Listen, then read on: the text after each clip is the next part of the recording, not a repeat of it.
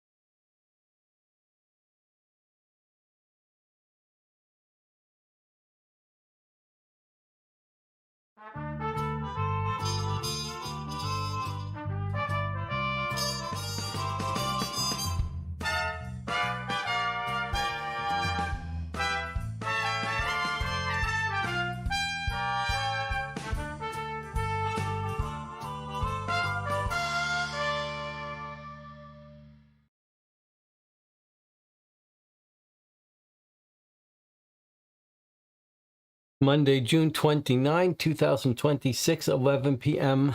Central Standard Time here in Champaign, Illinois. You're watching Co-op for Two. My name is Jesse. You know that already because there are only two of you here. Jonathan Warner, one of them, my longtime partner here in this playthrough of Etherfields Session 23. We are in the home stretch, though, but still a while to go. Let's check in with the chat. We were talking about what gate to head into next. Oh, that coffee's good.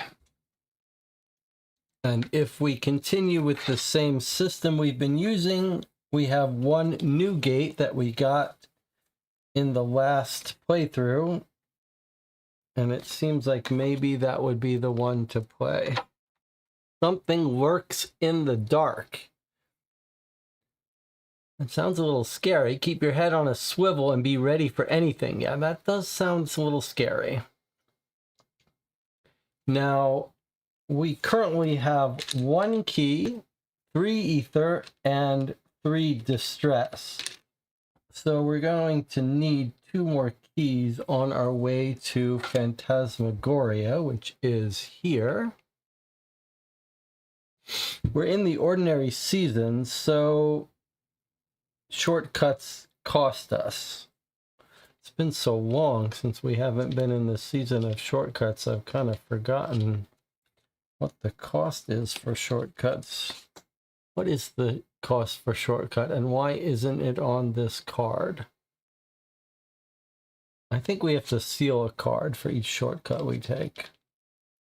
So let's not do that. Let's try to get into a slumber that lets us recover our distress and our sealed cards. Unfortunately, we do not have the card that lets us do multiple phases of Delta. Maybe we'll get it before we trigger it. Phantasmagoria is here. We do have shopping cards, even though we probably don't want to spend our ether on that. But if we go here, we have to make a circle. That's not really what we want. Oh, okay. Here, here, here. Okay, so shopping, get a blue gem. come here. That would be 2 fates before we enter a gate, a slumber. That's a little dangerous. Those fates are quite dangerous. But we could end up with the store we want to rob, so not a terrible idea. Alternatively, we could go once for a key, and then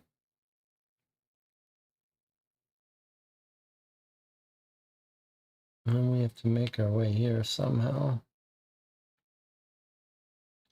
It's not a great route to This is not a great way to get to Phantasmagoria. What if instead...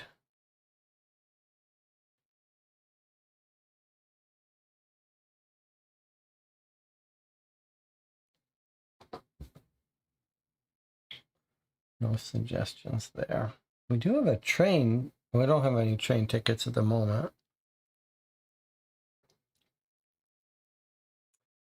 Wow, that coffee is good. Lately, I've been mixing half and half with some heavy cream. I put about a tablespoon, about 20 grams in each cup when I make the coffee. Normally half and half. Now I've been mixing half and half in heavy cream. You can taste the coffee a little bit more with the heavy cream, but it's a little bit thickier. Okay, John says maybe head down to the gate in Suburbia, then back up to Metropolis. Don't forget, then go shopping, then head to Phantasmagoria. That's an interesting plan. Let's see. So if we go here, that's a whole bunch of fates to get to here.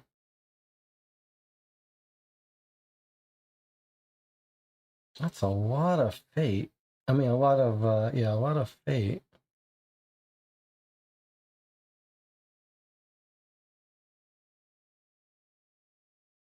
We're gonna,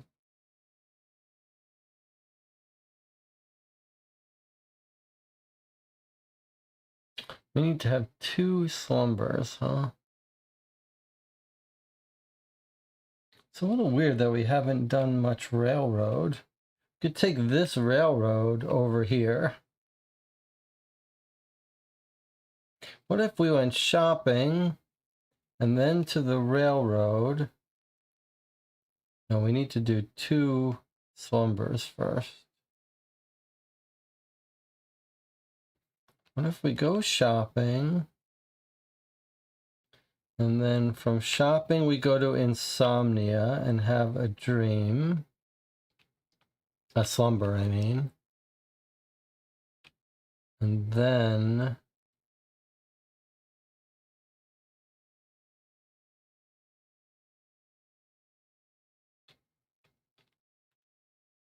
wow, that's a lot of work.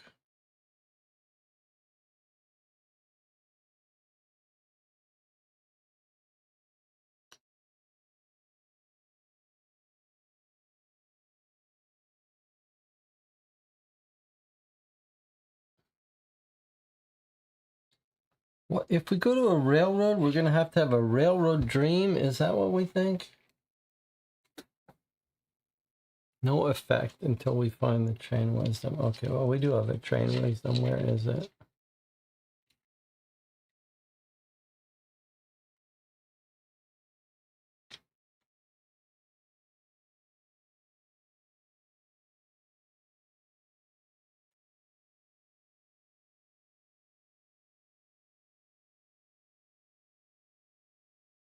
You're in train station, you have the train dream. We survive the trip and then we just pop out. So if we wanted to have a train dream, I'm not sure we do. I didn't love that train dream. I guess my suggestion is that we head through this shopping and have a slumber at insomnia. And then from insomnia, what if we shortcutted down and had a slumber in pandemonium, and then we came up this way? I think that's the way to do it. I think that's the way to do it. So that's what we're going to do here. We're going to go here and draw a fate. Need a lift. Put this on the dream world map. Take a shortcut without suffering its cost. That's good. That's going to be the shortcut that we plan to take. Okay, it's not an item. It just goes on the table somewhere. I guess we'll put it in the item slot for now. All right, next step is to head over here and go shopping. We haven't been shopping for a while, and we know why, because our ether seems to be much more valuable to us. But we do have enough to go shopping. So remember, what we've been doing is spending all of our shopping cards at once. A little bit of a house rule here. I think I'd rather...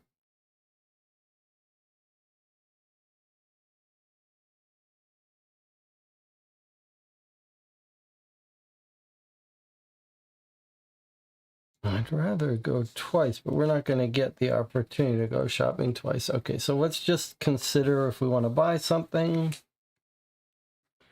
But let's not overthink it, because we probably can spend that ether better. Okay, throw anything. We already have one of these. We don't like it. Smarty is a great card. It's cheap. It lets us discard more things, but we don't often use it. But it would let us have a better chance of discarding more things, but 50% chance of discarding one might, or return it to discard all morphings. So we could keep this as an emergency, but we already have one of these, and if we're looking for interesting cards, that's not that interesting. But I do see some new cards here. A new progress card called Flow. Whenever you resolve a loot in a slumber, gain 2 instead. I don't like that card. And it's taking up a slot. It's only for slumbers, which we try to stay away from. It costs 2. That doesn't seem like a good match for us. Here's another progress. What's this about? How did I get here? By Train's Rooftop. Okay, so in the Dream World map, you go to a train station, you roll the luck die. 30% chance you suffer a distress, but then you can go to any other train station. Or 1 out of 6 chance you just suffer a distress. 50% chance you just jump to a train station. So it's a train surfing card, but it's totally useless to you while except navigating the Dream World map. I don't like that. The only reason we might consider something like this is that it's a yellow progress card, and we do have, like, the shotgun builds off the yellow progress card, so it would increase our shotgun ability, but I don't like it. What about this card? Do we already have one of these? Move 2 spaces. So you spend a yellow intent to move 2 spaces permanently. We already have an ability to move +1. So the only thing that confuses me about this card that I would really love an answer to, but I'm not sure we're going to get it now, but maybe someone can post it in the comments later, which is, if you had a card that gave you 3 intent, does this mean you could move 6 spaces? That's the question. Could you use that 3 yellow intent times 3? I don't know the answer to that.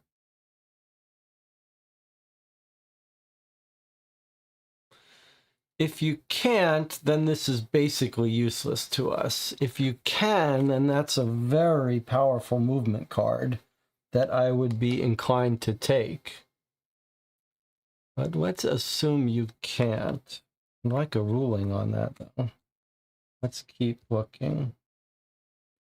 What is this card? One with the shadows. I think we might have seen this already. You can only use it in darkness. And if you get hurt, you probably can dodge that entire damage, but only if you're in darkness.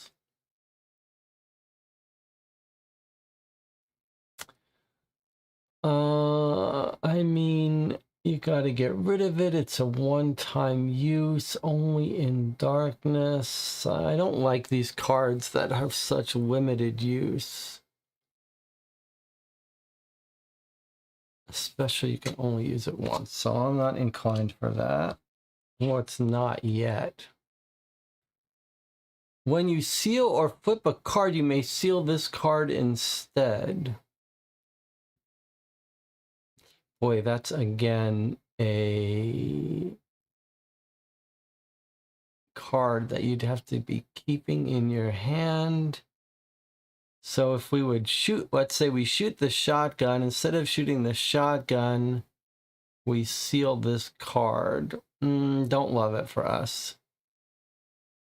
Jonathan says, we're going into a place that says it's going to be in darkness. All right, I'm going to keep this card aside then for us to consider. 2 more cards. Common Voice. Listen closely. It's a 1 green. It lets us unflip a card, or when we would normally perform a contact action, each other dreamer. Okay, so we're going to call this a multiplayer card and swap it out. Let's see what we get instead. Nightmare Magnet. Peekaboo. Choose 1 space in range 2. Move any number of entities in range 2 to that space. Then you may paralyze 1 entity in this space.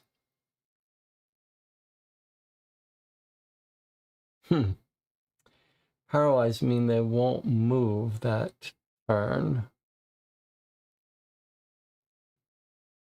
So you see a bad guy that's nearby you. You move him still nearby you, and you just delay it. And it's a 2 movement. I mean, that's not terrible. It's a 2 cost. I'd like it better if it was a 1 cost. Let me just check and confirm that paralyzed. It's unable to move until the end of the next streamer's phase. So yeah, you stop them from moving once. I mean, we try to stay out of range of people. But a 2 yellow is not a bad card. I mean, we frequently need to move a lot. So I don't love it, though. All right, here's our last card to consider buying. In the water, you use it. Return this card to the influence market to unseal all your cards. How cool is that card? Wow, how cool is that card? So it's not a great card for general use. It's got a 1 yellow. However, all you have to do is find some water and you unseal all your cards. But it's only a one-time use. It's just so frequently that we have a lot of cards sealed. That is pretty fun card. So it's a one-time unseal. But I guess the idea is you would just hold it around, hold it in your deck until you built up a lot of sealed cards. And it's like 1 free Delta phase. Jonathan says we should be looking at our symbols. It's true, I don't even consider the symbols when we're looking at these cards. But we should.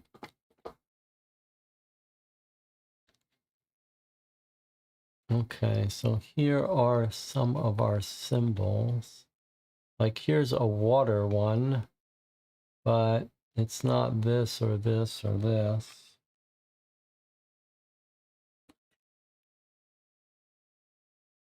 Yellow flames.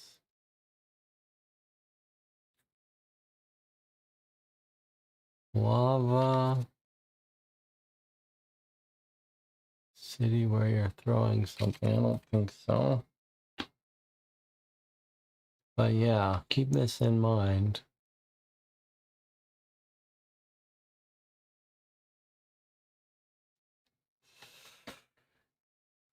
Well, the real problem is that our lucid mode seems so powerful compared to getting one card that it's hard to buy these logically. You would only buy these to have fun.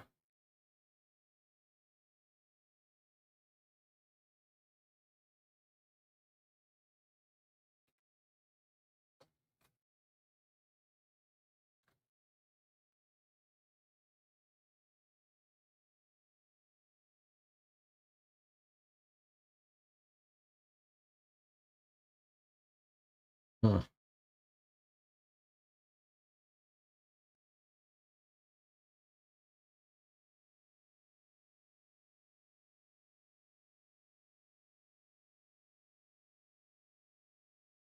Any thoughts?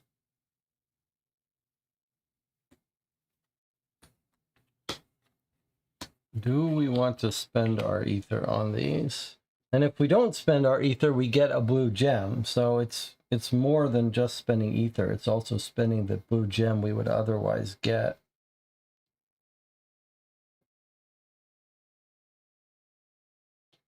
I suppose the problem is, I mean, unsealing these cards is pretty huge. But we think we're going to enter Delta phase soon, which means we wouldn't use this for a while if we bought it.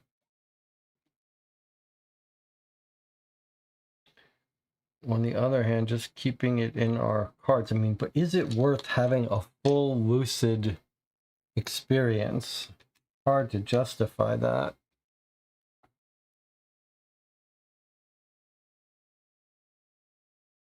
I feel like it's not worth it. There's nothing here that's so exciting to me that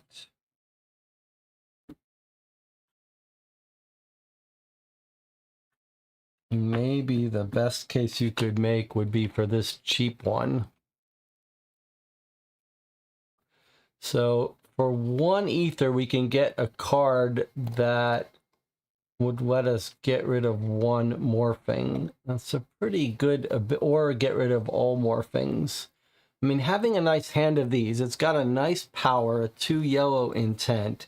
The more of these we have, the more we can handle the most unpleasant part of this game, which is morphings.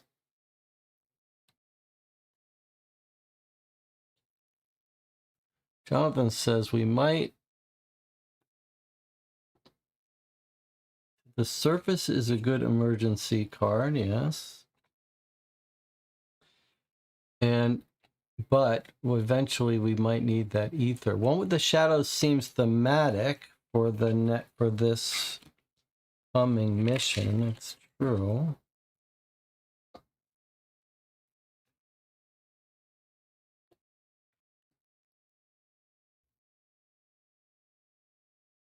But we might need to buy the blue car for 2 ether, so we may need to stock up on our ether. Also, we could get a flaw this round. I'd like to have the ether to get rid of it. I think maybe we don't get these. I don't think we get these. I don't think we should buy these. I don't think we should buy these. When we have more ether to burn and we know we have nothing to spend it on, then maybe we can start buying stuff for fun. But I think instead, with no blue gems, we'd be better off using our shopping for blue gems. All right. We're going to continue here. So what was my plan? We were in Metropolis. We came here, and then I said what? That we're going to go down here? Is that what I said? Eventually we have to get ourselves here. I think I had us going here.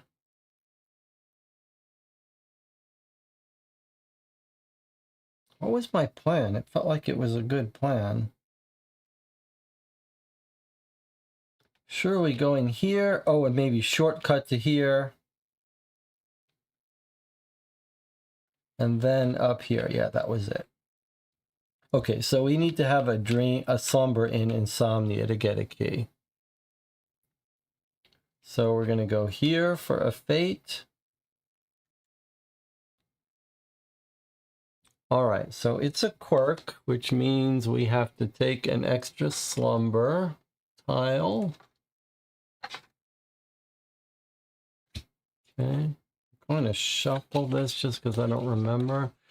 All right, so, and reshuffle the fate deck. Okay, so here is our thing. It doesn't have space for a quirk, so we don't put this out, which is fine with us because we don't want this.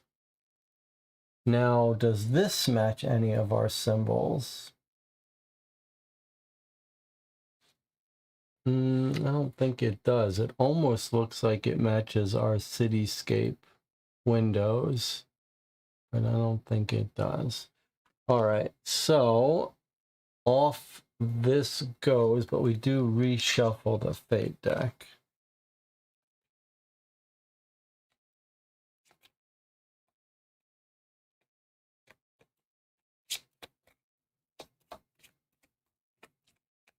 All right, next step down here, which gets another fate card. Okay, what's that? Maybe I should take it. I think it's not mine. We rolled the luck. We either gain a flaw or gain a random item from the item market. Well, we have a gem, so we could re-roll. So I think we should do this. What's the chance that we're going to get a flaw? 1 out of 6. I mean, the benefit is not that great, but I wouldn't mind the item. Okay, here we go.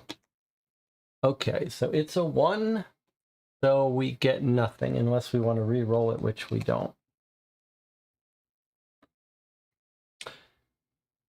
Next, we move here, which gets us another fate. This is a little dangerous. Perhaps you know the way to my house. I need to come back home before. This is Mrs. Shelley. This is one of our new ones. It's a little weird one, but look at this. This is actually good timing for us because we have a card I don't like. Although it's not a terrible card. It's not a terrible card. It's a card that we had to earn, but it's a progress card that we're never going to place. It's cheap. It's easy to place, but it costs 6 green to activate.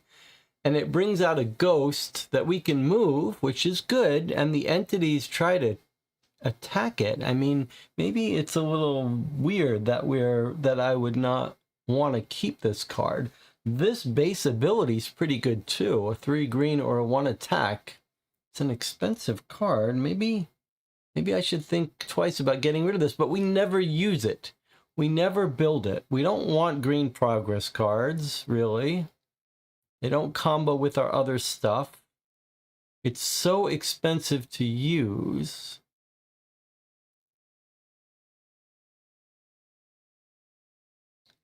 But it does lure away bad guys. But the moment they walk on it,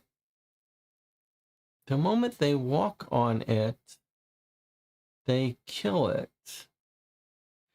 And it feels like we had a penguin that could do this for cheaper. We don't get a random item, we get a random influence card from the deck that would stay in our deck. So it could just be something fun. We don't know what we get. It has to be from our hand, though. So we could either trade that one for a random influence card, or we could change this one for a random influence card. And this one's not that good. 2 and a 1. I mean, I like the flexibility. So we could throw this card away and get another random influence card.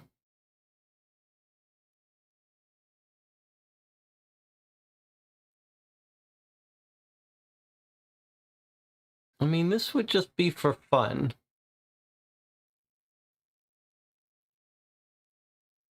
I don't think we ever use this card. Okay, I said bad about this progress card, but I like the green and red, so maybe we'll get rid of this one just for the fun of it. It's a cost 1 card. Maybe we'll get a more valuable card. Okay, so we're going to take this card and we're going to get ourselves a random influence card from the influence market. And we have no idea what we're going to get. Let's see what we got. Repeat. Repeat the action you just performed, including all bonuses, and then seal this card. It's a valuable card, a card 3. Repeat the assault action.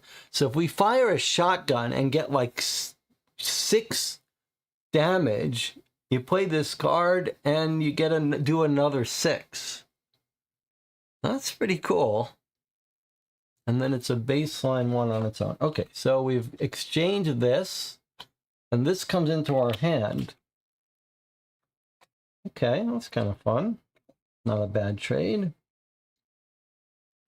Next, we head down here to the railway station, which we could use to travel, but we don't want to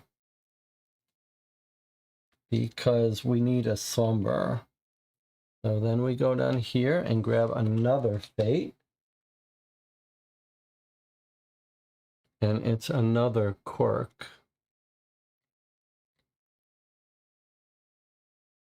Okay, I guess we don't really care too much about this.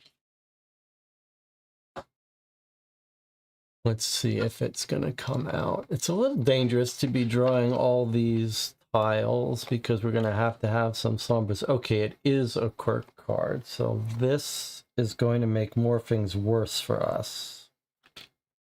All right, but we won't worry about it too much. And now we're going to have our slumber. So we gain a key. And we have a slumber.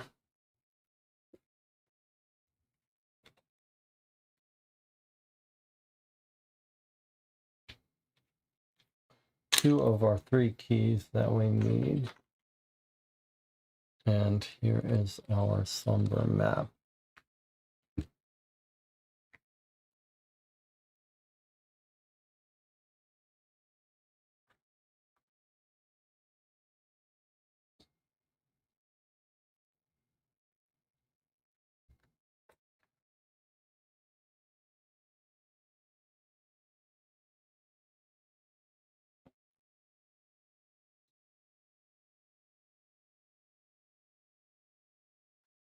So if we ever do morphing and we're in darkness, we will seal a card. We've got a space here. We could put a blue gem to ignore distress. And we could come here to spend 5 green and unflip a card. Pretty useless. And there's 2 spawn points. All right, let's see who we're going to face. Maybe we'll get lucky and it'll be our Delta phase. No, it's the tall man. Have we fought this guy before? So he doesn't have a deliverance. We cannot deliverance this person. I feel like we've done this before, have we?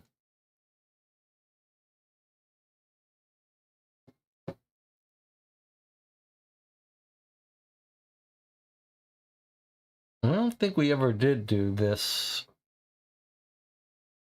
space, but look at what this is. This guy lets you gain ether with a 10 green or a 10 assault. But how does he harm you? It's a 6-turn slumber, yikes. So you contact him or assault him, you can gain gems or ether. It's pretty tempting. However, he does morph. He puts out these threats, and he makes you seal cards. Wow, he makes you seal. He could make you seal a lot of cards. Maybe not. It has to morph before he gets a threat. And then seal cards for each threat and suffer distress for each threat. But it's all range 1, so you just got to keep far away from him. We have a pretty big slumber. Each turn there is a safe space depending on the turn suit. Spawn, stairs, water, gem. If you are on the same safe space, you may discard a gem to ignore the effects. So they're not guaranteed safe. They're just spaces where you could spend a gem. That's not that great. Jonathan says, we did fight him and we used our lucid mode against him.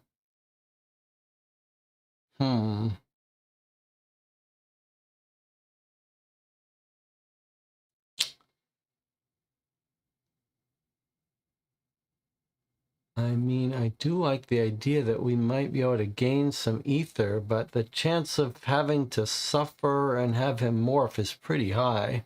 6 turns. Well, what do you think? Do you want to fight him or do you want to use the continuous dream mode to skip him? 6 turns. We'd be spending some real time dealing with this guy.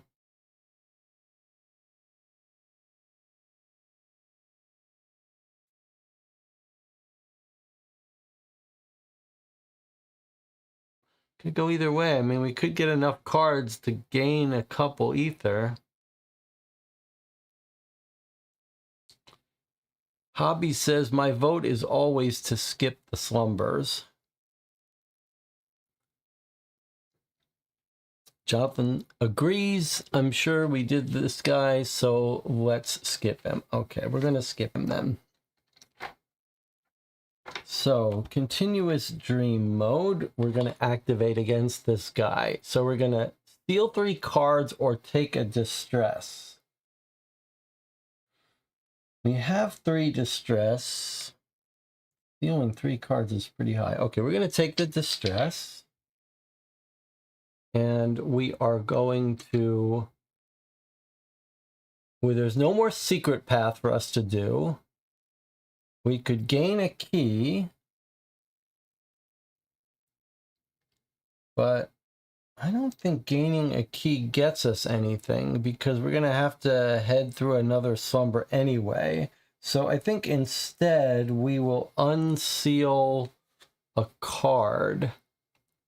Surely a key's got to be worth unsealing a chosen card. It doesn't say chosen card though. So I'm going to compromise and take one randomly. So we're going to unseal this card, which is Tactics.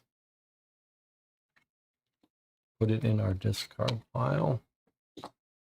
And then put a threat token in case we need to do a lot of them. That's a weird rule because we never end up having enough tokens in here before we enter the next dream.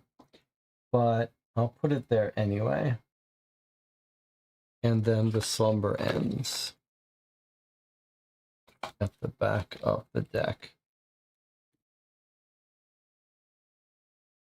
All right, I'm going to leave this slumber out in case we need to have another slumber. That was our second key, and now our plan is to get our third key and then go into Phantasmagoria for the dream. So we are going to shortcut here over to this prison. Normally we would have to seal a card for that, but we're going to use this to avoid having to seal a card for that. And now we're going to have another slumber. Okay, are we finally going to get our delta phase? No. It's our degenerates. Well, what is our memory of having deliverance to these guys? Like, I'm sure we've tried to do this. We certainly have faced these guys a bunch of times. They steal items. You can't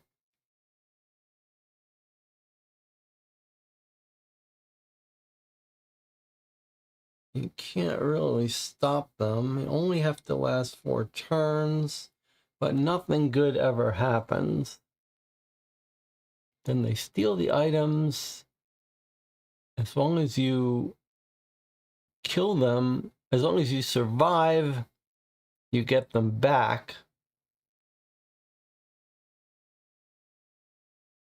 If you run out of time, they steal them away from storage.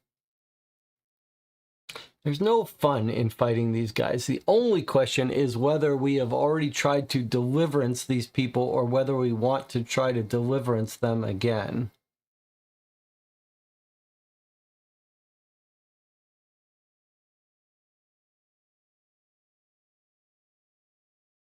I wish I could remember. We're going to have to start keeping a list of what deliverance we've tried against each of these people.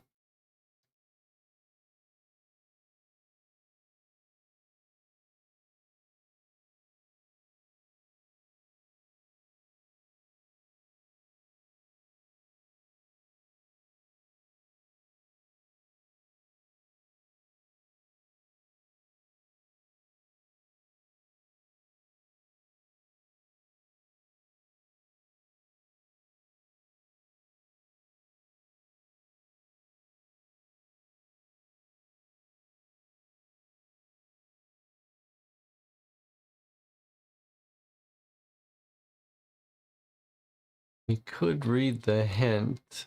All right, let's read the hint here. Oh, it's this thing again. Someone please save me and tell me how to get rid of this gray bar at the top. Like, why is it doing that? Okay, but deliverance is 441, and remember we allow ourselves to try to understand them. When we look at the degenerates trying to see beyond our contempt, when we manage to overcome our prejudice, we discover we're looking at our own weaknesses. Who do we despise then? We'll never get rid of them. All we can do is keep them under control. Control however much we can and never let them get too close to us. It doesn't really jog my memory about never being able to get rid of them. It sounds like rage and intimidation aren't going to work, but maybe deception would work.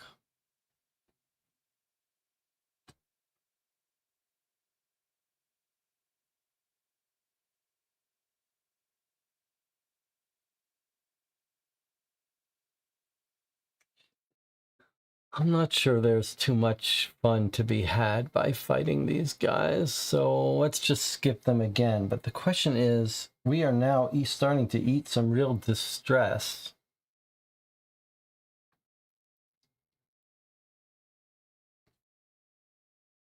A little bit nervous about taking distress from this.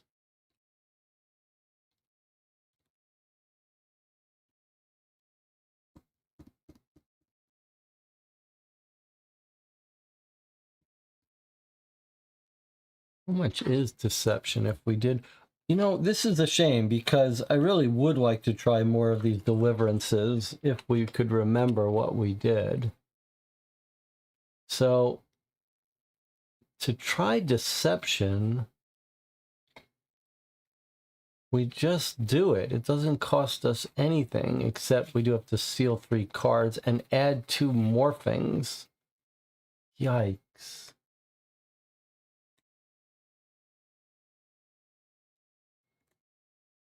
That would make this a pretty painful dream.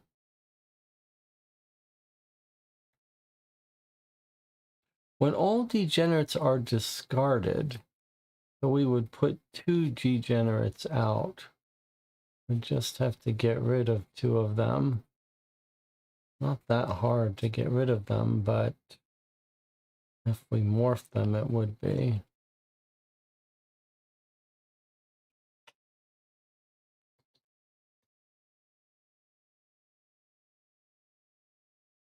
I don't remember that we've ever tried deception.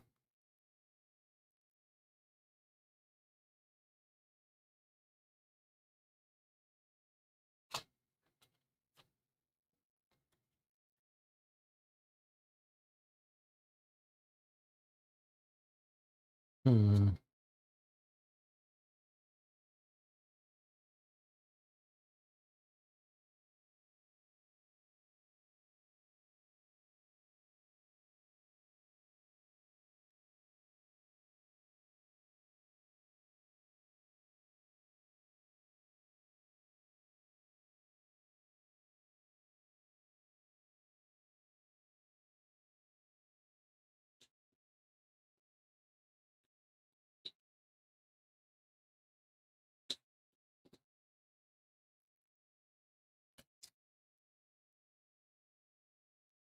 I don't really want to do this. Okay, we're going to skip this. We're going to skip these. So how are we going to pay for this, though? Are we going to take another distress, really?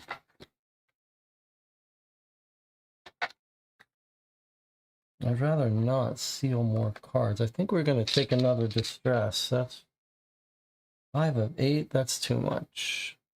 All right, let's seal 3 cards instead. That's pretty painful. The thing is, a delta phase has to be here very soon. So I'm going to seal 3 cards. 1, 2, 3.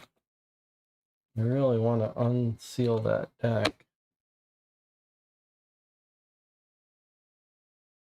And another token on this continuous dream mode. And we get a key.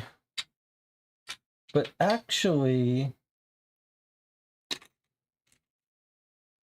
we get a key for having a slumber. And then for paying for the skip of the slumber, we can have a key, another key, or unseal. But I don't think we want another key, so I'm going to unseal one of these random cards we just sealed, which was our searcher. All right, we're back on the dream world.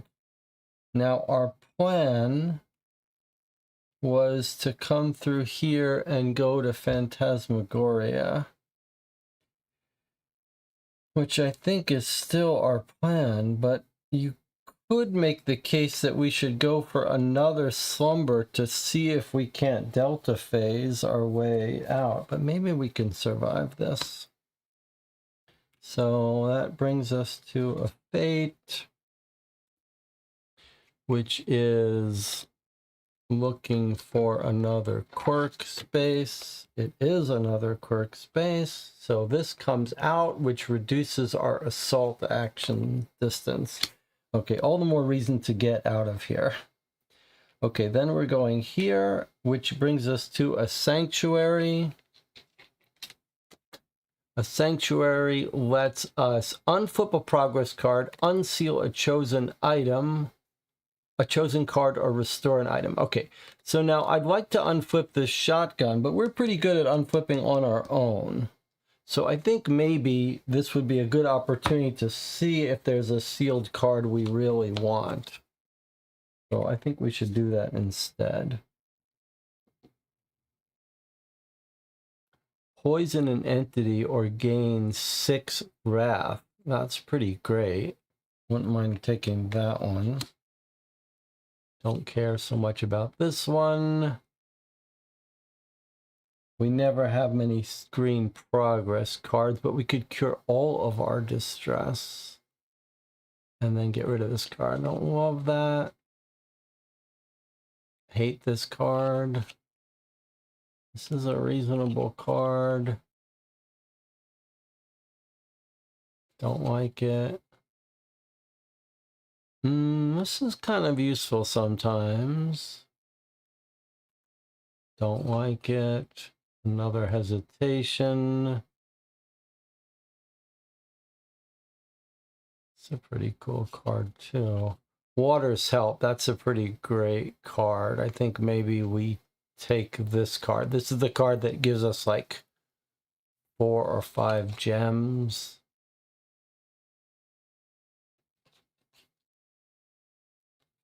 So shiny. That's pretty good too. So Sea of Fire. I suppose Sea of Fire is a little bit hard to make work. I think Water's Help is the card that's we've gotten the best bang for your buck out of. Although it can only be done in water. It's just you find water on the map, you go there, you get a whole bunch of gems. So I'm going to unseal that one.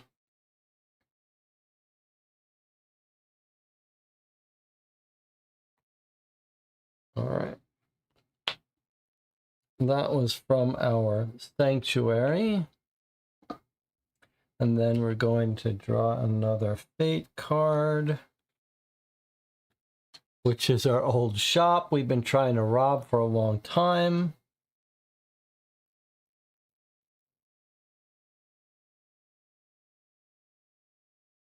So let's have a quick discussion here before I throw this away. I'm not throwing it away. Oh, let's see if it even comes out. Okay, it doesn't even come out. Once again, we've missed the opportunity to rob the shop. So we're going to stick with our current plan. We go over here. We draw 2 cards from our deck. We can only draw 1 before we have to reshuffle.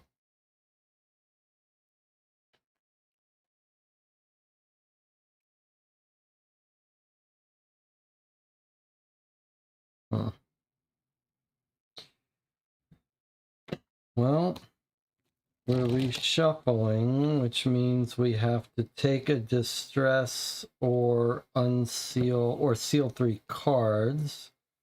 I think we're better off taking a distress, and then when we go into this dream, we'll cure it.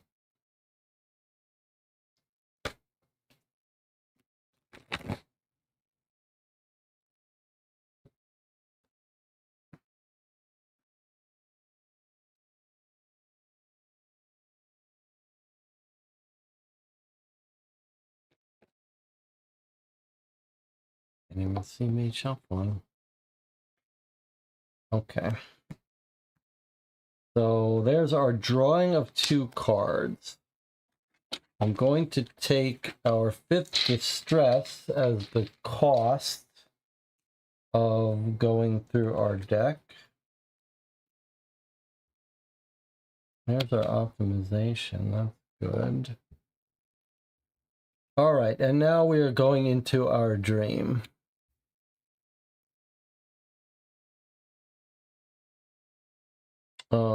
Did we already draw the fate? I don't think it matters, because this is irrelevant, because we're going into a dream. So I'll just put this on the back. All right, so we've made it to Phantasmagoria, where at long last we are headed into the dream. Something lurks in the dark. Costs us 3 keys to get in there. There's our 3 keys. Paid to the bank. We can cure 2 or unseal 2. We're going to cure 2, then we have 3 distress left. That's a manageable amount.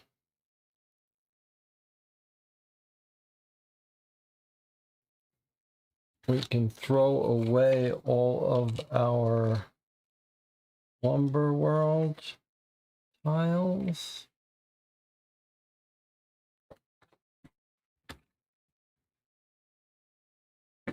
I was hoping we would trigger Delta Phase, but maybe that's not, maybe we've got enough life to survive one more round without it.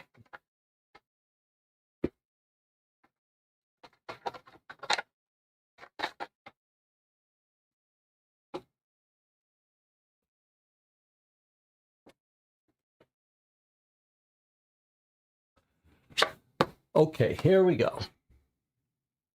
We've cured our 2, and now we're getting out 116. We'll get everything set up, and then we'll take a break. We also have enough for Lucid in case of emergency. Good point. Okay, 116.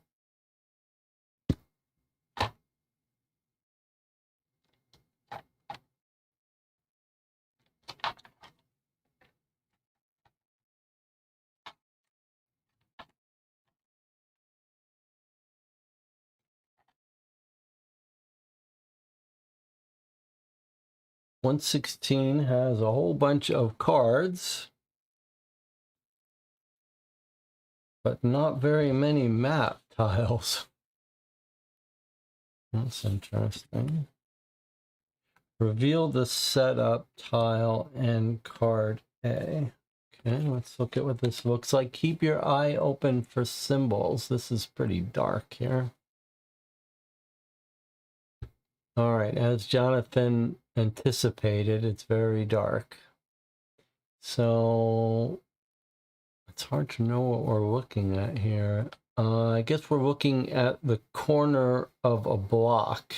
There's a lamppost on the corner, and here's inside, looking inside a window.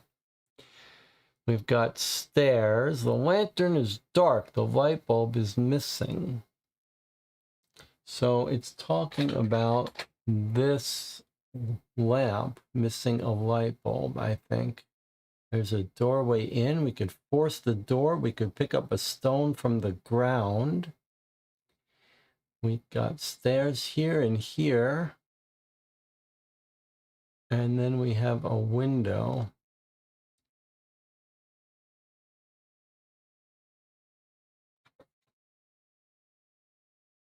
So this wants to come out right here. And card A, which is what? You won't escape. Place this card on the entity slot. The card is active until the dream ends. So it's Darkness Tentacles. Each space in range 1 from Darkness Tentacle is always dark, and you cannot turn the light on. You assault for 5 to discard a tentacle.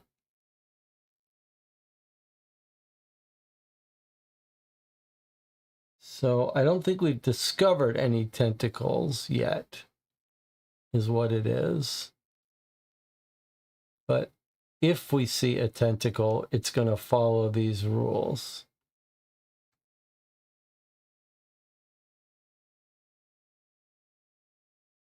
But we don't know about any tentacles yet. So we just put this on the map. But we haven't actually gotten a tentacle entity yet. All right, let's read the introduction here.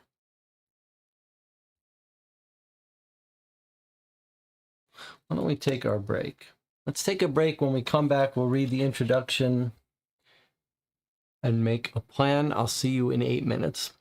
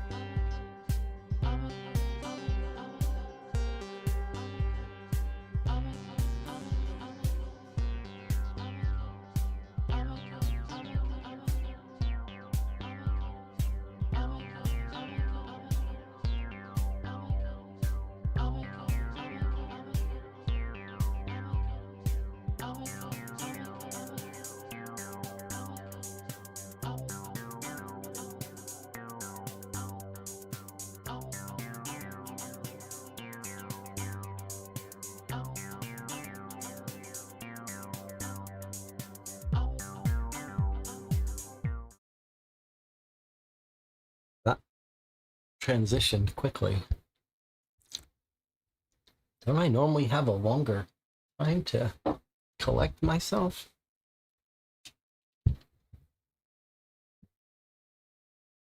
So, I guess we need to read the introduction because we've got this one tile, this notion of tentacles, but no tentacles in sight.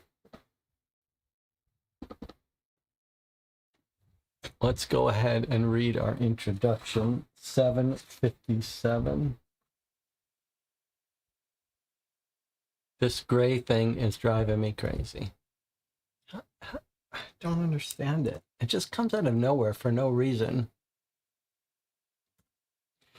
The moon is barely visible through thick layers of clouds. The rain angrily beats down on the cobblestones and mud streams rapidly through the narrow streets.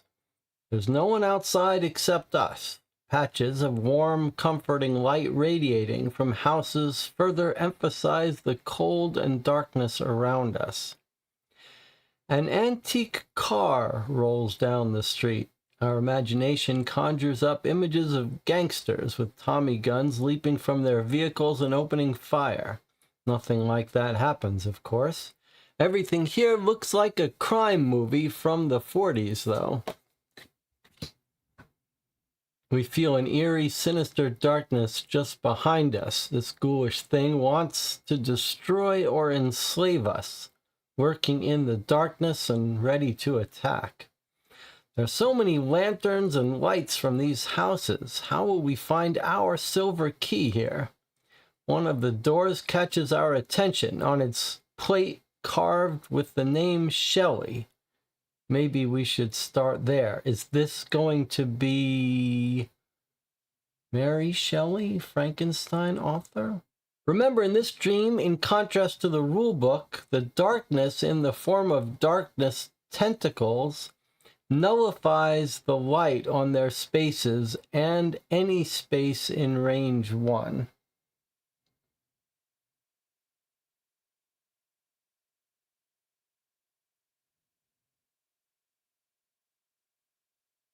That's the instruction here.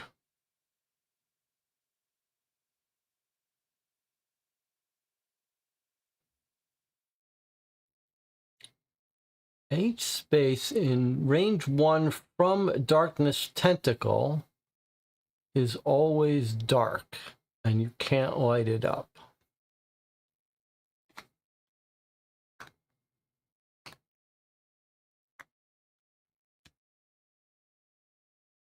Okay, so that's just a reminder about that, but what do we have here? The goal is to drive the darkness when there are three generic tokens on this dream gate tile. Read 833. Special rules. We can gaze in the darkness. For 5 yellow intent, we reveal card C. And now, darkness. Morphing, if you're in darkness, you flip a progress card or suffer a distress. Yellow, you seal 3 cards if you're in darkness. And red, you spawn a tentacle. Spawn 1 tentacle on each spawn space in darkness, but only on tiles with a dreamer. Okay, but there is only 1 tile currently. And we have 12 turns in this dream. Okay, so we need to put 3 generic markers on that tile, but we don't know how to do that currently. There is no way to do that currently, and there's also no... There are tentacles now. As soon as we get a red effect, we will spawn a tentacle.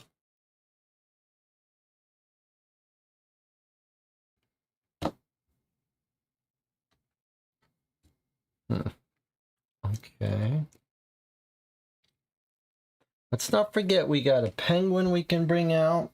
we've got a ghost we could bring out. Gaze in the darkness.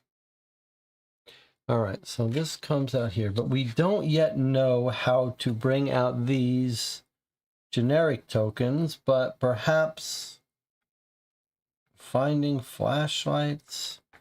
We do have 3 extra hours should we need them.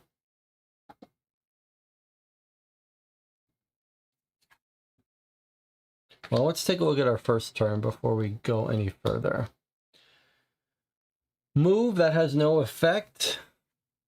And then if we're in darkness, we would seal 3 cards. And then if we were in darkness, we would flip a progress card or suffer a distress. Boy, that's nasty because it's all darkness.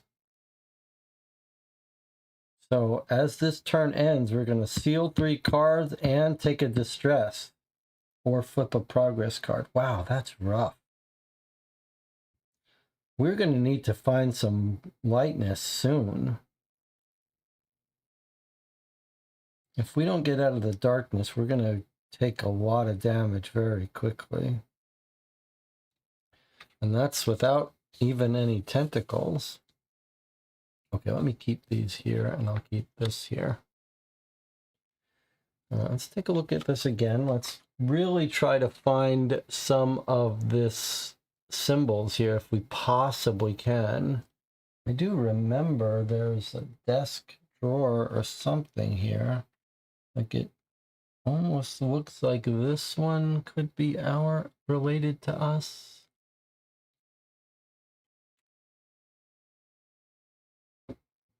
Oh, this was the desk drawer I was thinking of.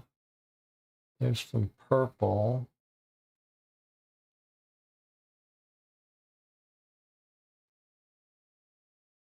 I don't think so, but let's just keep our eye open. All right, so check the window. But look, we can't get over there. It's blockaded. Oh, we could go, I see. We could go up these stairs, up the fire escape to get up to there. And then we could check the window. Pick up the stone, force the door, or go up the fire escape. The lantern is dark. The light bulb is missing. Oh, okay. I thought before it was talking about this light bulb missing, but actually it's talking about this light bulb missing.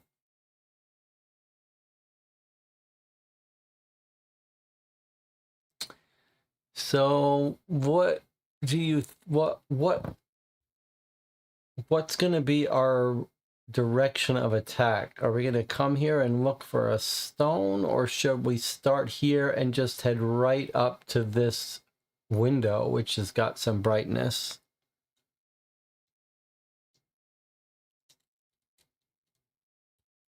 I could see that you could go both ways. Like, you come up here and go to the window, or you could try to come in here and go up the stairs in the dark. And that would affect where we start. I guess I'd be more inclined to come up and go through the brightness of the window. I feel like we've got more yellows than reds normally. We look in the window, we don't see anything, we get out of there.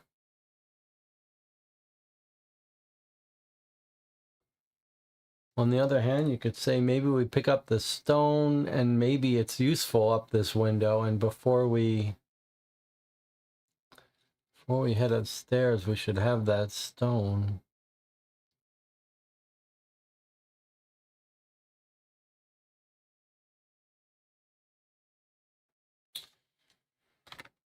Well, let's remember our cat is going to hang out at the starting space for us.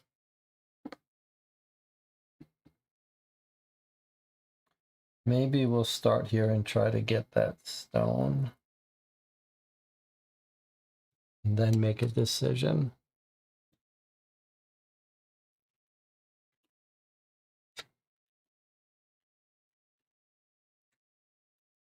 Draw our starting hand of 4 cards.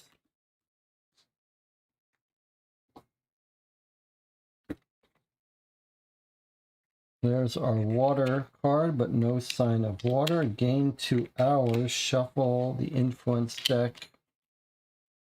There's our Wrath card.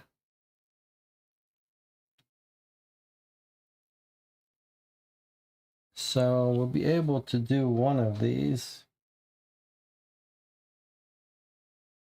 1, 2, 3, 4, 5. There's our new card. So we could do both of these if we wanted to.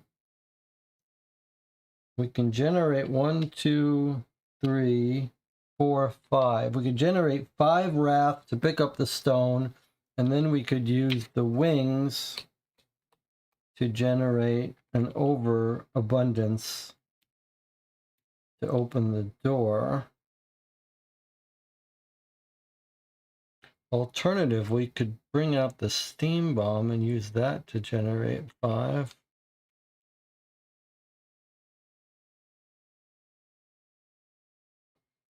Four yellow to gain 5. We do have 4 yellow.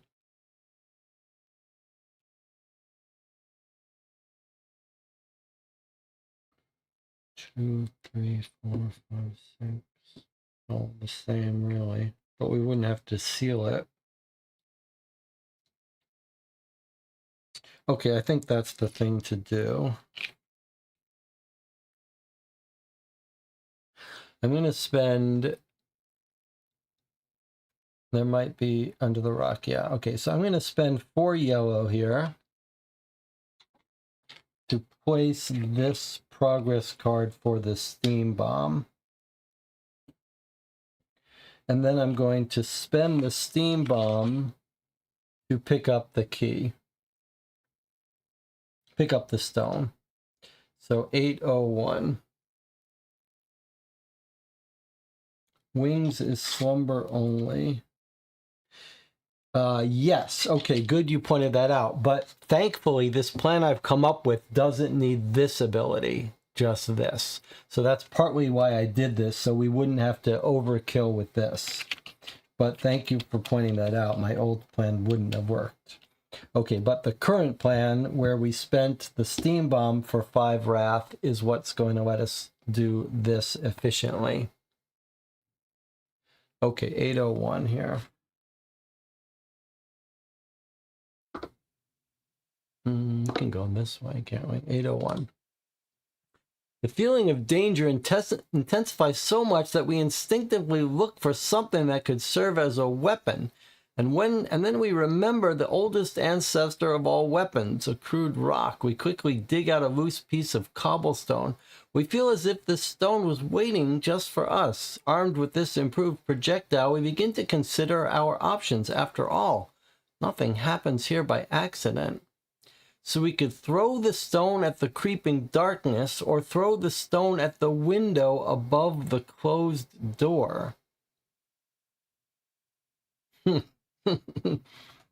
Okay, we're not throwing it at the door. It's just we can throw it at the window above the closed door. Or we could throw it at the creeping darkness.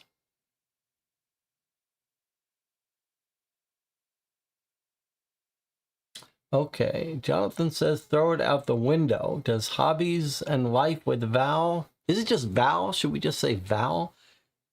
Any thoughts? Anyone else want to chime in here? I guess this is the screen I want.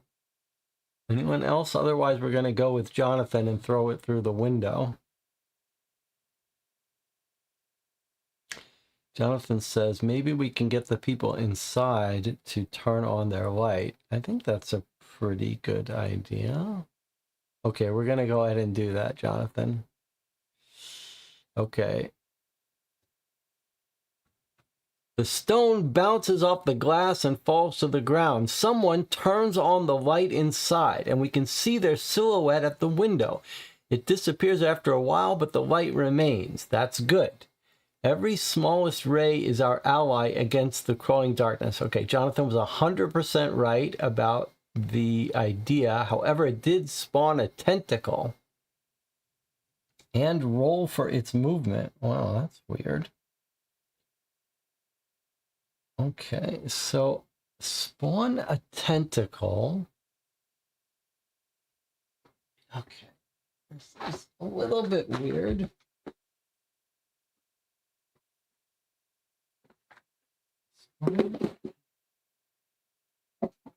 But the tentacle turns out light, but this didn't really bring out a light.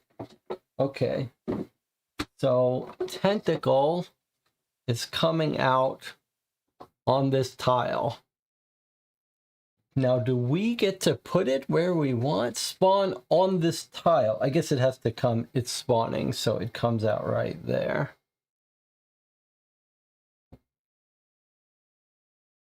And then what happens? Roll for its movement. Okay.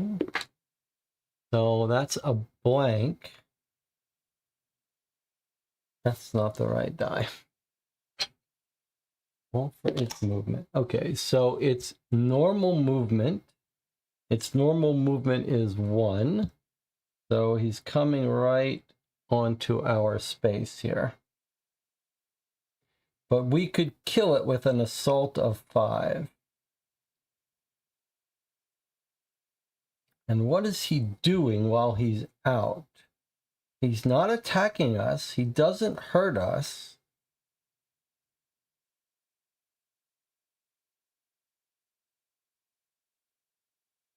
All it does is get rid of any light effect. So it doesn't actually hurt us. It's just sitting there. And now the next instruction is reveal card B. Aha, I see. It is a lit space. So as Jonathan guessed,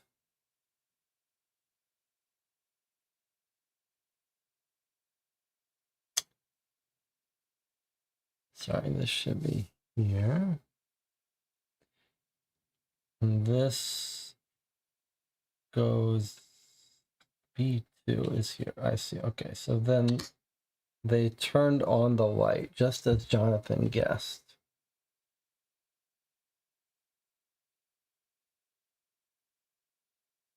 Now, this tentacle being here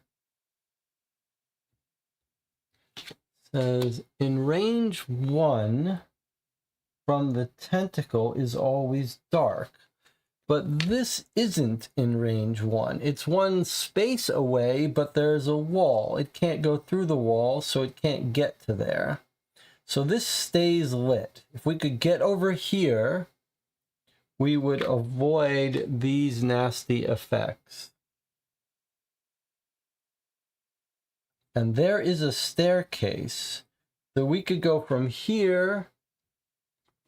If we can go from here to here, and then walk into this space, we would be in the light and avoid these dangers. But what about the door? It seems like maybe an easier way to go would be through here. But I wonder if we knock down this door, whether we're not going to remove this wall. I think we might be better off. I'm going to remove this cat. Just assume the cat is there. I think we might be better off if we can not knocking down the door. I'm afraid it's going to remove this wall, which then this guy would make this dark. I think it would be better if we could come over here and jump ourselves. Unfortunately, I used the yellow that we need for that. So we don't really have a way to do that. We do have run to live, though. So we could move one space.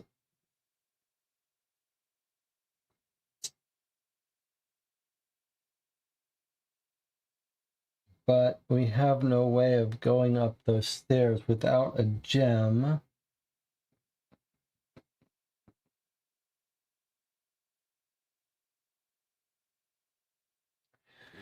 Well, we have a decision to make then. We have a decision to make because we do have enough red assault to bang down that wall.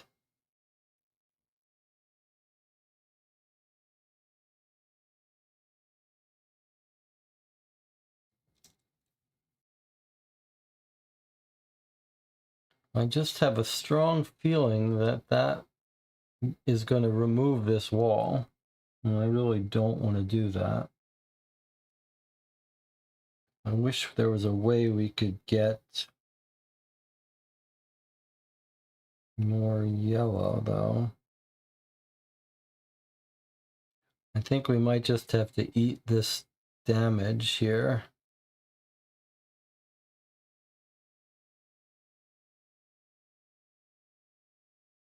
For one turn.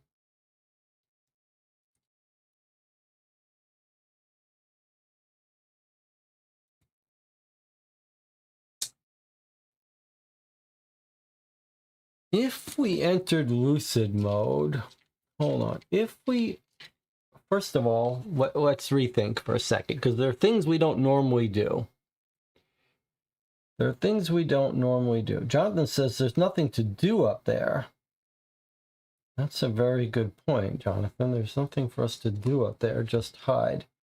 There are a couple things that we never do. We could spend ether to gain a gem. So we could always spend the ether, one ether to gain a gem, then we would have 4 yellow. But as Jonathan points out, there's nothing for us to really do up there. Now, where is our lucid mode? If we trigger lucid mode, we draw cards. Okay, so let's remember that. Lucid mode immediately fills up our hand with cards. So it's immediately useful. So it might be a bit overkill to do now.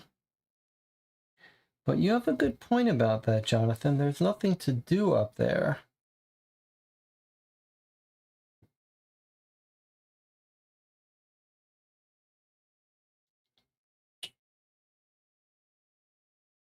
There's nothing to do up there, and it locks us in, huh? Let's look at this card again.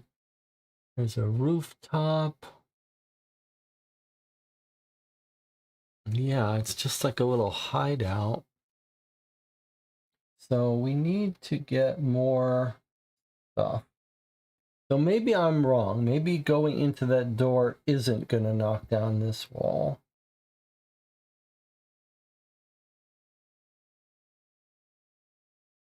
You think we should knock down that door while we're here? All right, let's do it.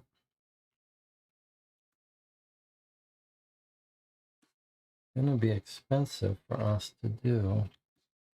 There's 4, there's 5, 6. Okay, well, that was our backup plan. It's a little scary. Let's see if I'm right or wrong about knocking down that door. 822.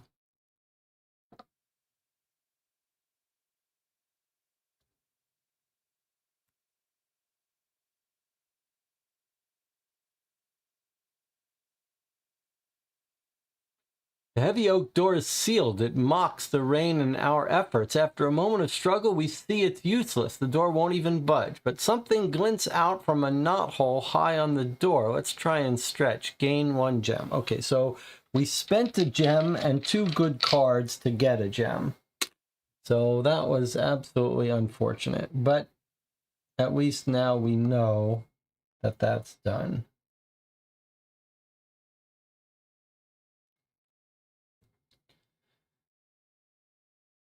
Our turn is surely over. There's no reason for us to move. So I guess the tentacles move, but they're already where they want to be, so there's no point. Basic effect goes, if you're in a darkness space, we seal 3 cards. 1, 2, 3. Boy, we're going to end up with a lot of sealed cards today. And now the blue thing goes, which is we can either flip a progress card or suffer a distress.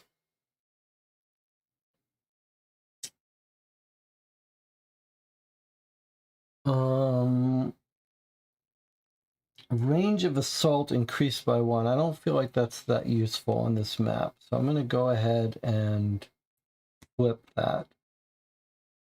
Oh, only on tiles with the Dreamer. Yeah, that's our tile. Oh, that's red effect anyway. Okay, so I've done that.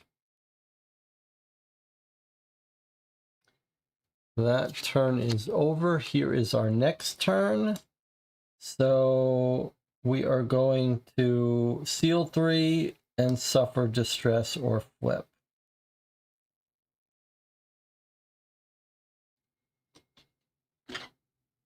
One, 2, 3, 4, 5. This might be the game to go lucid on, since time is so precious here.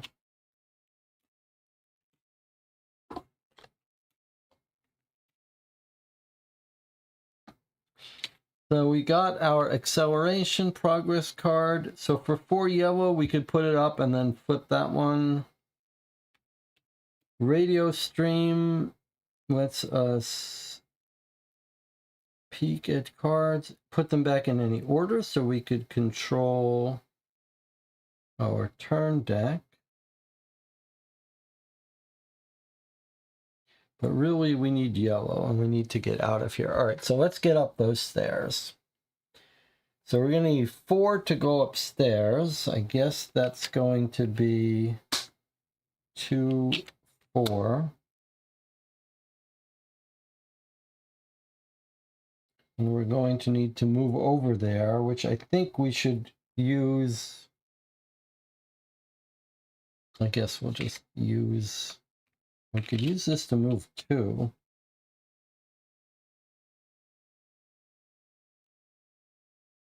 In 2 hours. Guess I'd rather keep that. All right, I'm going to use this card for our run to live to move here. And I'm going to use these 4 yellow to go up the stairs.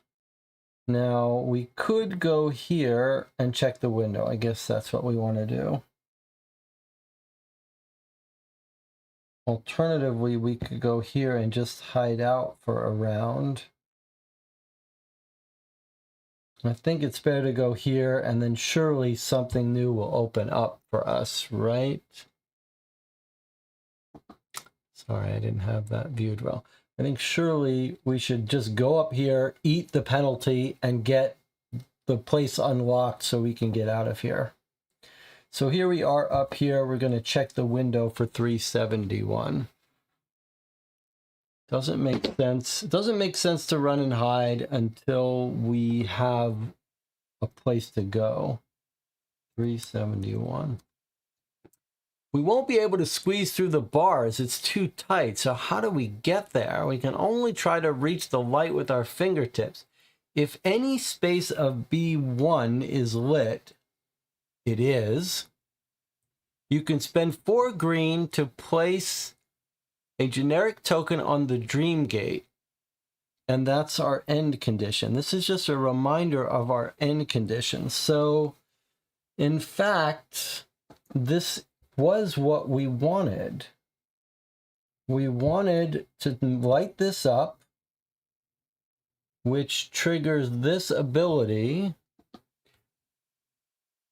So now we can spend 4 green, which we do have, to put a dream gate, but I'm a little confused about how have we done something wrong? Or do we just do this over and over again? I guess we just do this over and over again.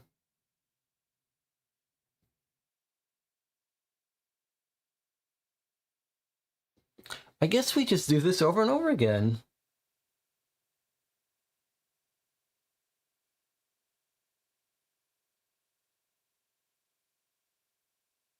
That's strange, huh?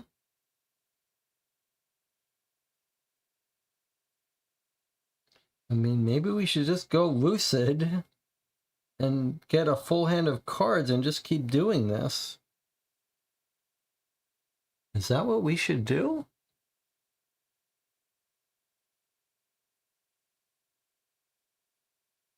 Huh.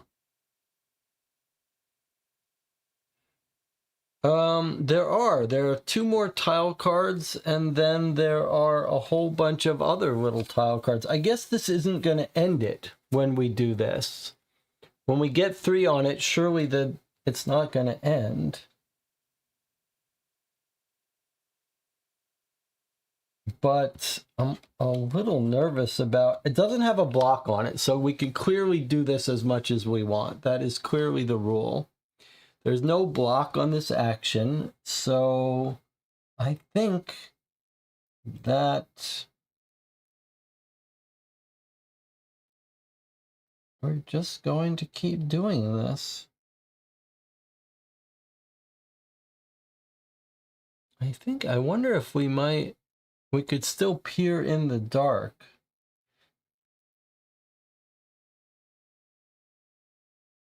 Where was the peer on in the dark option? Do you remember? What was it?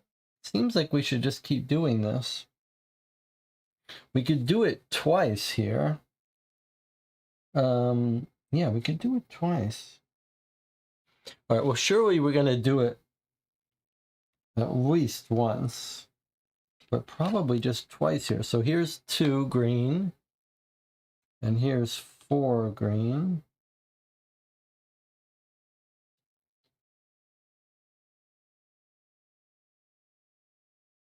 I mean, surely we're just going to do this. I think maybe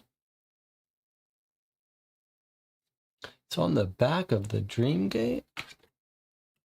You think this is something that said we could peer in the darkness? Oh my God, you're right. We could 5 yellow to peer to reveal card C. Gaze in the darkness. I forgot about that. All right, well, we don't really have any yellow. We don't have enough yellow to do that. That's a very good memory, though, Jonathan. Wow.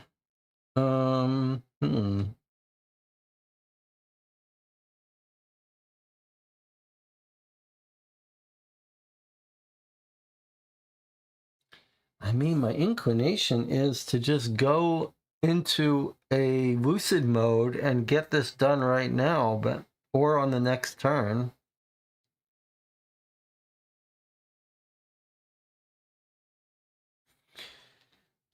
Well, if we're going to wait a turn and not get into lucid mode, then we might as well do it this way.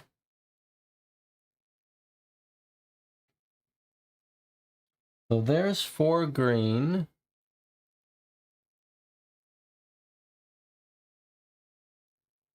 I'm going to go ahead and do that, which is going to put a generic token on this card. And then we could do it again. Spend 4 green to do another one, which we could do if we spend our thing. I think better to do it now.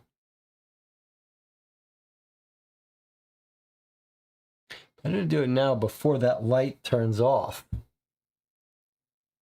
So I'm going to spend again another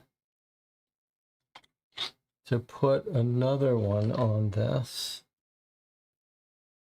Now we've run out of cards. If we end our turn, we will seal 3, take a distress, or flip a progress card. Or we could go into lucid mode right now before this turn ends and put 3 up here. But I wonder if that's not just going to exit the dream. I suppose we go into lucid mode and do this, or we could just skip going into lucid mode.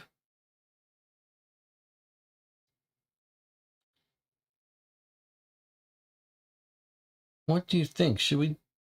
I think maybe we should go into lucid mode. I mean, this is the darkness dream. Maybe this is the time to do it before this catches up with us. What do we think? Lucid mode gets this whole big deck of cards, which are very strong cards. They don't have super abilities, but they just have high intent. And they go on the top of our deck, and we get to use them all before we go back to our normal cards. And right now, we get 9 of them, our full hand size. So it would allow us to take on this turn a huge set of additional actions. Jonathan says we won't have the ether to buy the card. We'd have to get more ether. I mean, we don't need to do this now. We don't need to do this now. So you're hesitant to spend the ether before we know we need to use it, huh? All right, well, you might have a point there. All right, let's take a little bit more pain. We can always go into lucid mode afterwards. So we're going to end our turn. Jonathan doesn't want to go into lucid yet. This triggers, we have to seal 3 cards. 1, 2, 3. We're now we have a lot of sealed cards now. Blue goes, we're in darkness, we flip a progress card or suffer a distress. Now, we don't want to, well, I mean, if we flip the builder, it wouldn't be the end of the world. But why don't we just say it's actually not such a bad thing for us, but it is eventually painful for us to have to redo that. So I'm going to take a distress now. In the future, though, we'll probably flip this. Maybe, I mean, we don't need it now, do we? 1, 2, 3, 4. Yes, we'd have to throw away one of these if I flip that. All right, I'll take a distress instead. And then the tentacles move, but they can't reach us, so they don't move. That turn is over. Here's our next turn. This one is going to spawn a tentacle. So we will have our second tentacle come out when that goes and seal more cards. 1, 2, 3, 4. That's an item that shouldn't be there.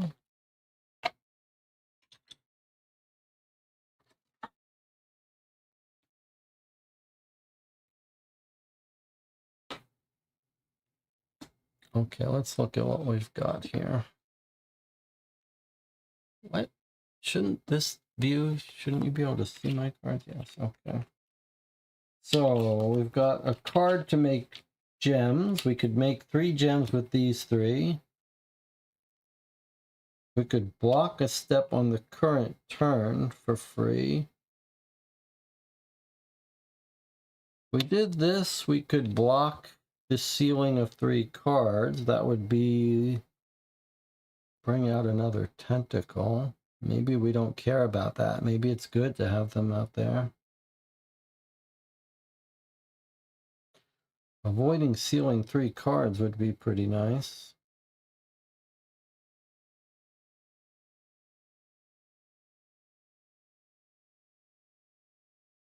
I think that's maybe the thing to do. We're going to throw these 3 cards away to get 3 gems for flexibility.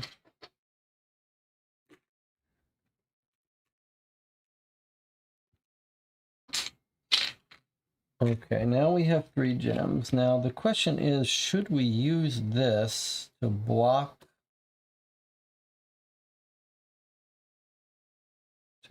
this sealing? Or should we use this to help us get the last token? Or do we want to look into the darkness?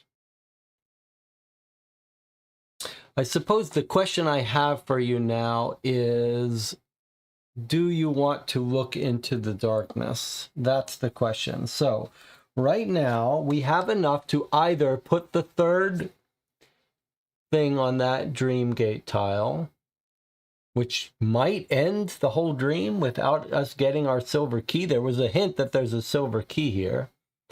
Or we could generate 5 yellow right now with all of our gems and gaze into the darkness. Or we could block this step and just tread water for a little bit more.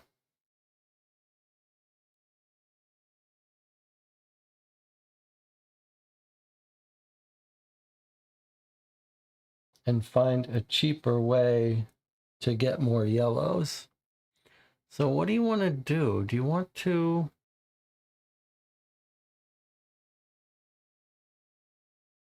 Surely we want to gaze into the darkness, don't we? Before we get the 3. I wish I knew if getting the 3 is going to end this dream or not. It's hard to know what these designers want.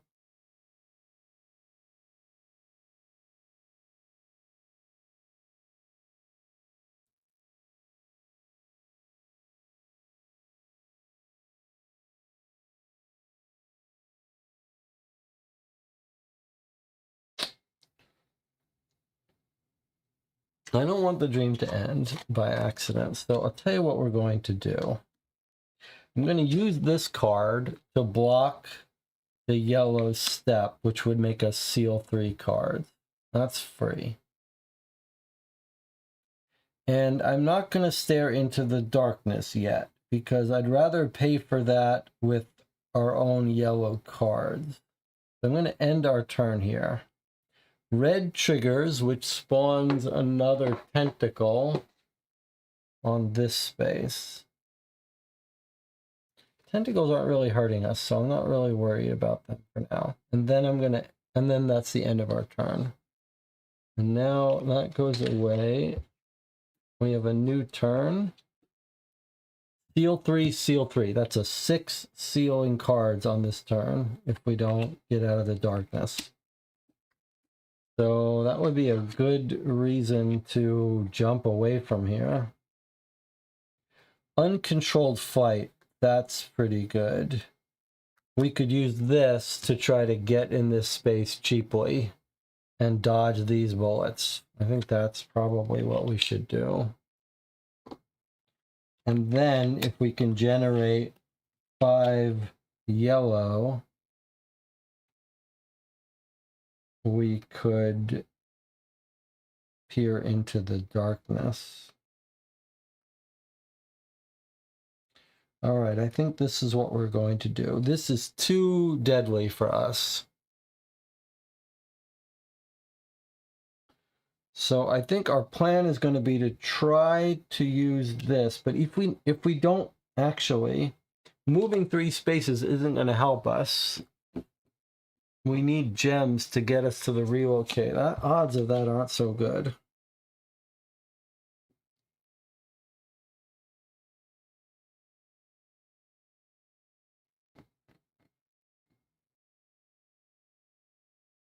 I guess we'd be better off keeping these, using 4 to take the stairs. All right, we're going to gaze into the darkness. You want to go to the light first? Okay, that's an interesting idea. All right, let's do that. We're going to try it. It's a little dangerous because we're far away from where we get these tokens, but we're going to try it. Jonathan's been right on the right idea. So here's what we're going to do. We're on this space that lets us spend 4 to go to another staircase. We are going to spend 4 to jump to this staircase. Then we're going to use this card with I run to live to walk over to the light.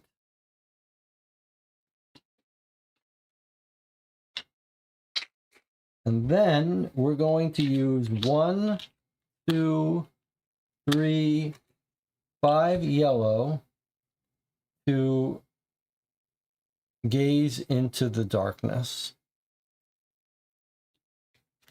And that is Jonathan's theory of don't gaze into the darkness until you're in a bright space.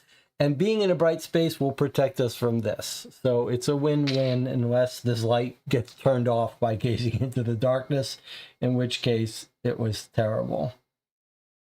All right, we're gazing into the darkness, card C.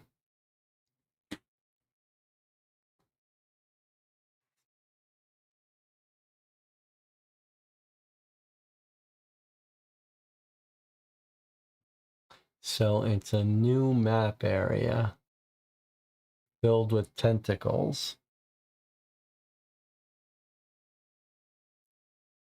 We've got a dumpster. We've got another staircase.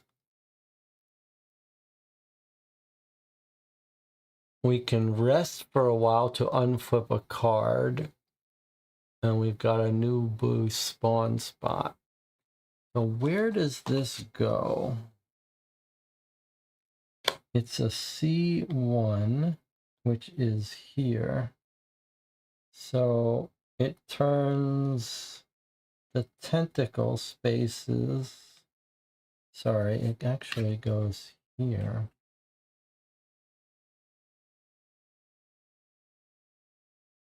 So it opens up a new space to the left of where these tentacles are that lets us search the dumpster, and it says they reek. And unflip a card for 1 gem or 5 assault. Not that great.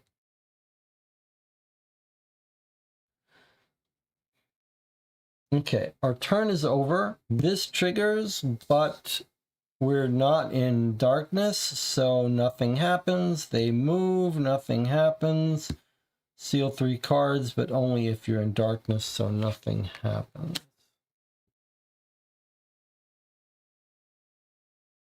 Next turn. Spawn it only on tiles with a dreamer. So I guess 1 more would come out. Seal 3 if we leave this space.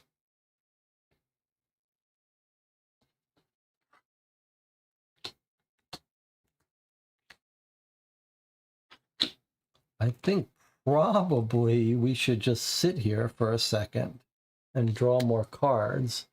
So lose an hour or ignore the entity effect against us in the darkness. And then we have hesitation, possibilities, and slap. So we don't even have enough to get off this space even if we wanted to. So I think the thing to do is just pass.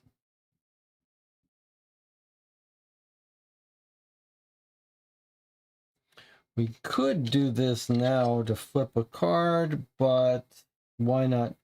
We can afford to spend builder. So I think we pass here. And then we would bring out another tentacle, but I don't have any more tentacles. So we'll bring out a miniature tentacle. Remembering that these are all the same.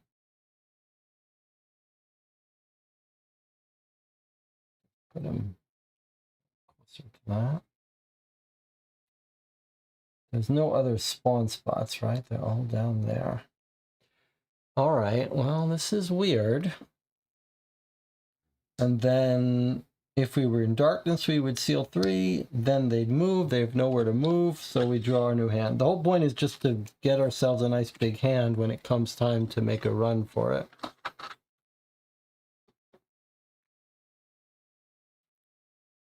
Now or never. This turn is done. This is our new turn. It's a club. So we could gain 5 yellow. We've got a nice card, Stairs, that lets us jump to any stair space. That's great. That'll save us some time. We have this, which is nothing, and we have this, which gives us an assault. Now remember, we can fairly easily generate this third cube, but we don't know if we want to do that. It seems like we're trying to do the other stuff. Like we're trying to, before we end this dream, we're trying to do things like, we're trying to search this dumpster, we're trying to do all the other actions before we rush up here and trigger this 3 thing. So let's try to get to that dumpster. Now, there's no staircase there, but there is a staircase with the tentacle.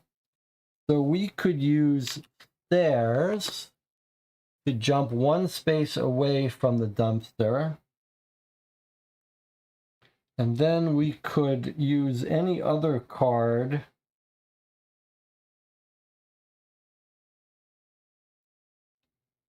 We can generate 3 this way and 3 this way. That would be 6, or actually 3 and 3 would be 6. Okay, I think we do it.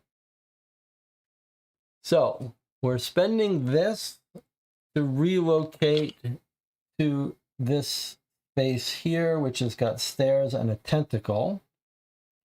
And then we are going to move, and since we don't care about this, we're going to run to live to move 1 space next door. It's not an assault, so we have to be on that space. And now we need to generate 6 wrath, which we are going to do by sealing this for 3 and then 4, 5, 6. So there's our 6. We're searching the dumpster, 937.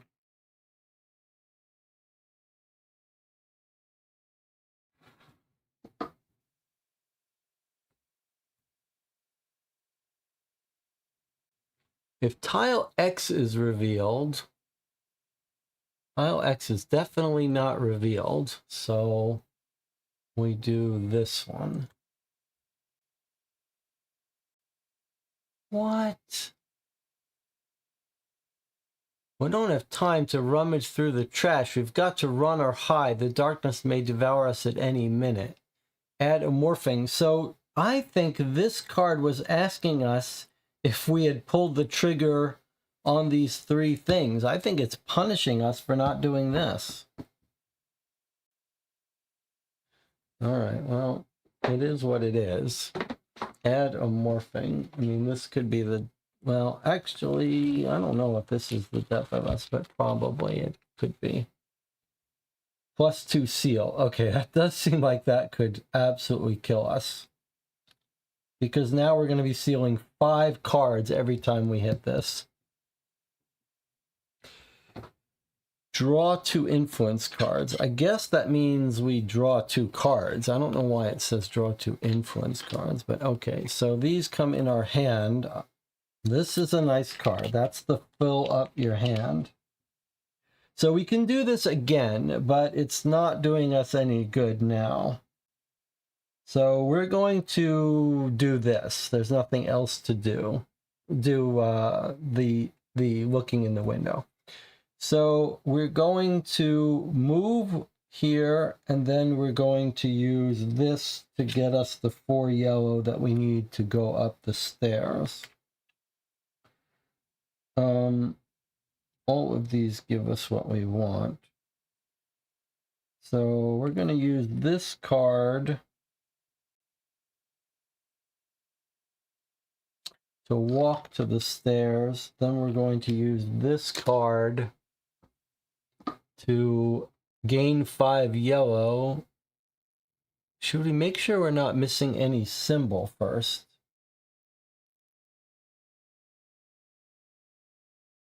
What symbol are you talking about?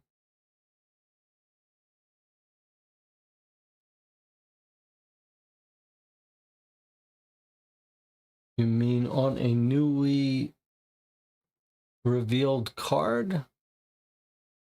Surely no mission relies on a symbol, but the symbol tokens, like, did the dumpster bring one out? But did we didn't get any. If you just mean on this tile, I don't see any symbols there.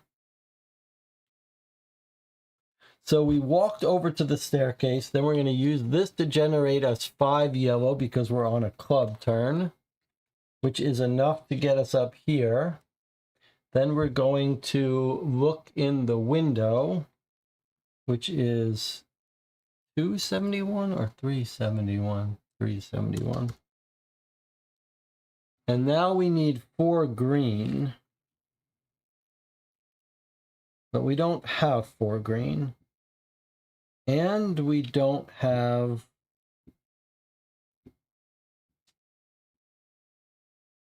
We don't have 4 green and we don't have gems.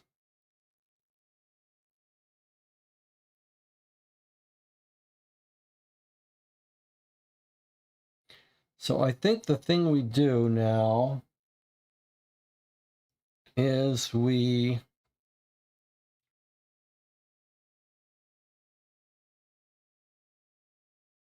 I think we're going to use this.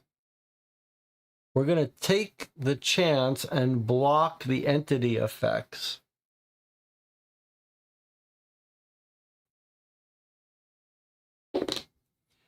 It's an X, so we lost an hour and we don't have any way to stop that. Okay, that's pretty bad luck, but we could afford the hour lost, but that sucks. All right, so that's not going to save us from that. One of the reasons I did that, though, was so that we could draw a new hand. We could pick up a rock and throw it.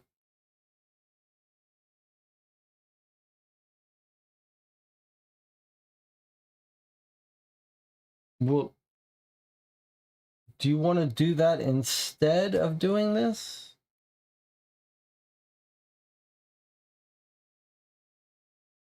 I think it's too late. I've already committed to this action, although that would have been a good idea, I think.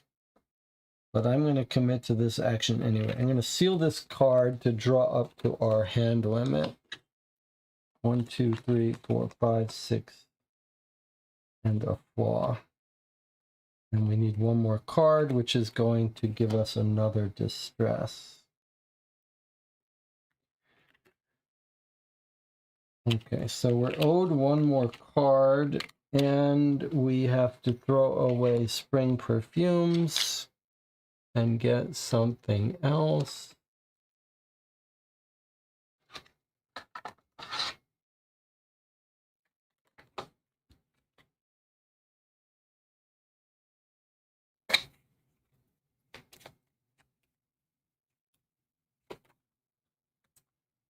We got the helpers that let us re-roll any die.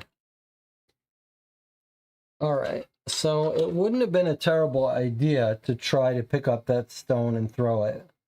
But I'm more concerned that this is not going to end the scenario, but is going to unlock new things. But if it ends the scenario, then we're going to have to come back, obviously.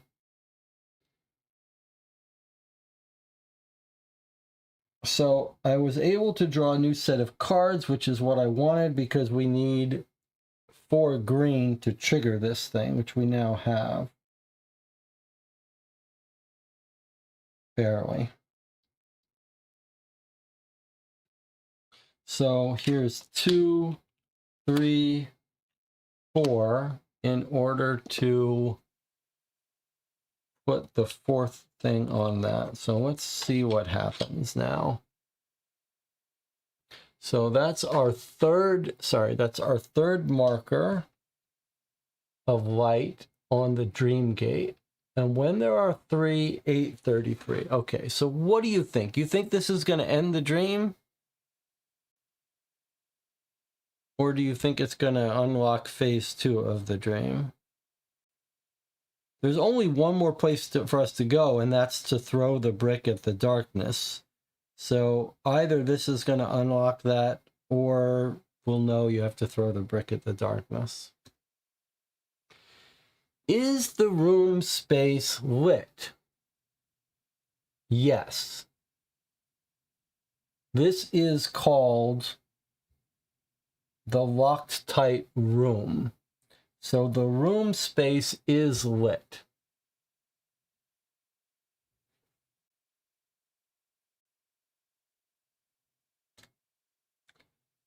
We look hopefully at the light seeping from between the bars. After a while, we begin to understand how we might get there. Reveal tile X and L and spawn a darkness on B4. Okay, so this didn't end the dream. It did unlock the next stage of the dream. And it brought out X, which is what that dumpster was asking us about. All right, so it says reveal tile X. Whoa, look at that. There's the eyes looking in from the darkness. We've got a tile that is mostly brightly lit. We can search a drawer. We can check the locked drawer. We can leaf through the tome, which someone ripped a page off. We can jump out the window.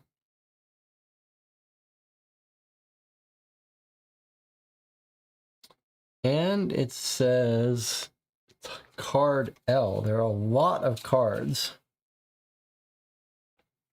Let's see what card L looks like. Here and there. This card is active until the stream ends. Light is a gate.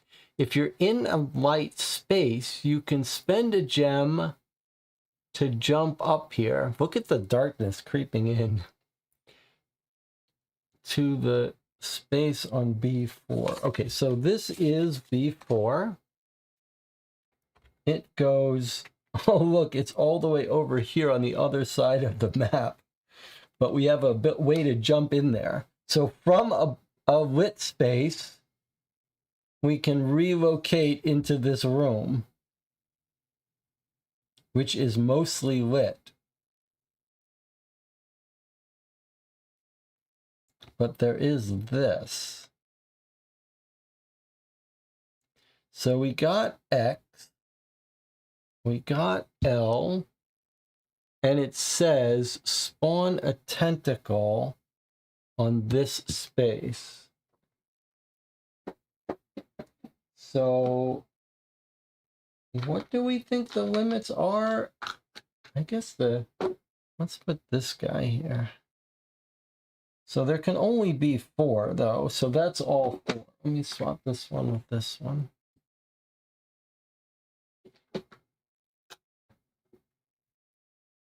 So these guys are just hanging out here, not causing us any real harm.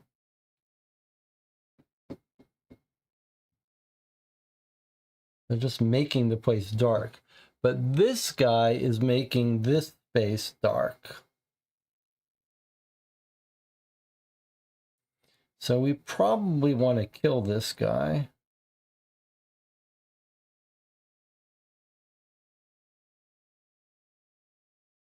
So he doesn't make these dark. We've still got time and stuff to do. And we could still go back and do that dumpster now that this tile is out. Remember, the dumpster said, if this tile is out, do one thing. Otherwise, do something else.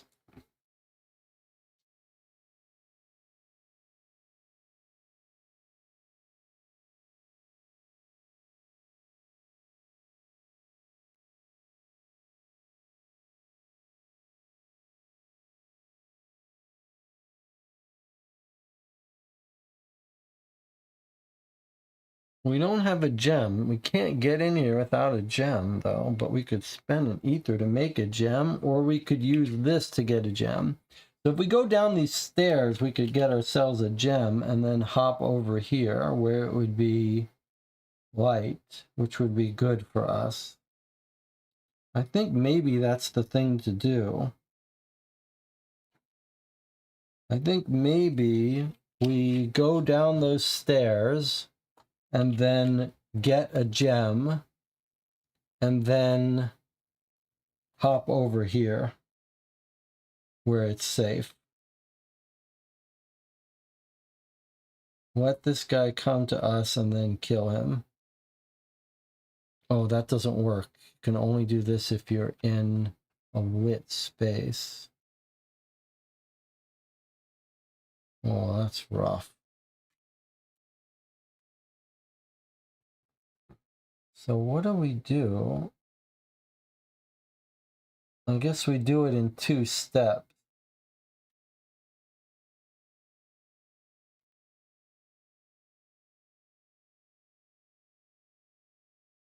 We walk over here for 4. Oh, we need the gem.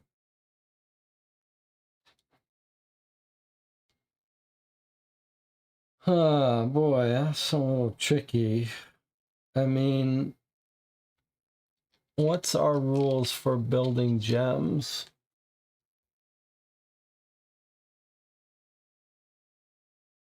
We'd have to spend an ether to get that gem.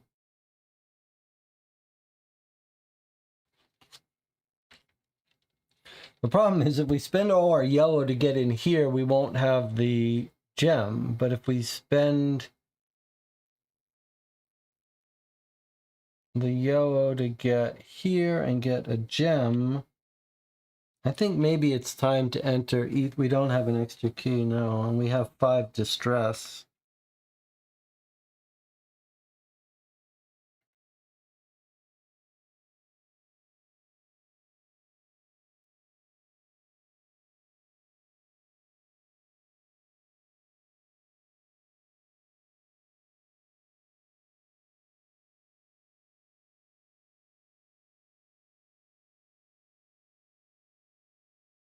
It sort of depends how much we want to avoid spending that ether on lucid mode, and it also depends on whether you want to do that dumpster again. How badly do you want to go into that dumpster? Because we could go downstairs, get the gem, go into lucid mode, and then we'd be able to check out the dumpster and probably get up into safety. I think maybe we should do that. I think maybe we should go into lucid mode for this dream. I think we're going to need it. Although you could make the case that once we get into here, we're pretty safe.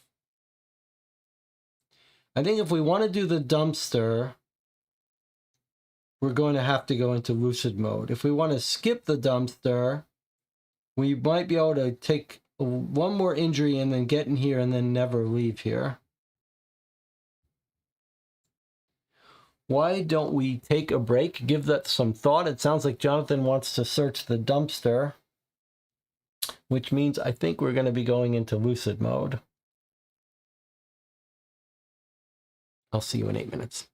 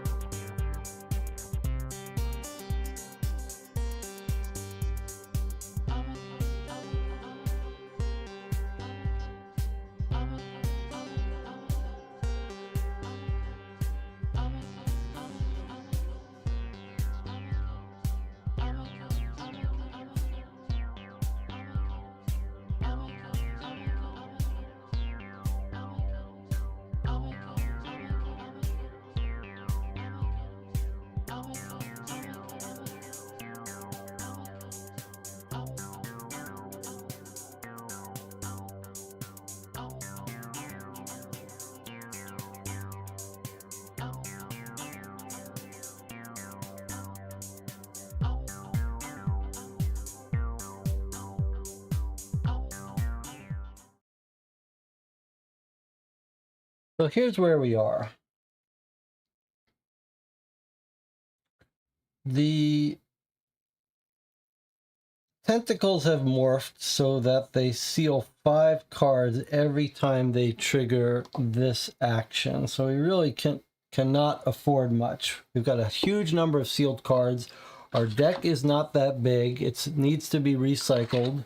We've got 4 distress and very few cards we can flip. So we do have a bunch more turns, but not an infinite number of turns, and not that many hours if we need more time. So we're a little tight on time, both as a hard limit and as a limit to how much damage and seal we could take. We have enough in our hand to get us into this safe room just to tread water. We'd come down the stairs for 4. Sorry, we'd just relocate here for 4 and walk over here for 1. And then we'd have to wait there for 2 more turns, just hiding out. Then we'd have enough in our hand to possibly walk, relocate, get the gem, maybe spend 1 turn getting hurt in order to come up here and do this, and then be able to relocate in here and be done. It would take us like 3 or 4 turns to do it. If we had a gem, we could just jump right in there and do that now. Alternatively, we could jump downstairs, get the gem, and get ourselves up here into safety. But then we'd be doing this without doing the dumpster. But maybe that's a reasonable thing. We could still do the dumpster later. But I'm not sure. This is not a... There's no way here to leave. I guess jump out the window is probably going to get us over here. But that's free. So I'm giving you 3 choices. Choice 1 is to go hide in the bright room for 2 or 3 turns till we get strong enough to come get a gem, maybe dumpster, and then maybe in here, and hopefully we won't have to leave here. So hideout is choice 1. Choice 2 is to get ourselves in here where it's safe, do this stuff, and then plan to jump out the window and do the dumpster last. You might even guess that this was meant to be done last. The 3rd choice is to go into lucid mode and then try to come down here, do the dumpster, and then come up in here, hoping never to have to come back.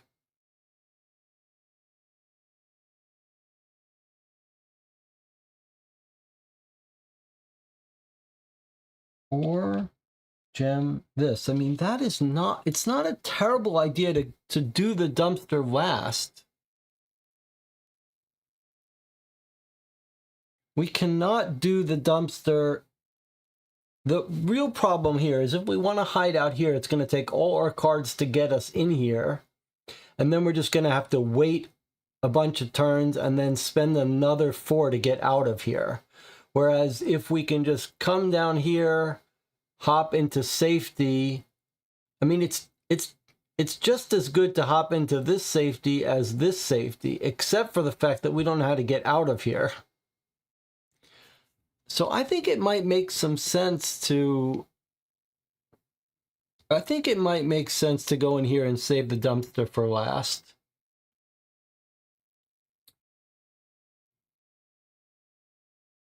Oh, you're right. We can't jump in here except from white space.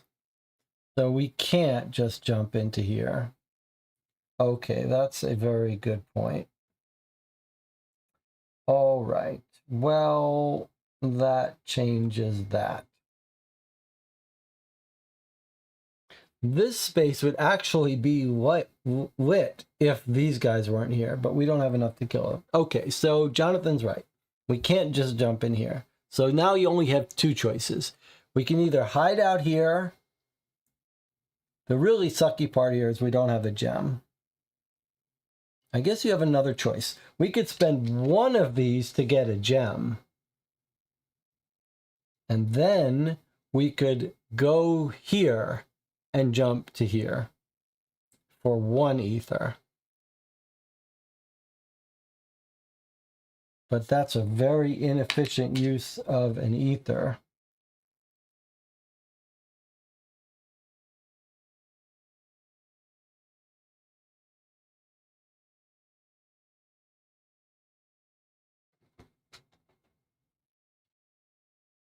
And we wouldn't be able to go into dream. We wouldn't be able to get ourselves into lucid mode if we spent that ether for that gem. So surely we're not going to do that.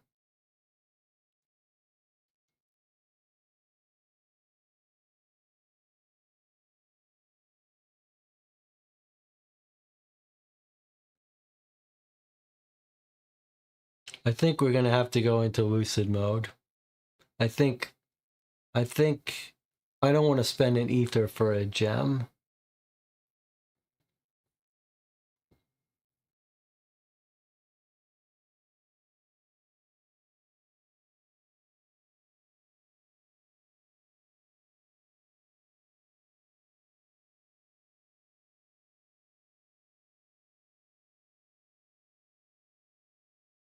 We could give ourselves more hours if we wanted to. I think this is what we're going to do. We're going to go into lucid mode. I don't see a way around it. We've put it off for a long time. All right, so let us use our current cards as efficiently as possible. We are not going to worry about adding more hours.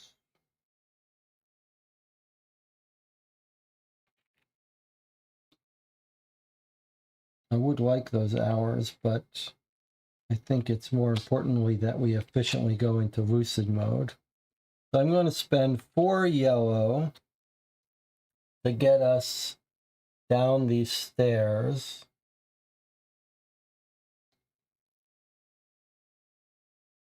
Well,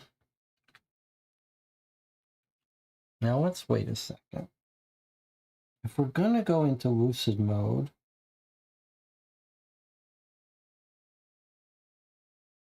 maybe we might as well spend a turn.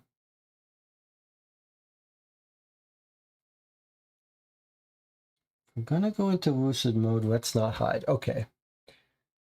We're going to spend these. I'm a little scared to not be adding hours, but maybe 2 hours is enough. Okay, 4. That gets us downstairs with the bad guys.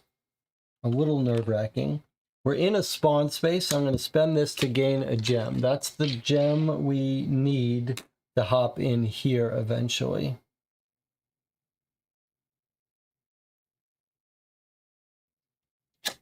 We've got a 2 assault that we're just going to keep. And now we're going to spend 3 ether. It's been a long time since we did this, so this is kind of exciting to go into lucid mode. We're going to spend 3 ether to go into lucid mode. Let's make sure we understand the rules of lucid mode before we do it. Okay, take your 20 lucid cards, shuffle them, and put them on top of your deck. We have no cards in our deck, so we're desperate for these since we're so wounded.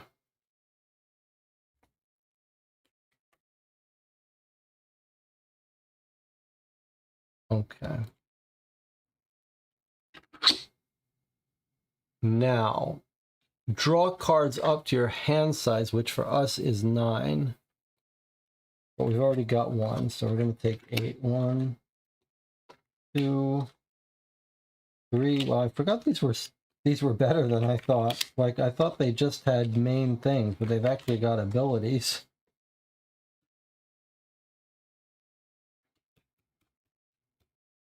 Wow, look at all these cards. We haven't seen these in so long. Pocket Ladder. That's going to get us up there without spending a gem. Toxic Cloud. Poison Entities.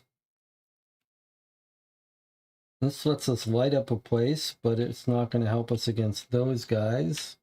I begin to understand. Do not resolve any turn step. Cost us 5 green to do that, though. Time paradox. At a turn, it states to discard all the cards from your hand. Oh, does it? Okay.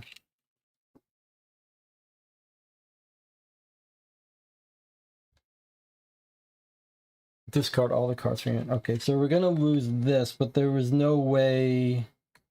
I guess there was a way to use this. We could walk ourselves one spot with the live thing. Okay, so we'll do that, and then we'll draw one more. Boy, these are some cool cards. We're going to take a look at these again. All right, so that's lucid mode. Now, we need 6 assault to search the dumpster.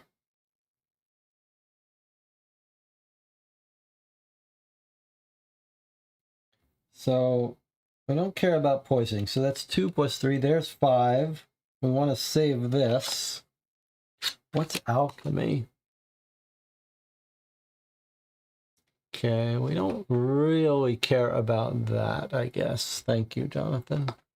So, but it's a very wasteful card that could be used for 3 green. We need yellows and we need greens on this other space, but I suppose it's a reasonable way to get reds.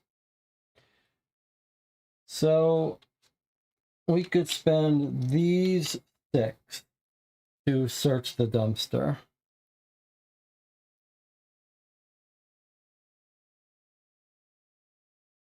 And then as long as we get ourselves into the light, we're okay. We could kill these guys instead of moving into the light. That's an interesting idea. But actually, we don't need that. We're going to use our ladder to go into the dark rather than spend our gem. Okay, so let's just go ahead and do our 6 red assault. It's not an assault, it's just 6 red to search the dumpster. And these go off to a different deck. Okay, it's kind of exciting to be lucid.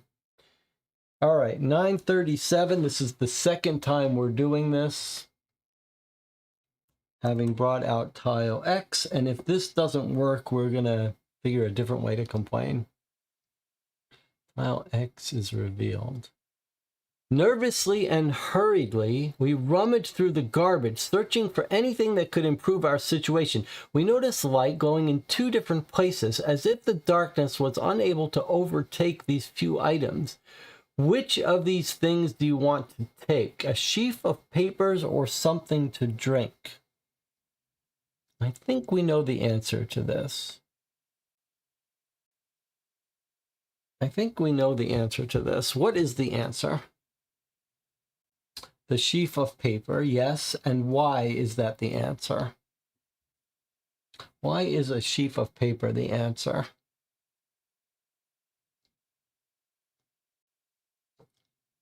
I mean, for one thing, you probably don't want to be drinking out of a bottle, an open bottle that's in the dumpster.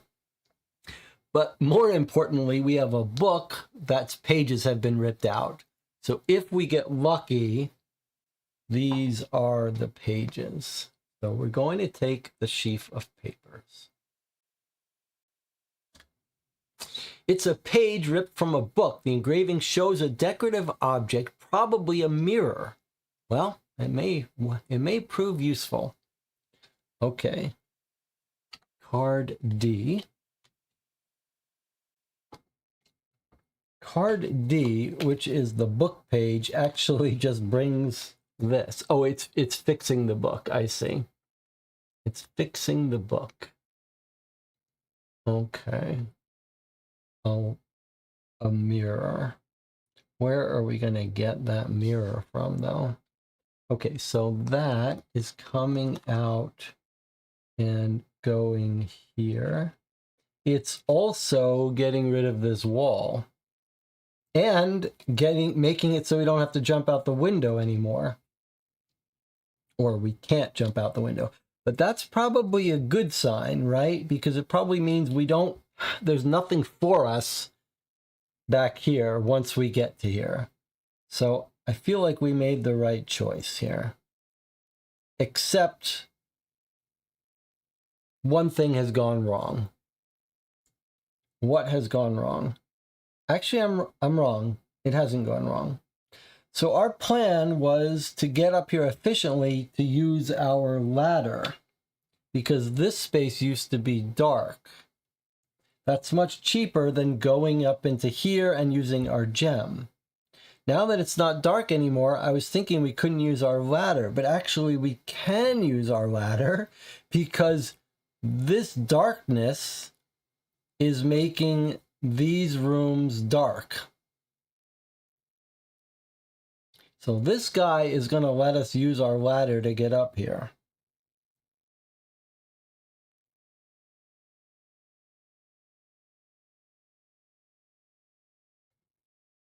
All right, let's see what else we got.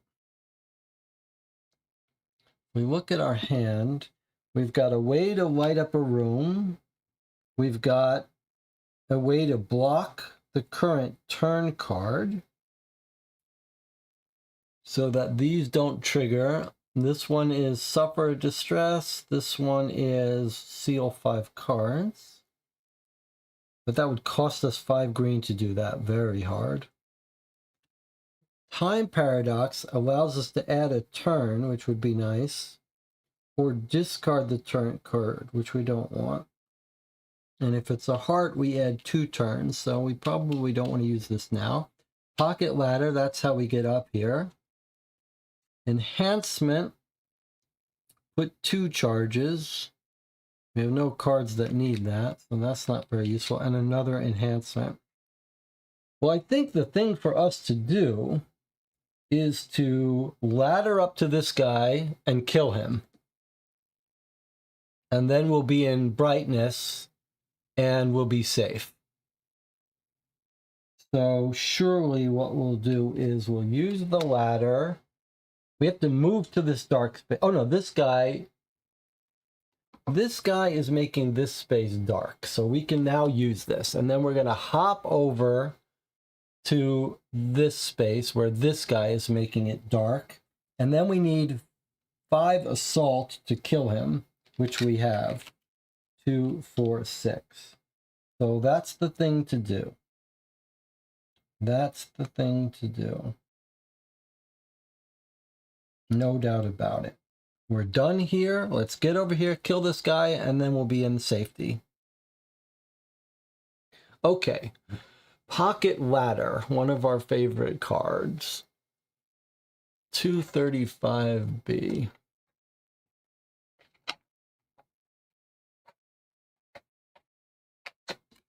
We bring out our Pocket Ladder. We hop off to any space of this.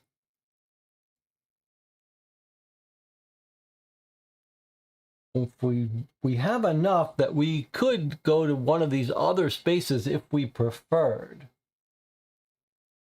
If you want to restore an item or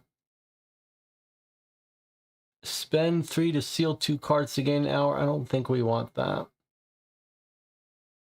So we're going to hop off here and then we're going to spend 1 yellow, which we have to waste one of our powerful cards for. But sure, let's go ahead and do that. To relocate up until this guy's darkness, and we're done with this.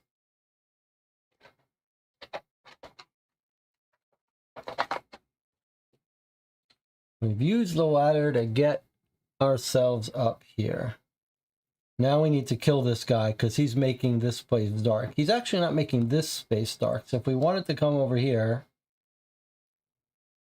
we could. In fact, we might as well start ourselves.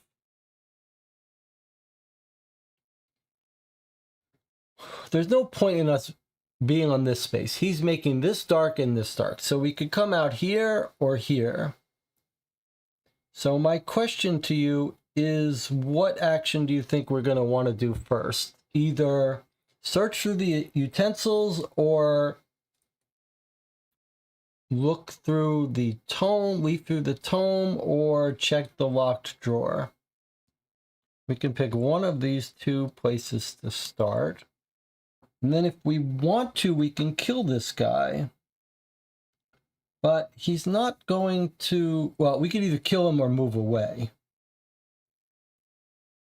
I guess we're not ready to move away, so we should kill him. He's just going to keep bothering us. So, utensils or leaf through the tome or check the locked drawer. I think maybe we're not going to have to leaf through the tome. Or I don't know about that. I was thinking maybe it would just get us the mirror. I think maybe it would be easier for us to search. Maybe we should be searching through the utensils and then this will tell us what to do. Or should we be reading the spell so that we know what utensil to grab? Do you think maybe we should read the spell so that we know what to get from the drawer, what utensil we need? I think maybe that makes sense. We know we need a mirror. But I wonder if you need a utensil to open the drawer.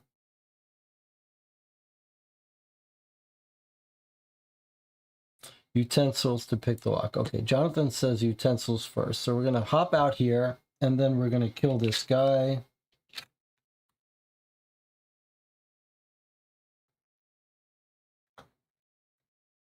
Now, before we do that, we could use this to flip open our shotgun and put charges on it. I wonder if that's not smarter.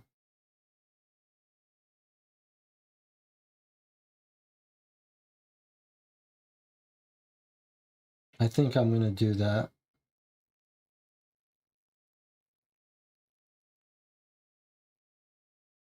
Well, I don't have to do that yet. But I will use these others for this. So 2, 4, 6. I'm betting that we don't need turns. I know we're not going to use that.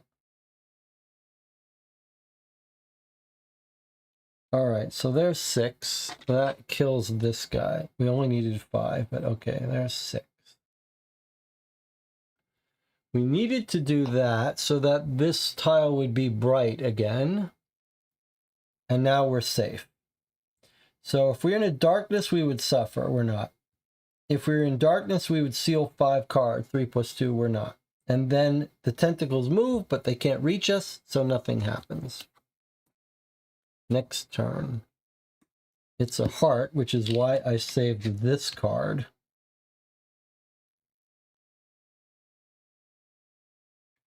So I think the thing to do now is to get our 4 cards. 1, 2, 3, 4.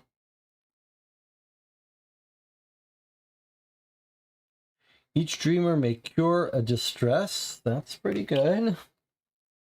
Quick fix. Draw a random item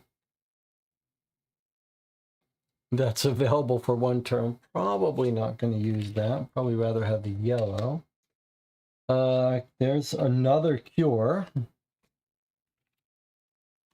And here's alchemy. Discard charges to gain gems. That's pretty interesting, actually, because of what we can do now. So I think what we're going to do is we're going to throw away one of these. I mean, we don't need our shotgun yet, but we might. So I think the thing to do now is to discard this to flip. Oh, that's a good card. I would have liked to keep that. Okay, but I'm flipping the shotgun. Then I think we should use this one to put 2 charges, but it's a heart turn, so 3 charges. So I'm trying to charge up our shotgun. so that we can use it when these guys come out. Now, this could have all been a mistake, but we'll see. At least now we've got a way to generate wrath if we need it. Maybe that was a mistake. Maybe I should have not worried about it till we needed it. All right, let's search through the utensils for 4 yellow. But, you know, these shotguns can be turned into 3 gems. So when we're ready, let's do that. So probably let's try to avoid spending that, because probably 3 gems is better for us. Probably we don't need to cure our distress. Let's just generate our 4 yellow. I don't want to spend this. I think I'm going to have to overspend on this. Okay, there's 5 yellow to search through the utensils. 862.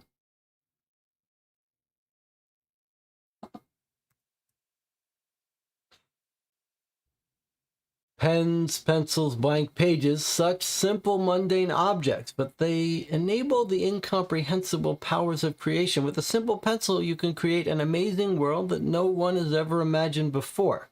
You can write a letter that will affect someone's life forever, or jot down an idea that will change the world. Each player may imagine what could be written in the book, and then write a paragraph or make a drawing. Will you see what you can create? When you're ready, see for yourself. Remember, not everything you create must be positive. You may also put the utensils away and not risk anything. So it feels like we should have gone into the book first to see what we want to draw. But what do you think?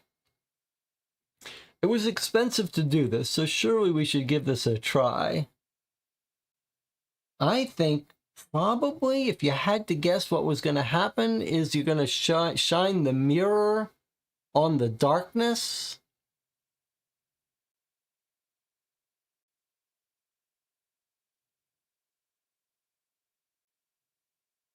But write a paragraph or make a drawing. Remember that in the beginning we saw the lamppost needed a flashlight, needed a bulb. There's 3 of us. We can each come up with our own story here. All right, my story is going to be, oh, I like Jonathan's story. Okay, Jonathan's story is we travel through the looking glass, come to a room with a silver key in it, take the silver key, and then go back. Hey, what was it did say, somewhere we read some hint about mirrors can be gateways, right? Okay, I like Jonathan's theory a lot. Jonathan, can we also have that the light is shining through the mirror? Light is shining on the mirror. Okay, my dream is going to be that the light shines on the mirror and bounces off and kills the tentacles, shines in their eyes, but also, and then Jonathan's is the light is shining in the mirror and you could walk through. But maybe the light can't be shining on the mirror to walk through it, Jonathan. So maybe we don't want to combine that. All right, Val, do you want to come up with a story here? I don't know, Jonathan. Maybe the light shouldn't be shining on the mirror in order to walk through it.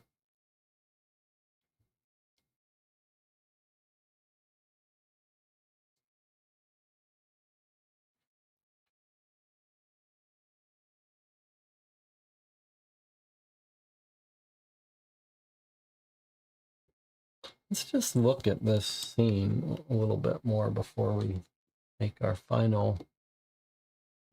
Someone ripped out a page, check the locked drawer, and then you won't run away. Search the drawer, you won't run away.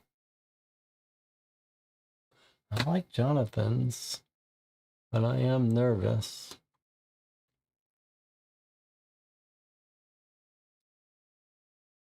All right, Val, you want to come up with an alternate story? Give us one more chance. We might have to come back and do this later. And it does say, not everything you create must be positive.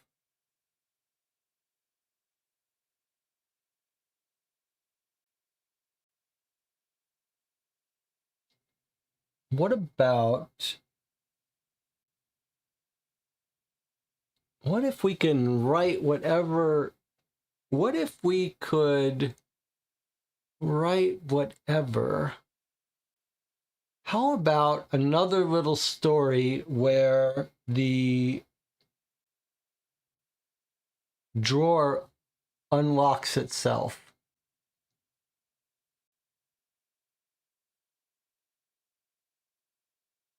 Those are going to be our 3 stories. Okay, here we go. That's going to be Val's story since Val has fallen asleep. All right, this is very weird. We've risked it. Let's see what happens. If your text in your drawing is a light or something referring to it, gain 1 and cure 1. If your text in your drawing is darkness or something referring to it, like a shadow, seal 2 cards and add 1 morphing and then block it. Okay, so I think we've got at least 2 gems and 2 cures, because both Jonathan and I had the light shining, and then my third one from Val was the light shining and opening the lock. But I'm not sure I was really emphasizing the lock. So I'm going to give us, let's say that, I guess it was only supposed to be the person doing it, but let's pretend that Jonathan and I work together. So we're going to get 2 gems and cure 2 distress. That's going to be our dream logic. And then we're going to block this space. All right, that worked out pretty well. Look at how it tricked us into coming up with a negative story. All right, so we've done that. I don't think we're going to need to cure any more distress now that we're down to 2. We're in pretty good shape. We're in the light. We could use this to get ourselves 3 gems, but there's no rush. So let's just finish our turn. This doesn't do anything. They've got no place to move. This doesn't do anything. So we're in good shape there. 4 more cards. 2, 3, 4. But we are starting to run low on turn. Okay, so nothing's going to happen to us. We've done well not to draw any reds, because reds would bring out a new tentacle monster. Let's see. We've got 2 quick fixes. Draw a random item that's available for 1 turn. So if we don't have anything better to use this, we could do that. 2 of those. What's this? Bottomless backpack. Restore 3 items for 2 green. That's pretty good. Remember, the items can be used for their intent. So that's pretty good. And then we have this just 5, 5, or 5.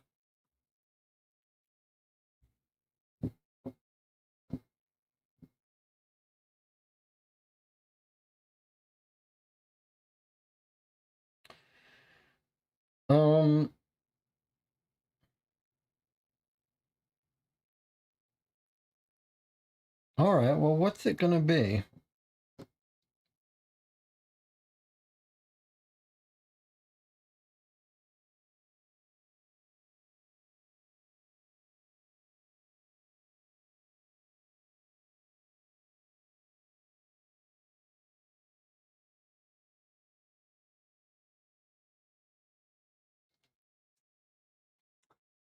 What's it going to be? We could walk. Probably we should go here and do this before we search the drawer. This says check the lock drawer. I don't know. I guess that means there's 2 drawers. One is locked, one isn't. Since it's just as cheap for us to walk here as here, I'd be inclined to walk here and do these 2.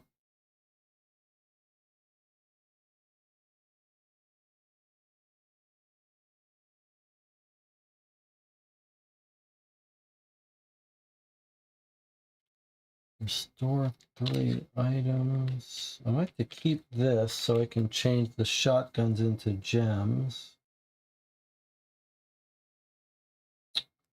Quick fix I don't really care too much about. I don't think we need this. So I think maybe we use this to move, and then we use this to generate 5 green and search through the tome. So let's do that. We're going to move.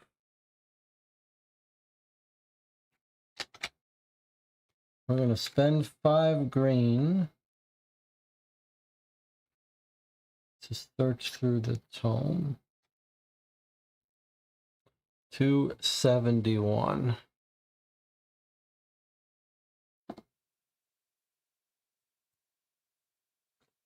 What is this book about? It looks like it has a little bit of everything as it happens in the world of dreams. We review the table of contents. It's constantly changing, but after a few moments of focus, we extract several chapters from it. Choose a chapter. Be a better you on self-improvement by the not-so-smart method. Or, a selection of the best jokes from 100 years ago, check if they're still funny. Or, green in the soul or escape to nature.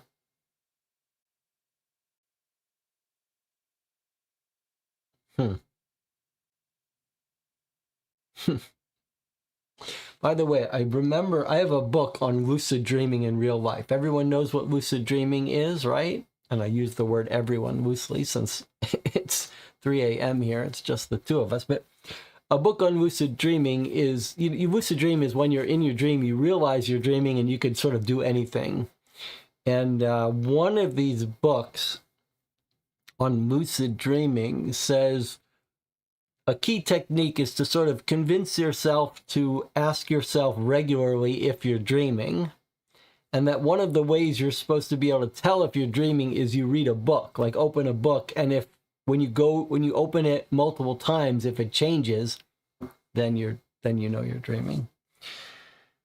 Okay, but what are we going to do here? I don't know. I mean, it seems to me like surely the joke is not what we want. The last one is the most mysterious. I wonder if this is going to make us escape the dream, though. Escape to nature. That makes me nervous. Self-improvement seems like maybe that would get us a new influence card.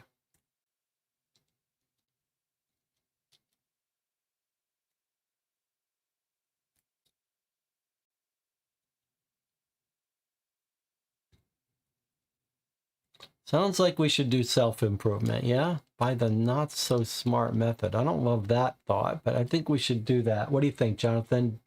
Self-improvement?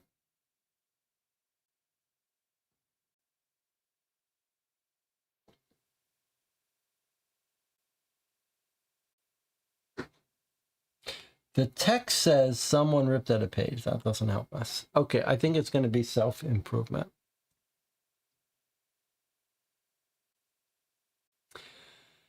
These are all great tips. I've read them all hundreds of times, but as usual, there is no advice on how to start to implement them. Another book that might improve us, but we lack the motivation to listen to it. Well, maybe a little bit. Perhaps another seed has been sown.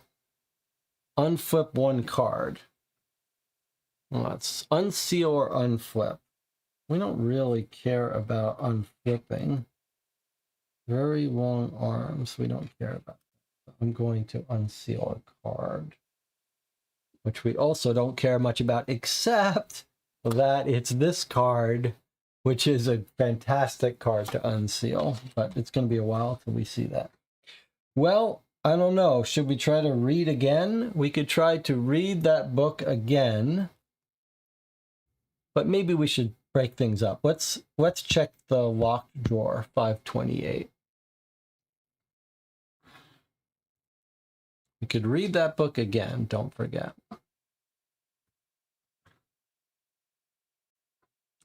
After a few attempts, we almost give up. The drawer is locked for good. We try to peer through the keyhole. Well, if it's locked, there must be something valuable inside. You can discard a key, which we don't have, or suffer a distress and seal 3 cards to gain card J.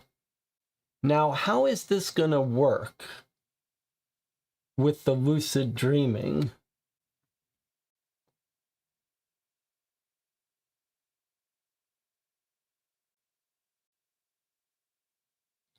Place each discarded. So basically, we would lose 3 lucid dream cards. That is terrible. They're so powerful, but surely we have to do this. Right? Oh, 3 lucid dreams are so valuable. But surely, well, let's just take a look for a second. What is card J? Is it it's an item. I don't think we should do it. We don't need this item. We don't need this item. It can't be the silver key. Can we peek at it? Yes, let's do that. Let's do a little bit of a cheat. We're going to have to spend a card to peek at it, though.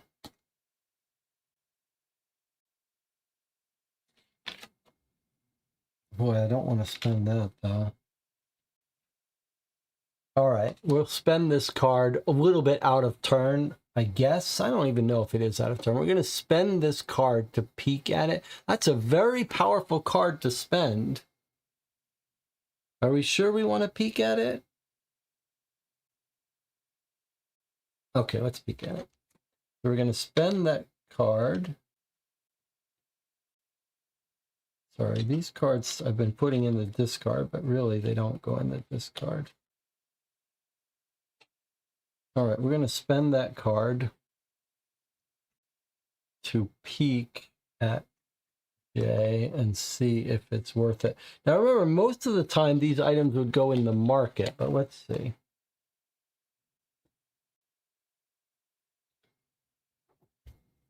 All right, well, I'm glad we did that. The blue box. No one knows what's inside. Discard this item to draw 2 cards or return this item to the item market and you draw 4 cards. Okay, so that's pretty boring. But Jonathan points out what I saw too, which is we have a symbol we've been waiting for a long time. This weird tentacle eye is right there. So even just peeking at it, we can trigger this. 1108. 1108. So I'm gonna call this done, and we're gonna go to 1108, even though we're doing this in a little bit of a weird order. Neither a box nor an animal. Like almost everything in this world, this mysterious item's cluster of several different memories. I can see it clearly now, a dreaming brain amalgamating random elements together, weaving divergent threads and objects into strange new combinations. All this is nothing more than a categorization of memories and knowledge, an innate ability of our minds presenting to us a conceivable reality, no matter how ridiculous the material it's given. We close the box again, stroking it gently on the head. Gain 2 hours. That's great. We now have 4 hours. And we gain an ether. And I say we leave this box in its supply.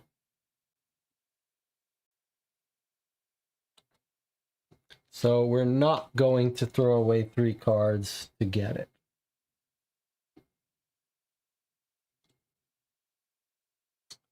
That was the locked drawer.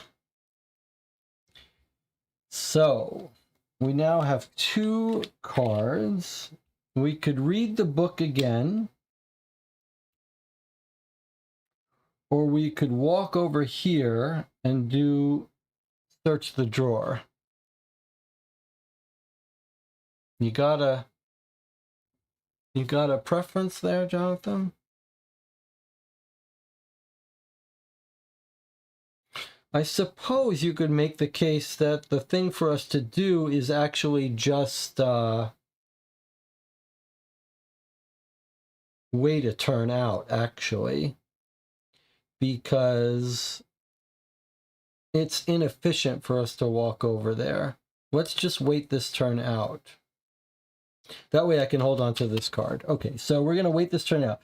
The tentacles go, they don't do anything. If we were in darkness, we would seal 5. If we were in darkness, we would seal 5. Boy, that would be deadly. But we're in the light, so nothing happens. Next turn. Here's the new tentacle. So at the end of this turn, a tentacle is going to come out here. We're going to want to kill this thing sooner or later. But now we get our next turn, and we are out of lucid mode. Look at this. If you're in an spawn space, gain an ether. So we should come up here and gain that ether before we get rid of that card. That's an amazing card. But we've got 2 more cards coming. We have to pay for this. We don't want to seal any more cards, but we're down distress, so I'm going to take a 3rd distress. We're doing pretty well now. That lucid mode changed everything for us. And we're going to get back an ether here with the ether ring.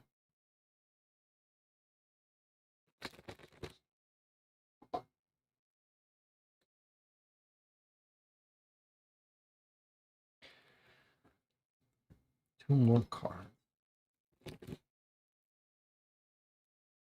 Let's not forget we have this little helpers. Will you help me try to remember this? Because we could re-roll any die.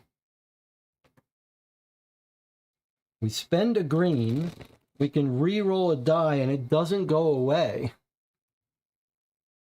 It doesn't go away. We should remember that every time we roll a die or might have something that might encourage us to roll a die, this is very powerful. It's a free re-roll. All you do is spend a green. Okay. 2 more cards for our hand. Water's help. Too bad we can't have any use for that. And that one, which also doesn't have much use for us.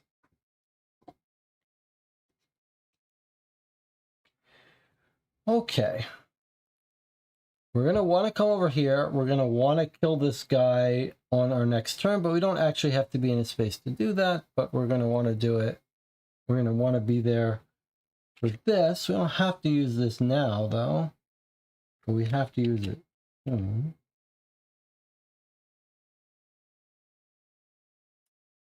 The only question is, if we're going to want to do something else on the book, should we do it while we're already in that space? It's kind of inefficient. You want to search the drawer, though, huh? Okay. I don't want to miss this opportunity. So I think the thing to do is, we don't care about tactics. Although we are going to have to fight this guy and generate 5 to kill him. I mean, that's 2 of them. We don't need water's help, do we? There's no darkness. Okay, I'm going to use water's help. I'm going to walk over here. Then I'm going to get this ether. I mean, there's no way I'm not doing that.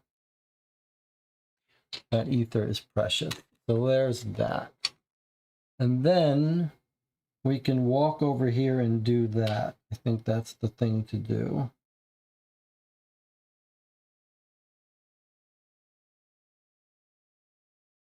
So we're going to walk for 2. That's 3 red. I think actually it'd be better to spend this to walk over here. Spend a gem to walk over here. And then spend 7 to search the drawer. 672.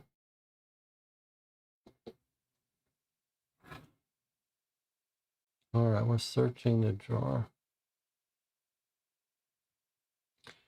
If tile Y is revealed, it's not.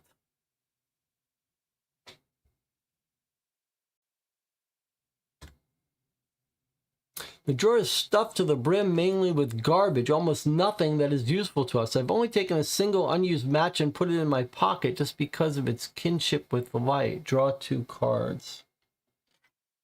So it seems like maybe we're going to have to do the book until we got tile Y, and then we search the drawer again. All right, so 2 cards, including Fire Wings and Ghost of a Friend. Not much use to us.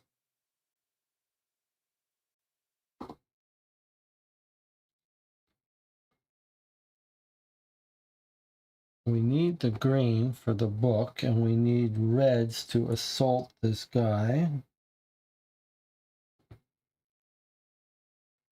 What don't we need?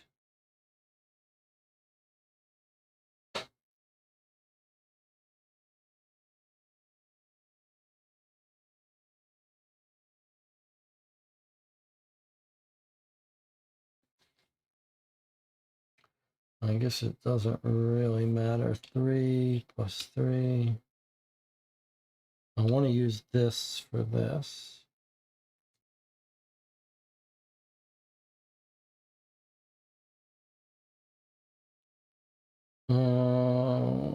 We don't have to do anything yet.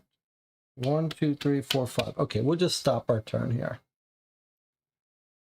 We'll stop our turn here. Jesse, let's see. Jonathan says, had a thought. What if the mirror is telling us to look up the mirrored paragraph number for looking into the tome? Boy, that's an interesting idea.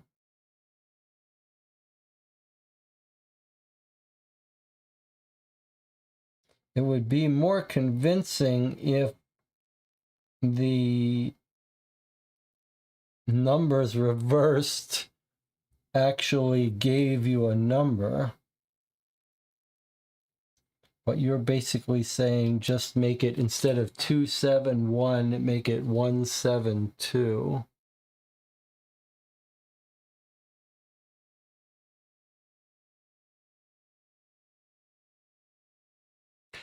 I don't think that's going to be it, but we will try it once we go back here.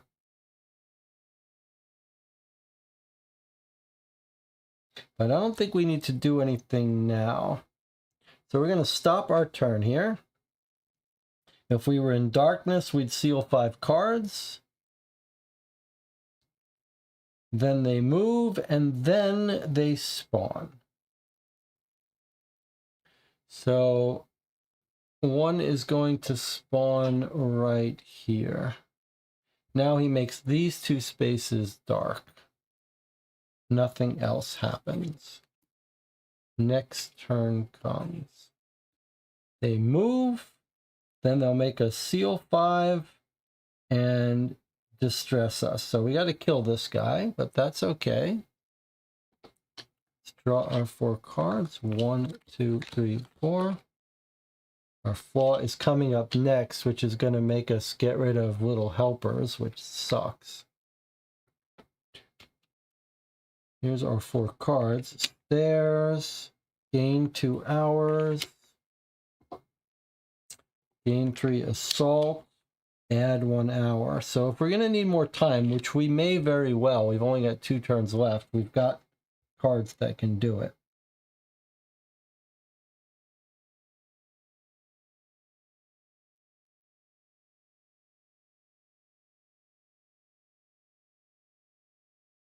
Probably these charges are worth more to us as gems. All right, well, let's get over here and fight this guy. We need to move 1. I'd rather not take a distress. So let's use this card to move here. And now let's generate 5 assault to kill this guy. What's our strongest assault? There's 3, 4, 5. All right, now we're safe from darkness. Now we're going to read this book again. Jonathan wanted us to try 172. All right, let's try 172.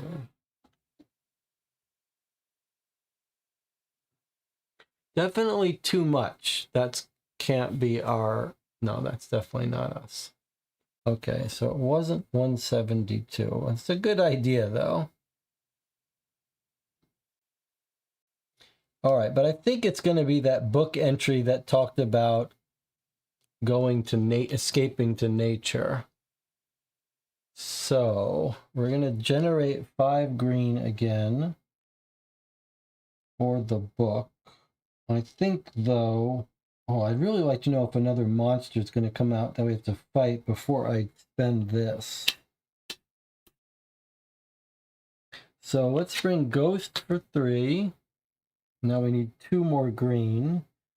I'd rather keep this so we can get extra hours if we need it, though I don't think we're going to need it. Shuffle the deck. That's pretty good. But I think, and I don't want to spend that. I think I'm going to spend the gem to get the 5. And now we're going to do the book again. I think green in the soul or escape to nature, that's surely going to be better than jokes. We read the text, looking over our shoulders nervously. At one point, we stop at a description of a sunny landscape. However, at the same time, we can still hear the rain in the dark outside the window. The image conjured up by the paragraphs blends with our surroundings. Soon we see the scene it describes, but overrun by the shadow of the night. Heavy raindrops crush fields of grain. The path turns into a rushing torrent of mud. There's also a thatched cottage. We hope it's dry in there. Whoa. Okay.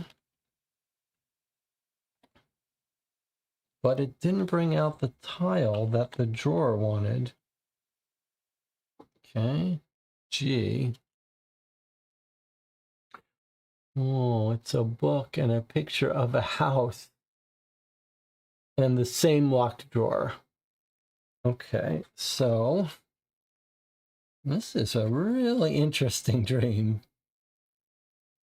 So we've replaced the book.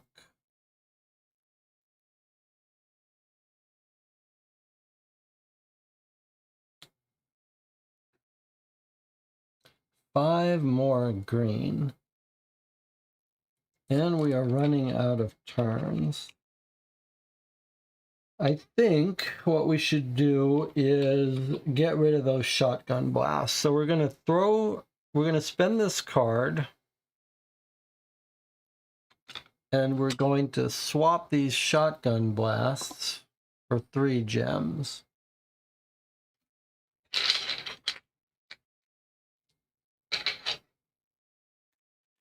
Now we have 6 gems. We have 4 hours. Surely we don't need any more. But this is also a way to shuffle our deck.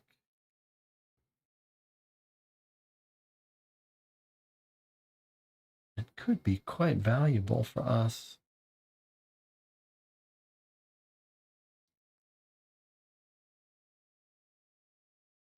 It's kind of weird, right? Because this just says leaf through the tome. So I wonder if we're just going to keep leafing through this tome?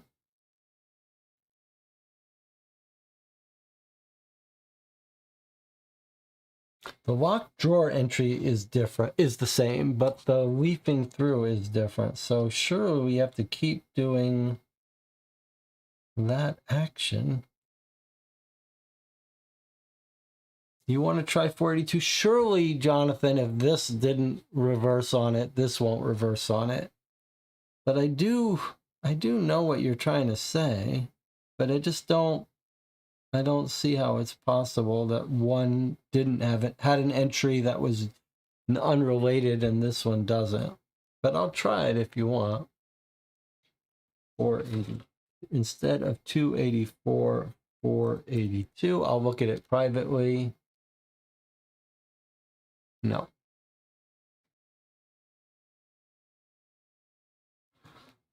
All right.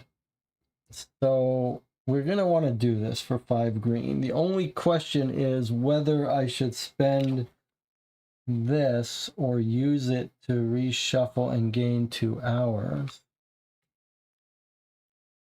And instead,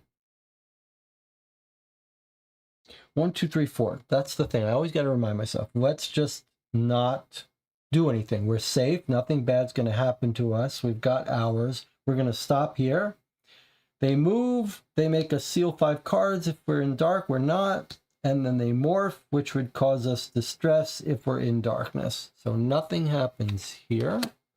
New turn. A tentacle is going to come out here. But fortunately, it will not hurt us once he comes out. So we've gotten lucky with these. And now, unfortunately, 1, 2, 3, 4, one of these is our flaw, which is going to make us, now, do we want to pay an ether and get rid of this annoying thing? Now would be the time to do it because we finally got a good item. I think we should do it. I'm tired of this. Every time this comes up, it also means we draw 1 less card. Normally, this is not really hurting us, so it's no big deal, but it's kind of annoying. We've got the ether. I think we should do it. What do you think, Jonathan?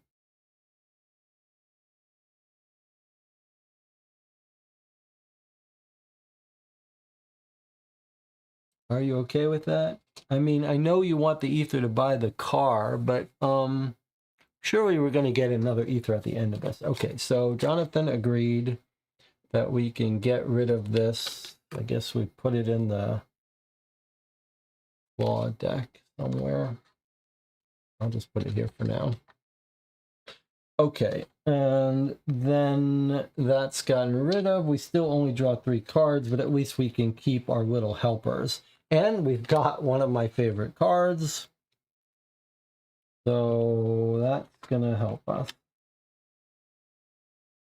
All right, but we didn't get any more green, much more green, but I think I'm going to keep the thing that gives us more hours in case we need it, because we are just about out of turns. So now we need to generate 5 green to leaf through the tome again, which we have with our gems, but we need to take another break first. I'll see you in 8 minutes.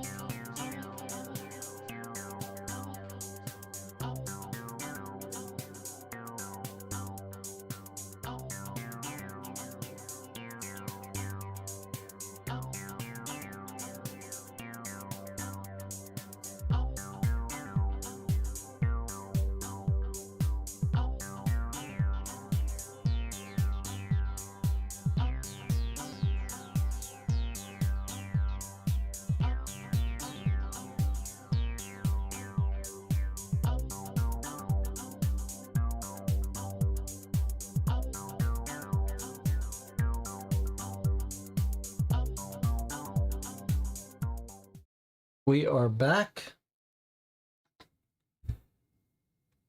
It's weird we haven't gotten any Frankenstein references yet, though it could be referencing Percy Shelley, and I'm less familiar with his work, so maybe I'm missing references. Interesting, yes, I'm in the same boat, although I'm less familiar with both their references. I can feel a silver key, though. I can feel that we're on the precipice of a silver key. I do wonder about what's in this drawer. And there's still a lot of cards to be found. But we do have extra hours and time, and we are not being bothered on the space much. Okay, let's go back to the book. We need 5 green.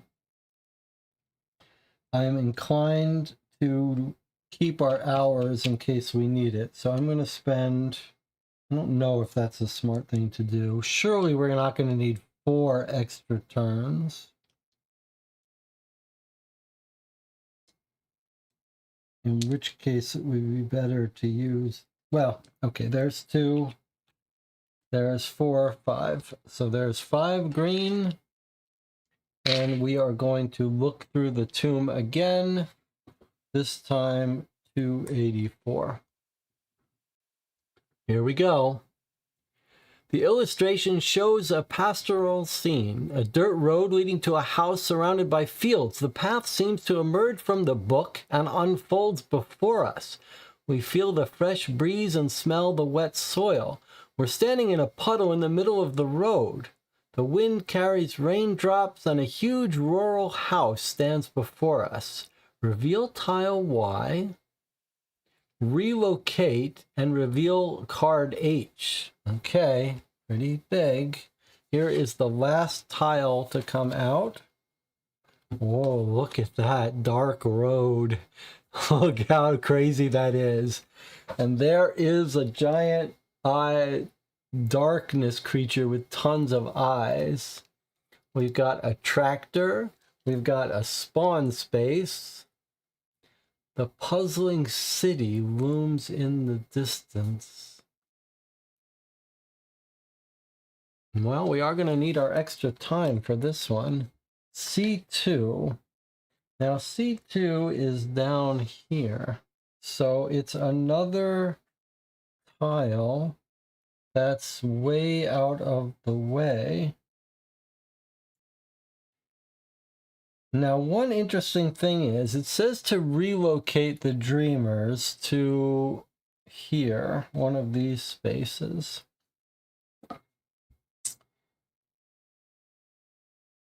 And card H comes out. Now, the weird thing is we know that this drawer asked us if tile Y was out. So it'd be kind of nice to be able to get back over here and search this drawer again. But notice we have no way to do that. We don't have a card that will get us here. In fact, this area is never going to go dark again. So we're never going to be able to use our ladder to get back here. But I suppose, actually, if we could light up the room, we could use this to travel back there.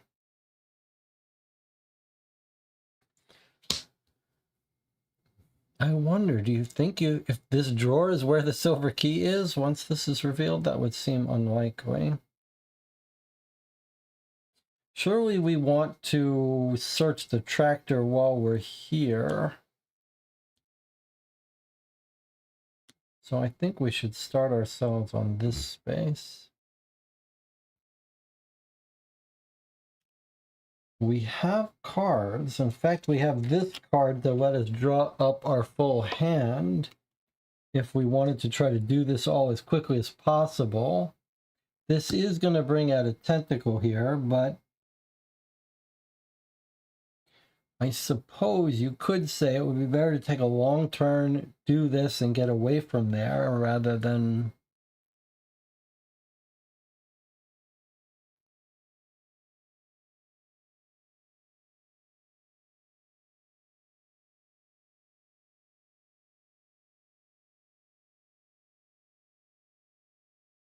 Stairs. There's no stairs here. We don't have much green, so I think maybe we would be smarter rather than using gems for green. In fact, we don't even have enough gems for green. I think we might be smarter to walk over here, do this, let this guy come out and kill him. We don't see any stairs, so I'd be inclined to...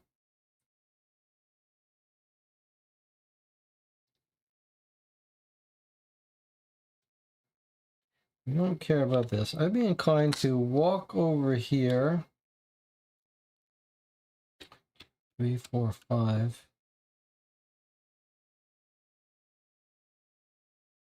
Probably don't need these two. And spend 4 yellow to search the house. I think that's the thing to do. Search the house, 386.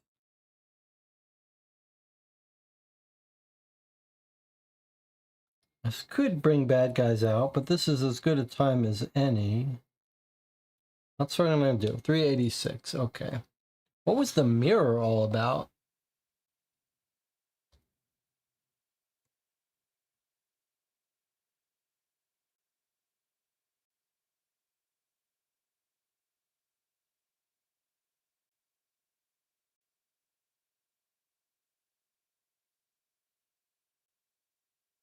You could argue, instead of doing 386, you could argue that it would be smarter for me, since we've got more cards we can take. 1, 2, 3, 4, 5. Okay, so I'm just going to move over there. I'm just going to move into there. I'm not going to look in the thing yet. just so I can get down to be drawing a full hand of cards. Okay, they move, a new one comes out right on top of us, and that's it. Here is our turn card. We're in darkness, we would suffer, then a new one comes out, and then they move. We've gotten very lucky with the ordering of these things. Okay.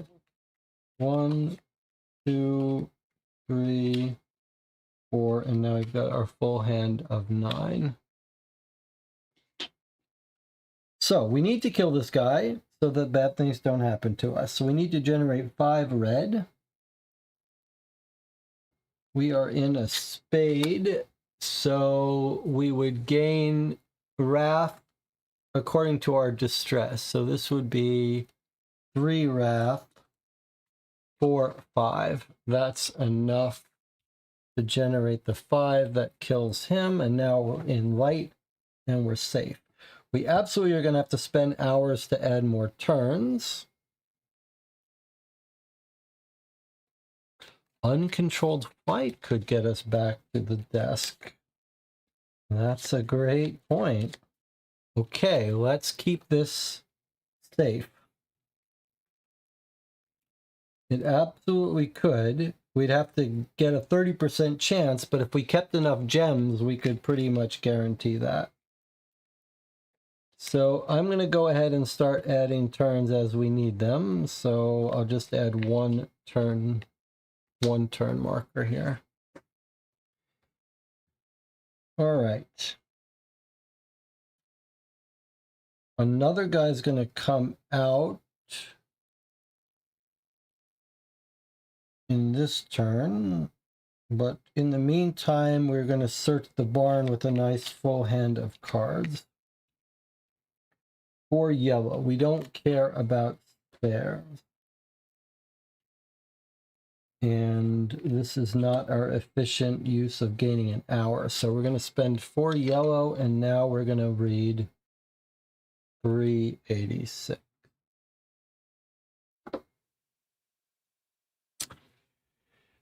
The riddled door creaks like a doorbell as we open it. There's only one large room inside. We hear footsteps. It's probably the host, but our fear increases with every step. We also see that darkness is slowly creeping in through the windows and the doorway. The air begins to electrify and crackle. We don't have much time. Take the papers. We take some of the valuables. The shelves are full of them. Add a morphing and split 6 gems. This was a bad idea. We run as there's no time to grab anything. Each dreamer in this space draws 3 cards.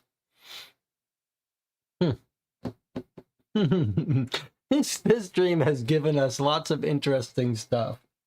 So, papers, which is card K, is an item. So we could use our little thing and sneak a peek at it.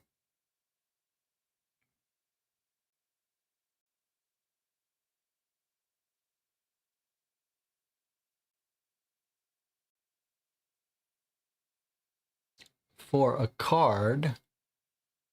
Shall we do that?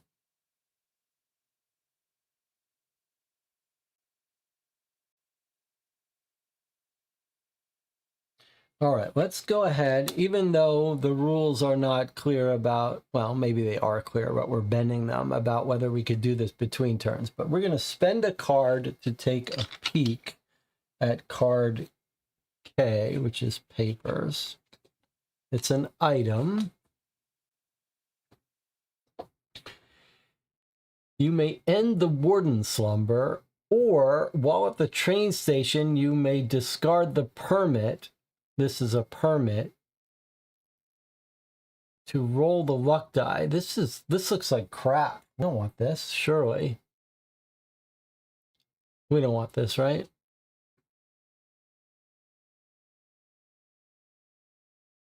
Now, I noticed something else. Take a look at this card. See if you notice what I notice.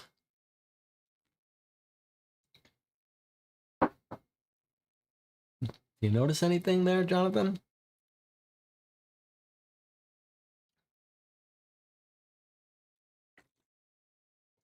The bookmark is a bug. Yes, that's true. But the bookmark isn't just a bug. The bookmark is a symbol.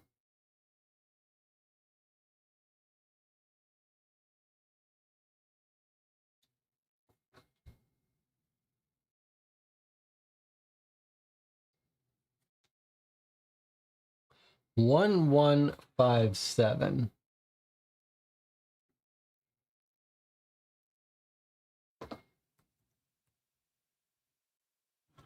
A poisonous butterfly soars in the air. All we have to do is select the next victim. If the permanent item is active, you may poison one entity in range 3. Then roll a luck die. Don't remove the sign token from the game after using it.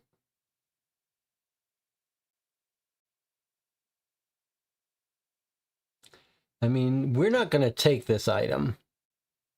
I'm not taking this item. So I think that was if you tried to pick him up. So I think we're just not going to take this, and we're going to discard this. I guess I'll keep it, but I don't really want it. Okay, so we're just not going to touch this. We're using our dream logic. We're not going to take this item. And instead, we are going to do... We paid for that peak, so we paid for it. So instead, I think we take this morphing because we've been pretty good at avoiding these things. So let's take the blue gems. 6 gems. 1, 2, 3, 4, 5. There's only 5, so we can take all 5. And we have to draw a morphing. Now, we could absolutely lose our mask here, which would be terrible. It would be so painful, but it's worth it. It's worth the risk for those gems. +1 distress. That's fine. I mean, it's not fine if it get bit by it, but so far we've been able to avoid getting bit by it. Okay, so it is threatening us that we're running out of time too, but we have hours on our clock. So what's next for us? We got a ton of gems. We searched through the house. We could do that. It seems like you could do that again. You could keep doing it to get more gems if we need it, but we're done here. Now remember that a tentacle is going to come out here and we're going to want to fight it. So we don't want to get too far away from this probably. And we're going to use this to fly back to the drawer, but I don't think that's how you end the game. So I'm not sure how important that is to us. It's possible we'll need more hours. I don't think so, but it's possible. I would think that this is going to end the game. And just let us walk into the city. So it sort of depends how badly we want to get to this. We do have the hours, though.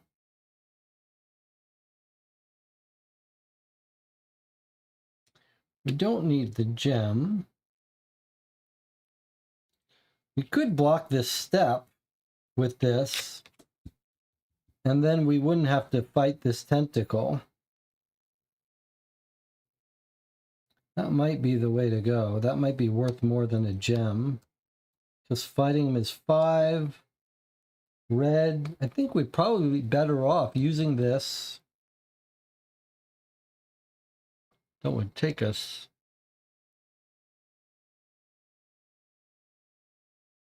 2 gems.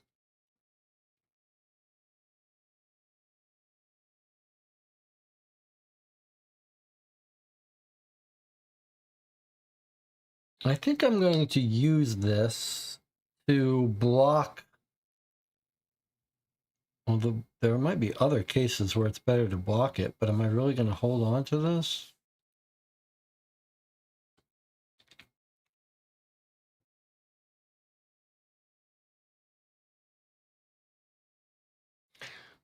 Surely we just want to come down here and do this. That's going to be 6 green. 1, 2, 3, 4. I'm a little afraid about fighting someone.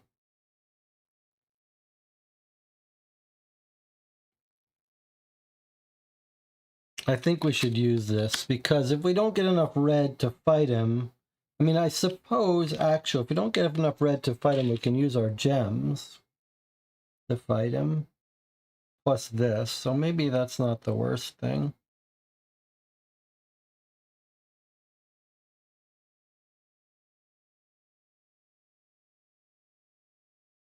Is there any chance we're going to need more turns than 4 more turns?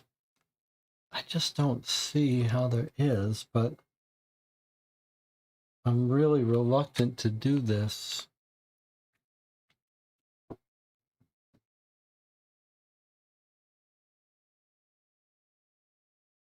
I'll use the shotgun on him.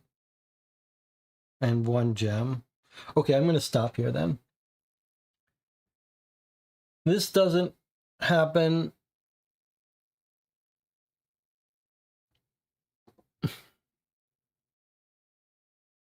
Is there a morphing that cancels out gems? There absolutely is a morphing that cancels out gems. We could go back to the drawer, spawn the creature there, then go back to the book and just leave it. Oh, that's an interesting idea.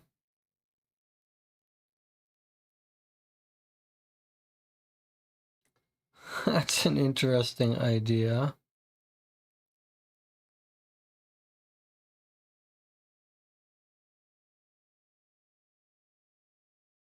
Shall we do that just for fun?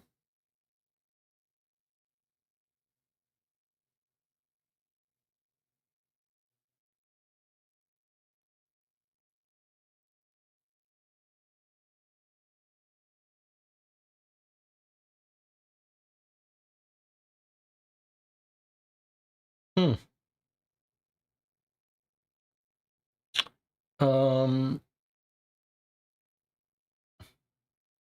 The other thing he would do is he would make this area dark, so we could get back up there if we wanted to. I think for fun, let's do it.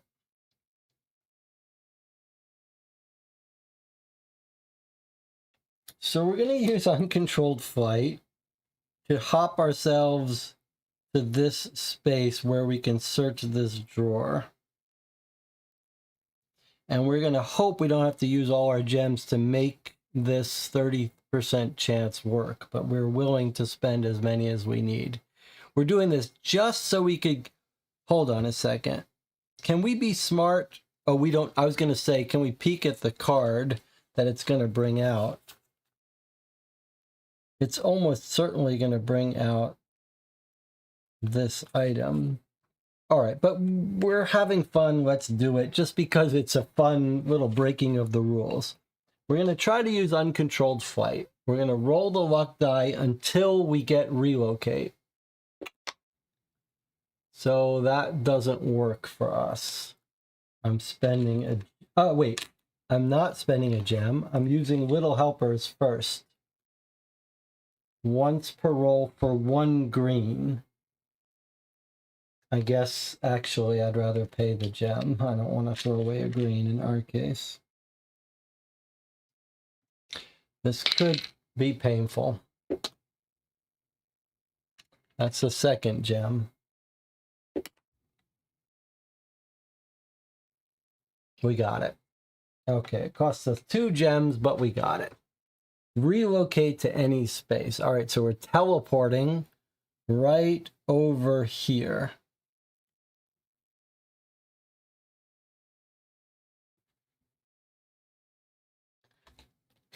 Now we need 6 yellow to go to that, which we don't have. We could use gems, but what's the point? We're not going to do it. We're going to end our turn. Blue morphing comes out. If we were in darkness, which we're not, we would suffer 2 wounds. And then we would seal 5. Sorry. Then he spawns. and then he moves. So he moves right on top of us, and he stops. But doesn't do anything. Okay, and here's our last turn, unless we pay more hours, which we are going to do. Now we have 2 hours left and 2 more turns. I think we may have to use this to give ourselves more hours. Okay, so he's going to move, hurt us, and hurt us. But if we can get off of this space, we won't care.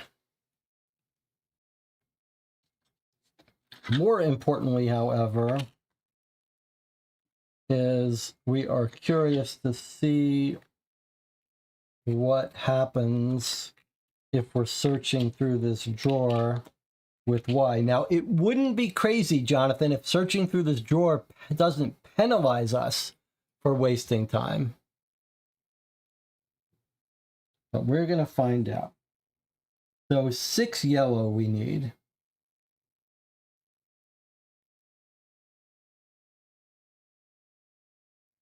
So 2, 4, 5, 6.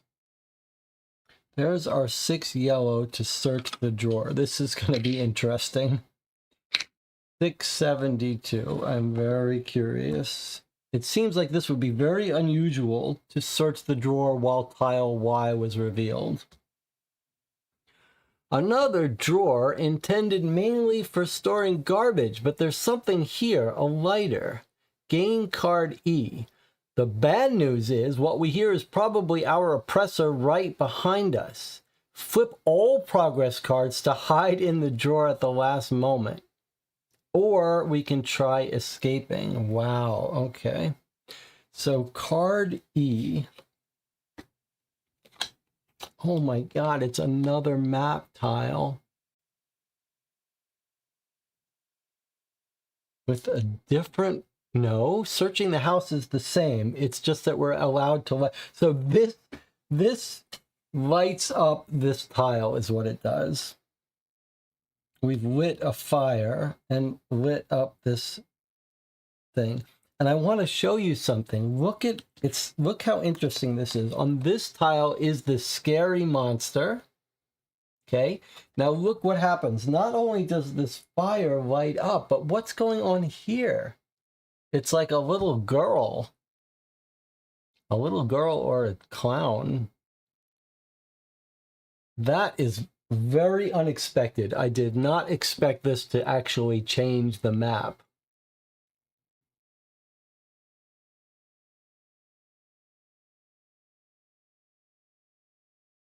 Looks like a little farmer. A little girl farmer? Okay, so this is here, but now we've got another hard choice to make.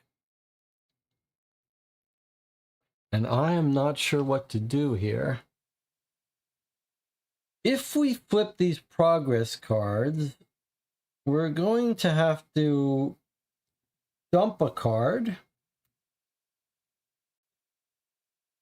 And we're going to have our hand size down by 1, which isn't the end of the world. But we'll also lose our shotgun and lose the ability to move. So I'd rather not flip all our cards, but I don't know what's going to happen if we try to escape.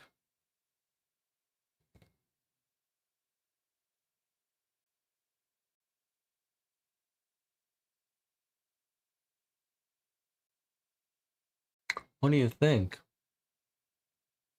The benefit of flipping the progress cards is it's a known known. We know the consequences. If we try to escape, that feels like we might be asking for trouble.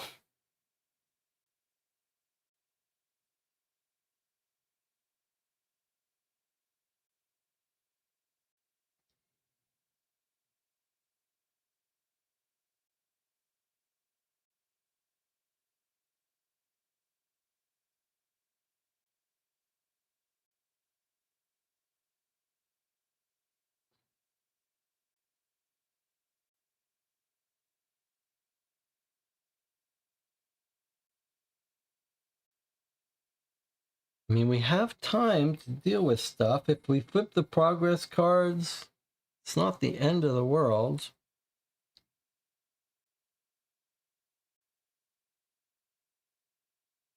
But we might be able to escape.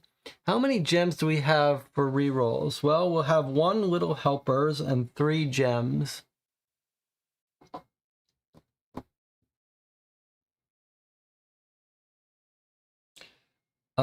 If we try to escape, we might very well get a flaw.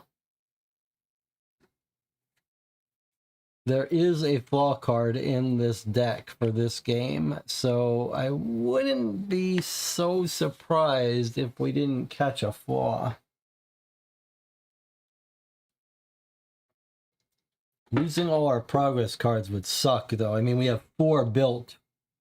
It would cost us a fortune to get these 4 out again.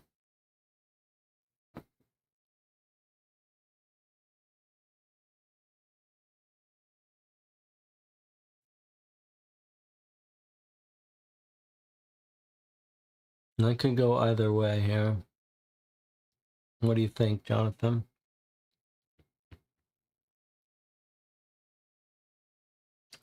Flip all progress cards. We wouldn't lose them, I guess. We would just flip them. True, that's not so bad.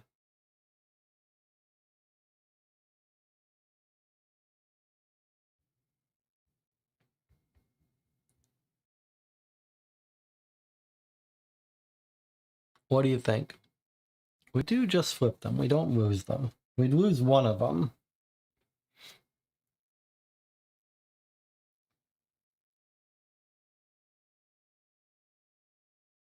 Then we use the ability on the back of our card to unflip them over time. Yes. Yes.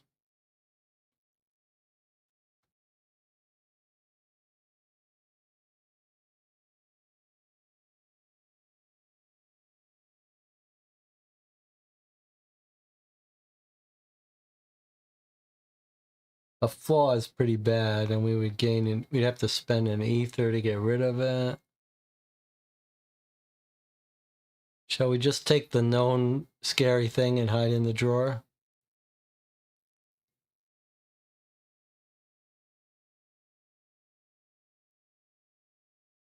I think, even though it's taking a while to get an answer because of the YouTube delays, I think I can feel the energy in the room that we should flip our progress cards and just take our medicine. All right, so I'm going to flip all our progress cards. We lose our shotgun. And then we're going to have to drop 1 card. I'm going to drop the...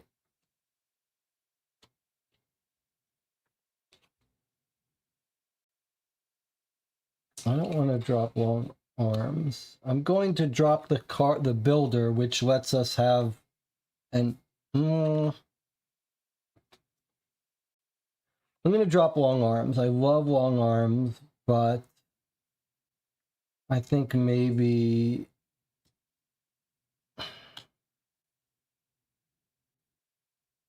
Which one's easier to put out? Maybe I Run to Live is the one we can live without. Okay, so I mean, the reason we have to drop this is because normally we can only have 4 progress cards. So once we lose the card that lets us have more, this one we can't keep more than 4 face down. All right, so we didn't try to escape. We might want to look at that later to see what it would have done if we're curious. But now we're back to the game. Now, our plan was to get out of here. And the way we're going to do that is we are going to go and read the book again.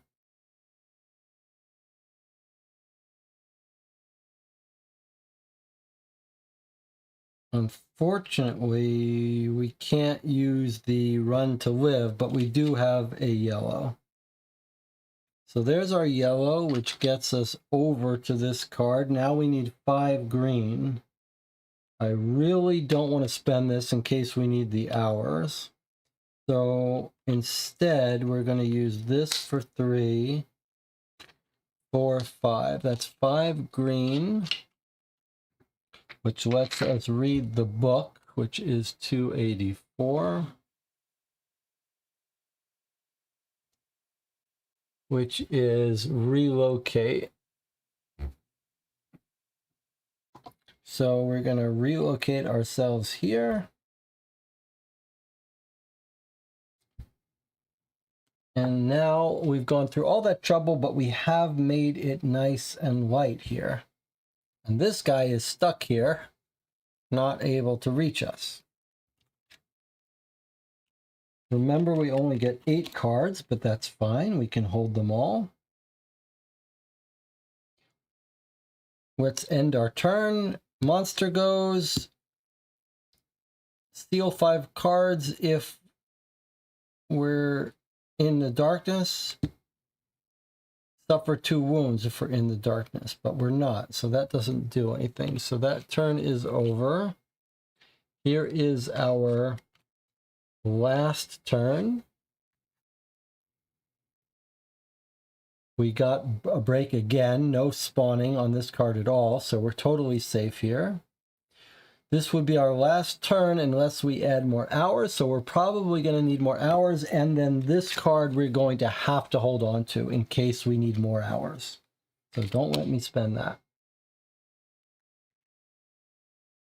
Now let's draw our 5 cards. 4 cards. 1, 2, 3.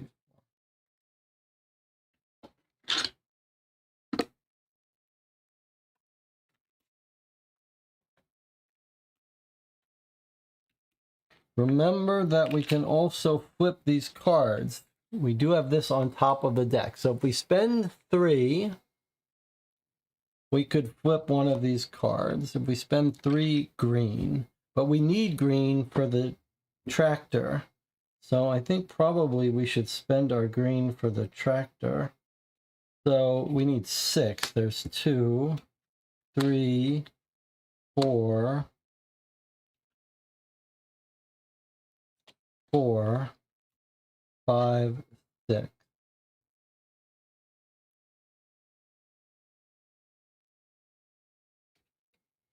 There's our 6. Let's search that tractor.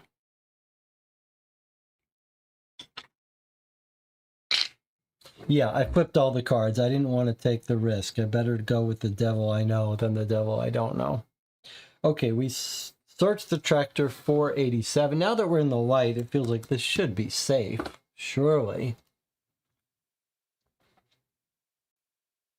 As we approach the old tractor, a thick, almost liquid darkness starts oozing toward it through a field of scrunching grass. We can stay here for a moment. We can only stay here for a moment. Choose one. What the hell? Start the engine and go. This is what you've always dreamed of. Gain 4 gems. Or remove the headlight. Or remove the wheel or hide inside.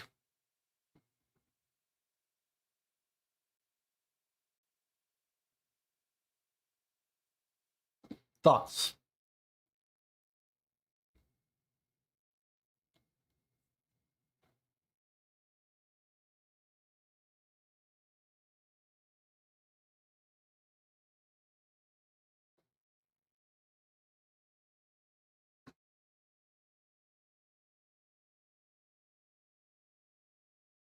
Jonathan says remove the headlight. And why remove the headlight, Jonathan?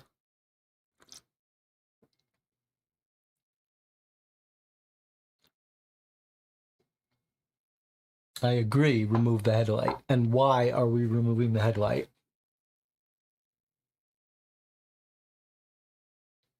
We both think we should remove the headlight. And why is that?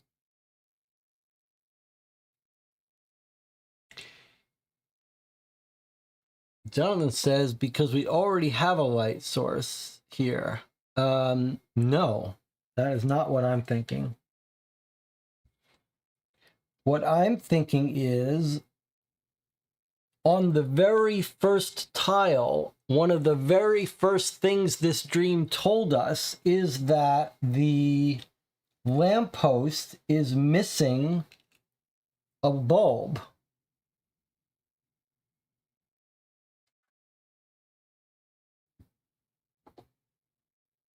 The lantern is dark. The light bulb is missing. Surely we are going to be able to put that bulb into that lamppost, don't you think?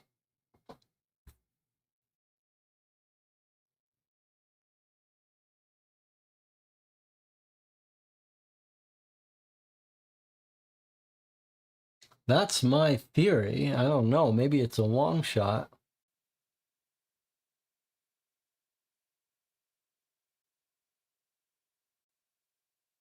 Although it seems logical that we could hide inside it and then grab it. But okay, shall we grab the headlight, Jonathan? You know, we have a card that lets us peek at a script, but we don't happen to have it on us.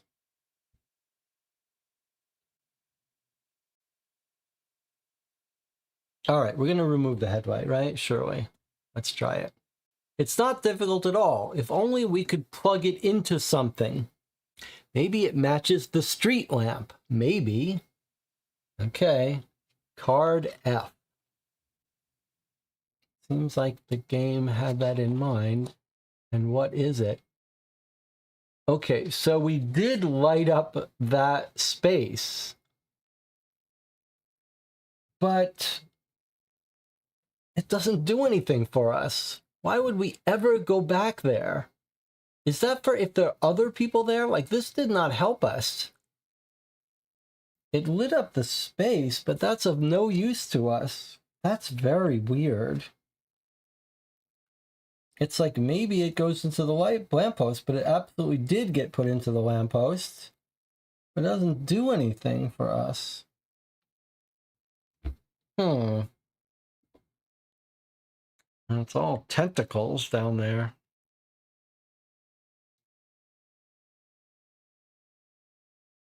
I suppose you could do the tractor again.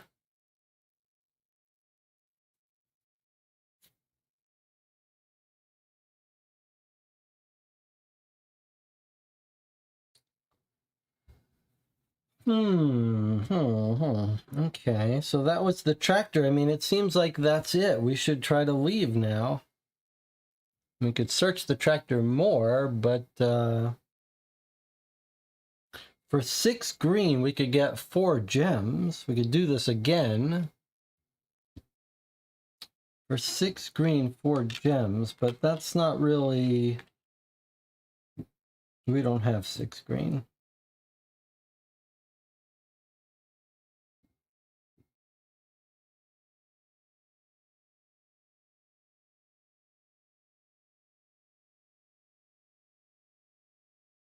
I think it's probably time for us to you think we should take the wheel?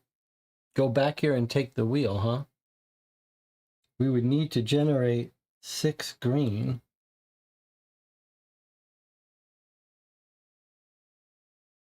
What do you think the wheel is for? We'd have to spend another 6 green to do this, which we don't quite have. But we could take another turn to do it. Shall we? All right, Jonathan wants the wheel. So we're going to spend another of our hours. We're down to 1 spare hour to give ourselves another turn. And we are just going to wait it out here.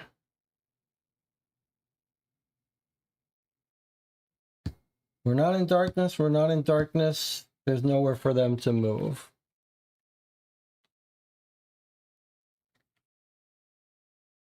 Next turn. 4 cards.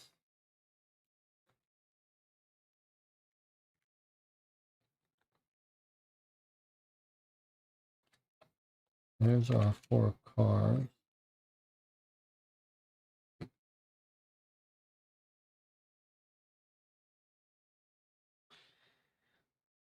So we want to do this. Now, we've got good luck again here. We're not on darkness, and then a new one's going to spawn. So a new guy is going to come out here. but hopefully we'll be gone. We probably need to spend one of these cards for extra hours. And we probably want to come over here and get this gem.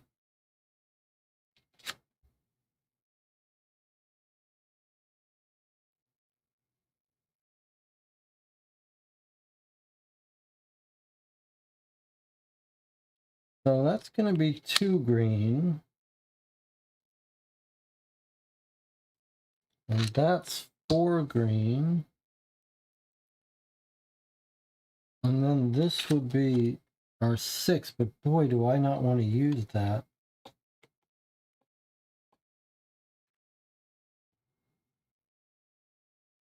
I wonder, I think we're going to use this for our 6 green. This is such a great card, though. It's such, I mean, boy, is that a good card.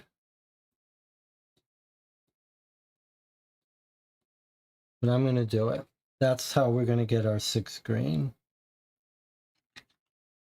Okay, so 487 again, and Jonathan wants to steal the wheel this time. I think this is going to be a trick. I think it was a trick to trick us between this and this. But let's take it.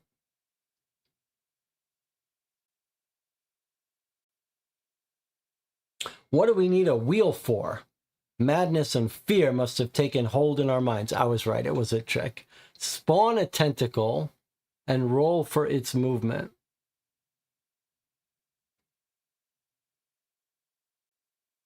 You may add 1 card to the flaw deck to draw 4 influence cards.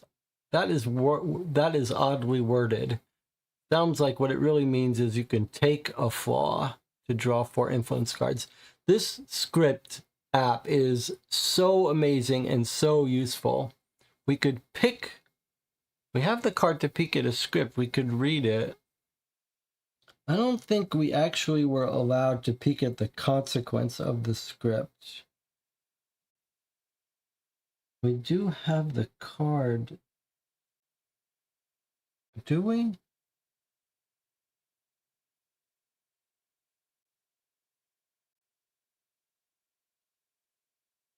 We actually don't have that anymore. I'm just going to spawn the tentacle and take the... You know what? We don't have to spawn the tentacle. You know why we don't have to spawn the tentacle? Look. 1, 2, 3, 4. The rule is if they're all 4 out, you don't bring a new one out. So actually, he's not going to spawn on us, and this isn't going to cause him to spawn on us.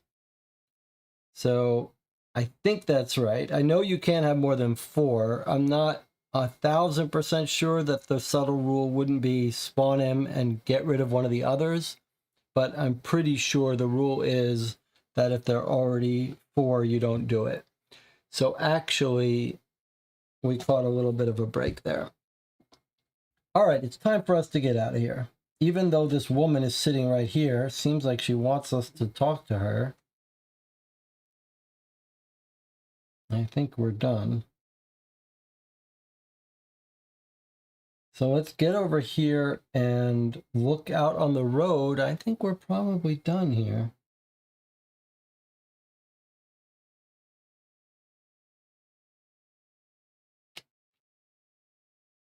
I kind of wanted this gem, but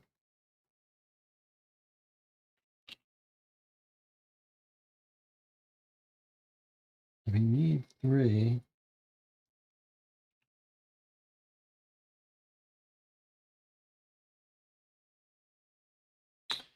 Okay, I'm going to spend this 1 yellow to move 2. Remember, our ability lets us move 2 with 1 yellow.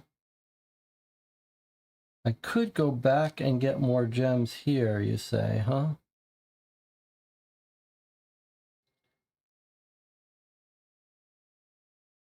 I don't think there's much point. I mean, I think we've got a good hand of cards. I think this is just going to end it. I think if we waste more time, we're just going to have to get more hours. I think we're better off just walking in here for 2. At least we'll see whether this ends the scenario or not.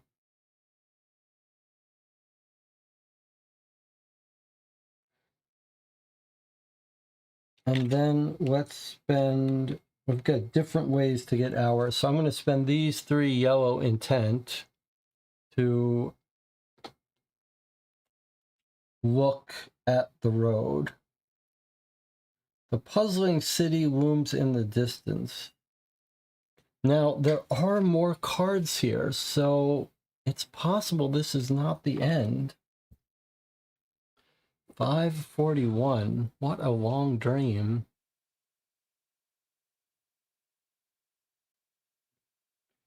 Watching the panorama of the distant city brings warm recollections of its streets, lights, and hubbub. The sound of the metropolis grow around us. The sounds grow around us. We absorb strength from the far-off glow that illuminates the night sky and hides the stars. Reinvigorated by this feeling of power, we realize that we're less and less here and more there. And now it's sending us back to the start.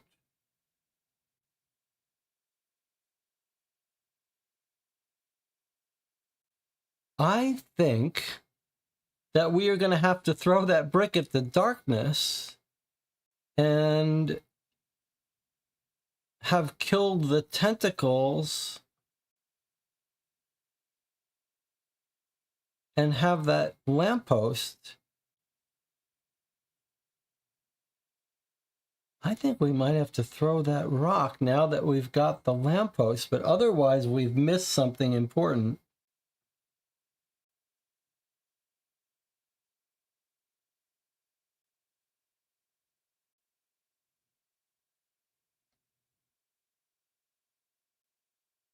We did so much in here. It seems so weird. We gain a gem and we relocate back in the middle of these tentacles.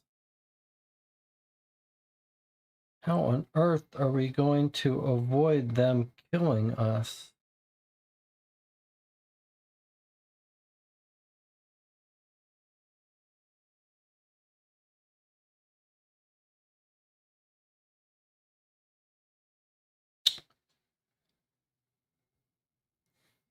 Um, hmm.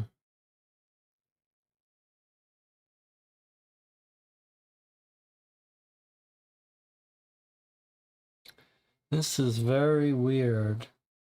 Have we missed something?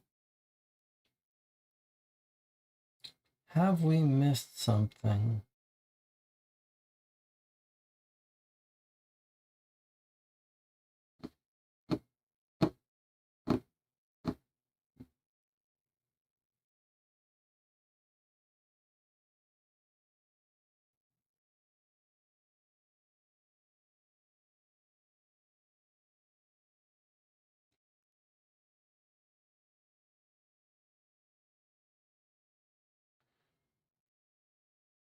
Hmm.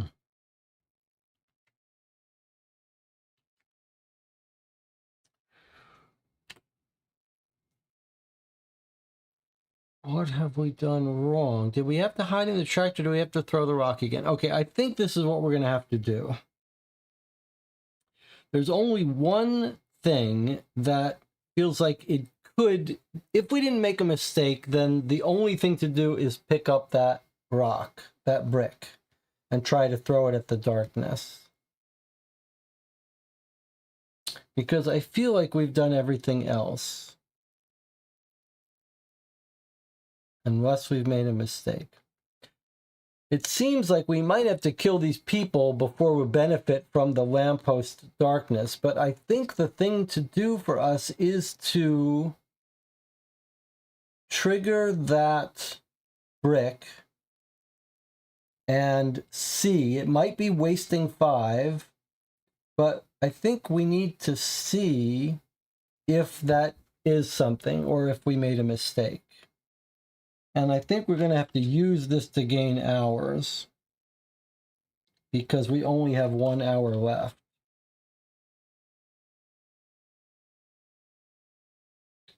So we're going to go ahead and do this stuff. We're going to... That's what we're going to do. We're going to pick up this brick, even though it might not be the right time to pick up this brick.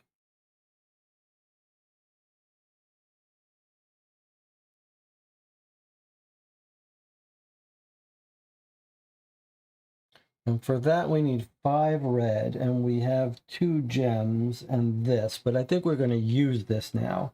So we're going to use this card to gain 2 hours, although I could hold on to it for 1 more turn.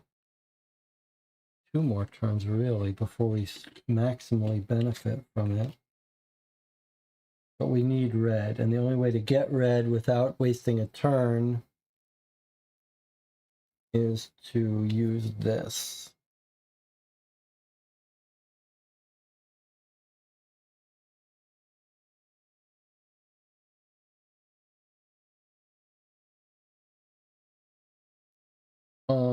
Okay, no. We'll spawn here, right next door. Then we'll use this card to gain a gem, which is what this space lets us do. We could spend one of these gems to unflip a card, which would get us 3 attack, but I think the gem is better to hold on to.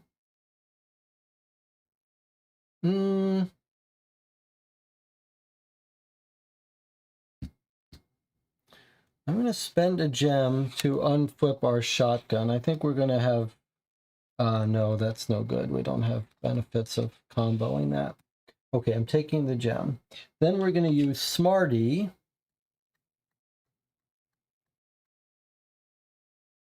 to walk us over to here. Then we're going to use Catch Your Breath to gain 2 hours and reshuffle our influence deck.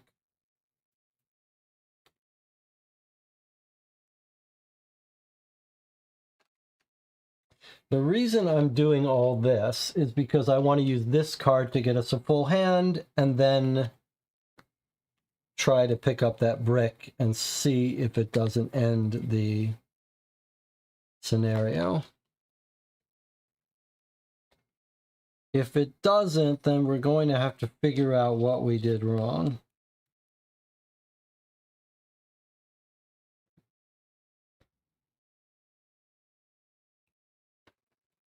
We've used a lot of hours to give ourselves extra turns in this scenario.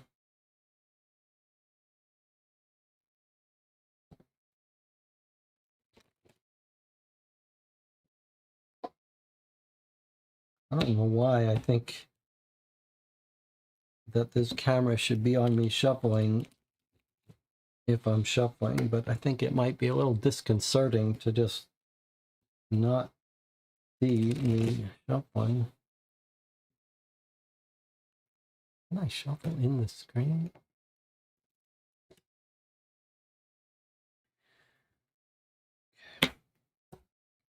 All right, so we got ourselves more hours. We're going to spend one of them. We're down to 2 hours now for yet another turn after this one. And now I'm going to use Ghost in the Past, this amazing card, one of my very favorite cards. Why it's only 2, I don't know. Oh, look at this. I think I've been forgetting to do this. I'm going to give myself 2 distress to do this. That's why. Okay, so I'm paying 1 distress now and 1 distress from when I used it before to seal this card and draw up to our hand limit.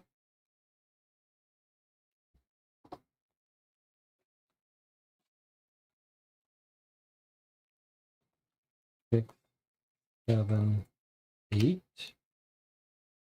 Well, that's pretty terrible. We needed reds and we've only got reds.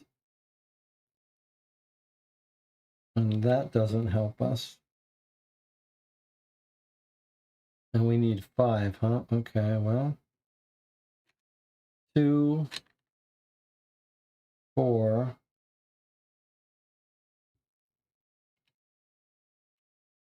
5. We have to use all our gems for this.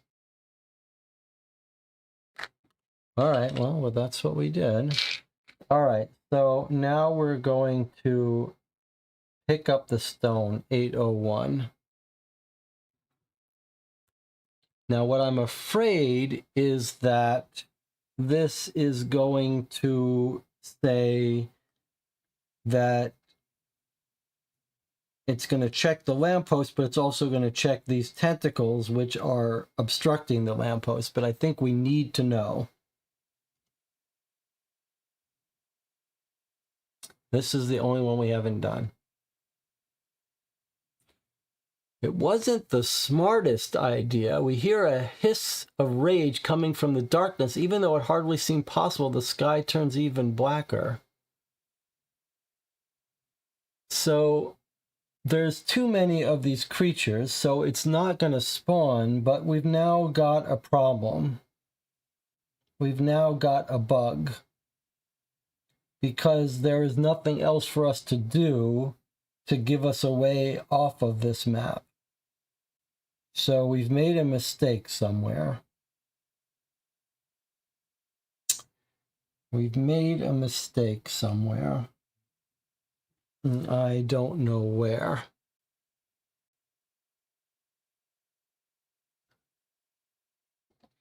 Let's look at hide in the tractor. Then we can really think about what to do. Okay, I see what you're saying. You're saying we didn't actually try the tractor, even though it seems so ridiculous. So let's take a look and see if that's actually something new.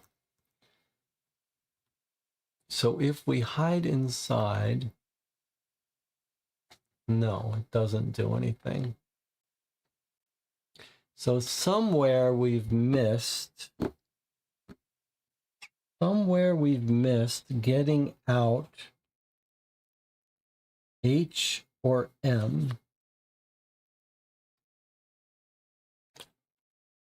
Okay, well, one of these is a silver key and one of them says a new goal.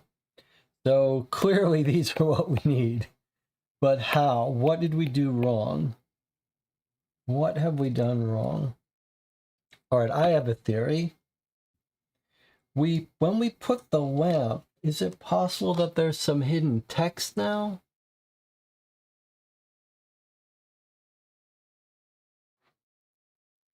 I don't see it. I don't see any hidden text on this thing. Did the dumpster number change? No.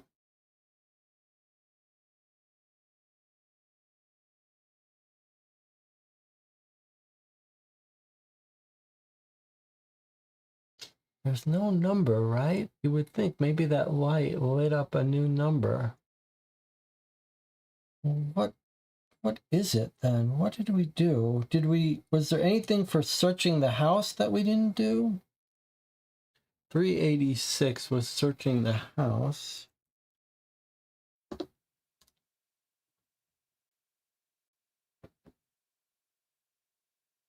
No. Card K, which we chose not to take, that doesn't have anything on it, does it? No. Peek at the new goal, see if it doesn't suggest something.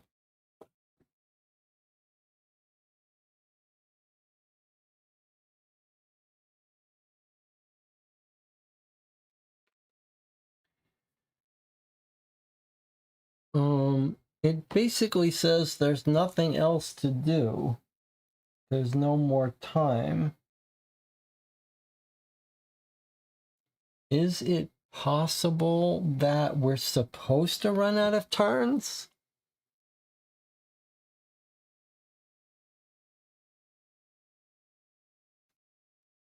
Do you think this mission, it says we're supposed to run out of turns?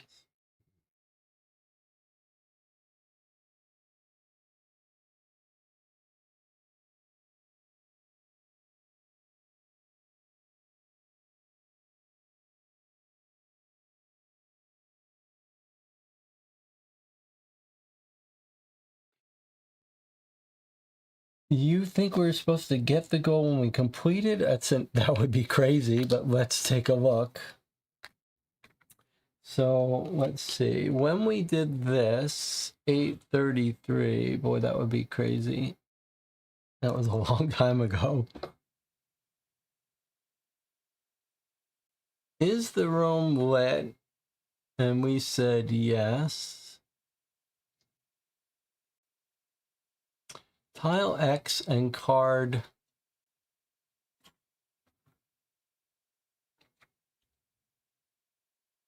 Tile X and card L. We did those.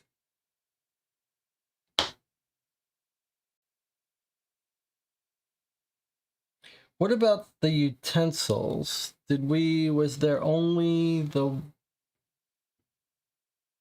862 was the utensils? Was there a choice there we had to make? No. And then the book was 284. We did that. Reveal card. Oh, wait a minute. Reveal card H. We should have revealed card H when we did the book. Reveal card Y, relocate, we didn't do H. That's what happened. When the book came out, we were supposed to reveal H, which we didn't do. And I say we, but I mean I. Okay, so we missed that step. Okay, problem solved. Let's see what H is. New goal. There's nowhere to run. You can't escape any longer. You have to fight. This is your new dream goal. When each space isn't dark, 411. When each spawn space isn't dark, 411. So I think this is the situation we're in. This guy's here. We've got 2 on our spawn space here, 1 here. So we just need to kill these 2. These are on the spawn space, or lure them away from there.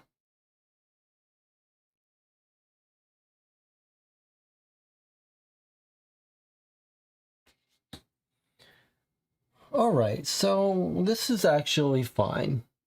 We don't have to kill them all. We just have to... Oh, yes, we do, because it has to be not dark. All right, we have to kill them and then not have them respawn, which they are going to respawn here. And we don't have the red to kill them yet. So probably what we want to do is get ourselves to safety.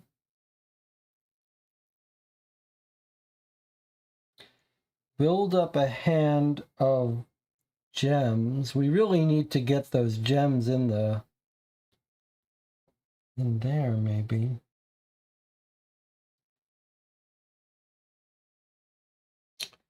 I wonder if we can't lure these people. Oh, they're going to make it dark that we got to kill them. We're going to have to kill. Are we though? Yes, because there's a spawn. I was saying we could lure them here, but then they'd be 1 away from this one. So we're going to have to kill these 3. That's going to take us 15 red. That's going to be very hard to do. We're going to need lots of gems because we don't have native reds. How are we going to do that? And how are we going to do that in the remaining time?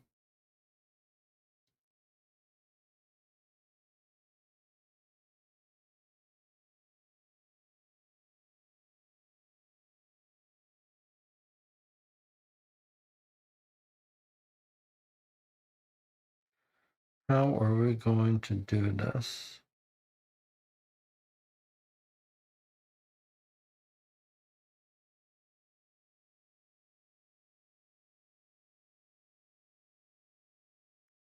I suppose we don't have to do it all at once, but what we really do want is those things here. I wonder if we shouldn't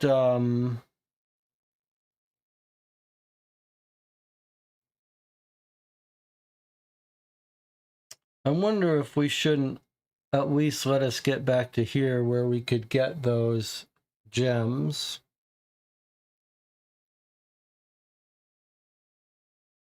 At the risk of a morphing.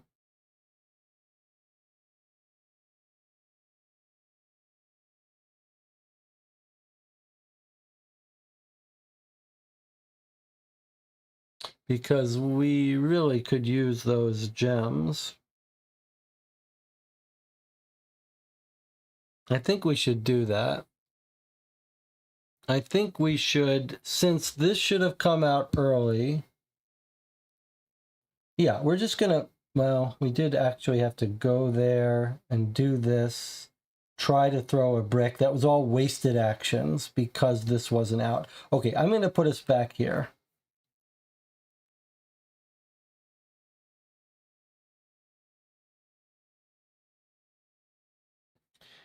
And then we're going to spend 2 to go 1, 2, 3. Are we going to need more hours? Hmm.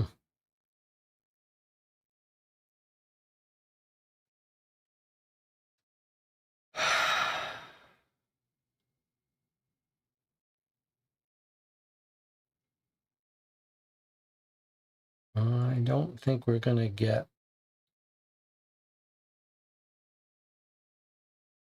I could return this for 5 hours. All right, we're going to have to hold on to that for an emergency. But that means we can't generate our 4 yellow. 1, 2, 3, 4, 5. Wow, that's really rough.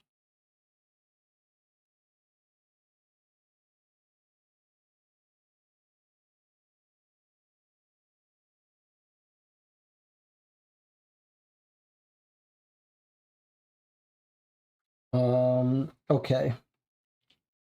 We're going to spend 3 green and discard this card to unflip our card that lets us run to live.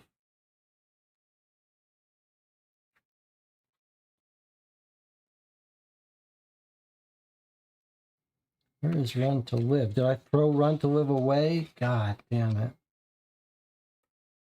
I did. Okay, well, instead, then we're going to flip the shotgun card over. At least that gives us... That doesn't help us. All right, undo that. Well, I guess that's that. What's that? That's not there.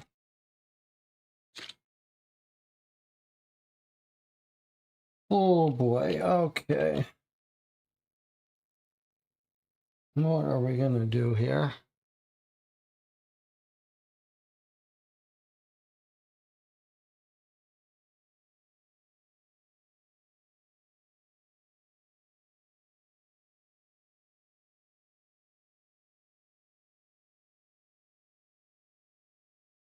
All right, let's realize we can generate more hours.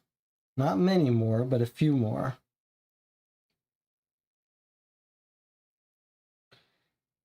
They're not getting worse. We're safe. We can make our way to getting gems. So let's just slow down a bit, and we know we can get over there when we have enough. So I think the thing is to just give ourselves the hours that we need because we're not in any danger.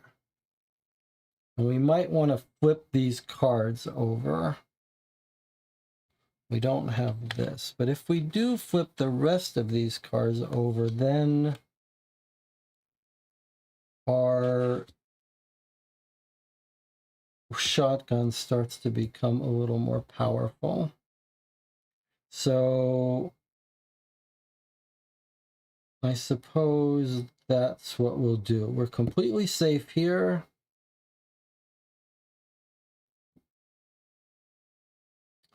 Flip one of your progress cards or return this card to the influence market. Ignore the current dreamscape phase. Okay, so I'm going to spend this to flip this one. And then I'm going to spend these 3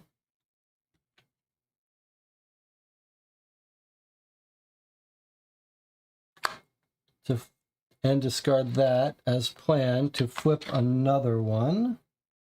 That's going to make our shotgun a little bit more powerful. Probably better to get our hand size bigger. Okay. Then we're going to need to spend the Eternal Riddle to add an hour, because we're going to need a little more time here. Then we roll the dice. The die. Nothing happens.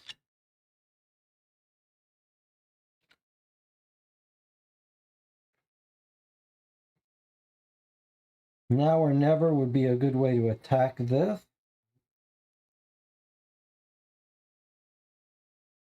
We could use this if we wanted to. I'm going to turn this down to 2. Give ourselves another turn card.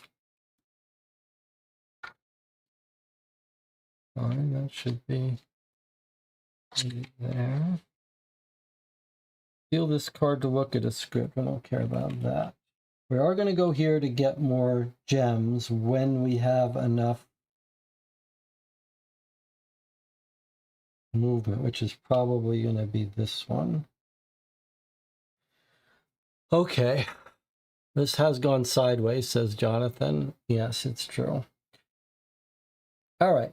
End of turn. We're not in darkness. They move. A new one comes out, but there's too many of them. This is the guy that's going to give us the break because he's far away from this, that he's not making this dark. So that turns over. Our next turn begins. It's a heart. This gives us 5 distress. 5 wrath. Enough to kill one of these guys if we got over to him. But 2, 3, 4. I really think we need those gems, though. All right, gain more hours. Steam bomb. A steam bomb would be 5. So if we progress this out, that's 5, 6, 7, 8, 9, 10, 11, 12, 13. We just need 2 more red, which we could generate here.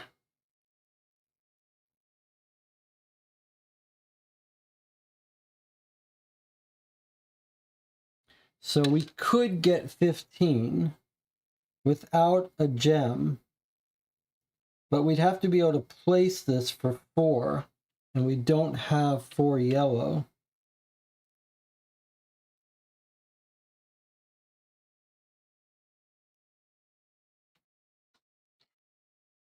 We don't have 4 yellow, so we can't place this.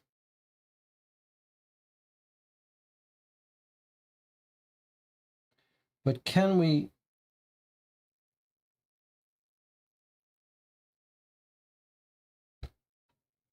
Can we get over here and get the gems? The problem is we need it to be a heart turn in order to get the 5 from this. But maybe we don't need the 5 from... Maybe we don't need the 5 from this if we had those gems.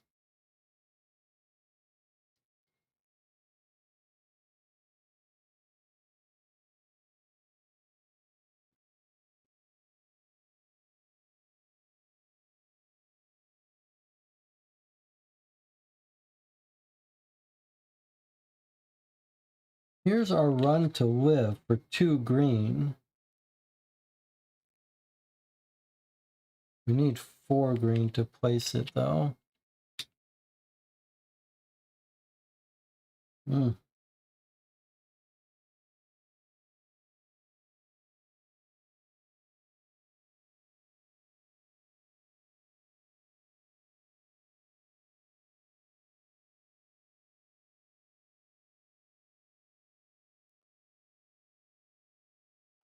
We're so close. We could almost do this.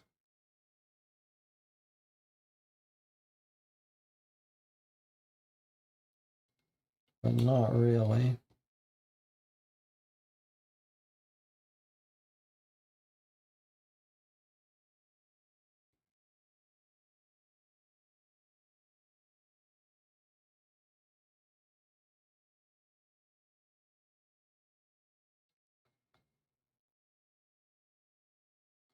If we take more time, this would be 3. We could take more time, get this out. That would be 8. 9, 10, 11, 12, 13, 14. I think we just have to slow down a little bit, take a little more time, come in here, get these gems, get the steam bomb built.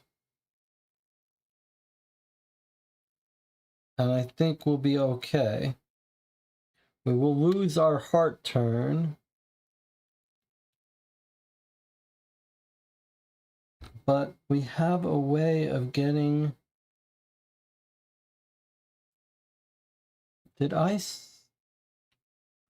Surely I used Catch Your Breath. Did I improperly not seal it?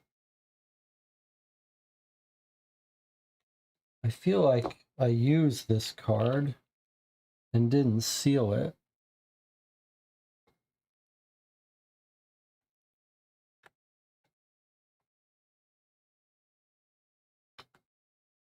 I don't want to cheat too much.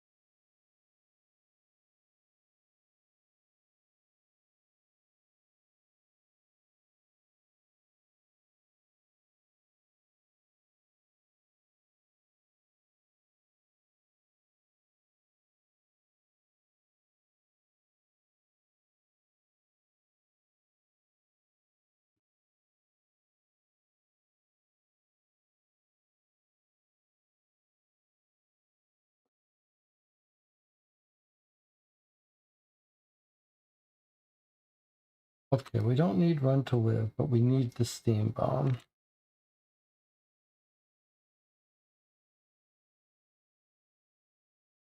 We don't need Uncontrolled Fight, but we need the Steam Bomb. I think what I'm going to do is I'm going to spend 4 to get the Steam Bomb out. There's no world where we don't need that.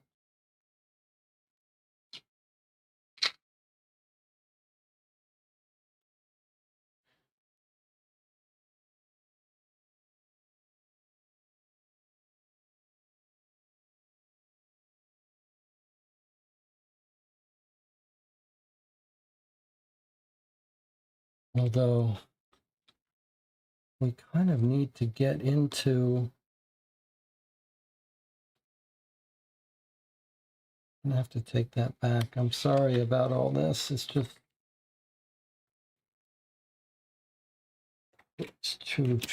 very tricky here to make this work and not get us killed. So I guess we need the gems to make anything happen. That means we need to use Uncontrollable Flight. We need to not roll the X.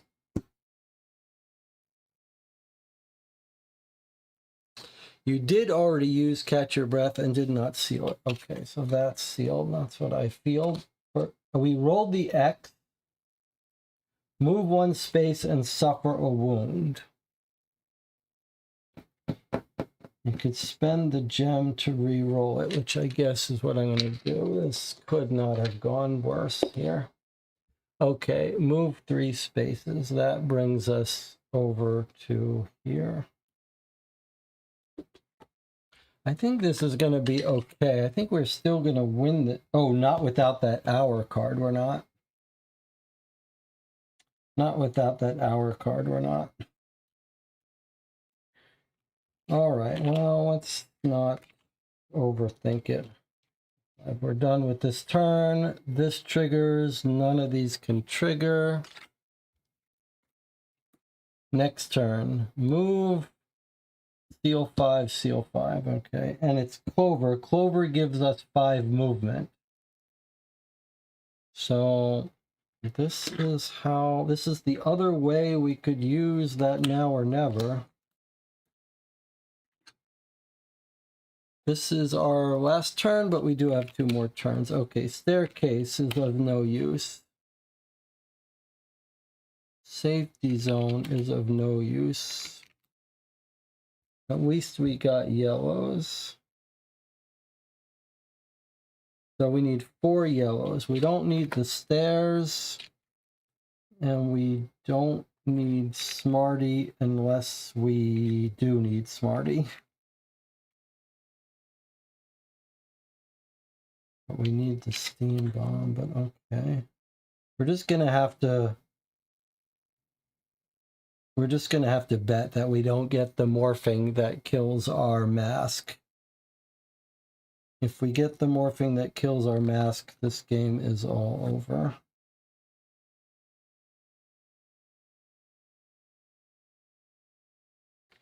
I could do it this way, but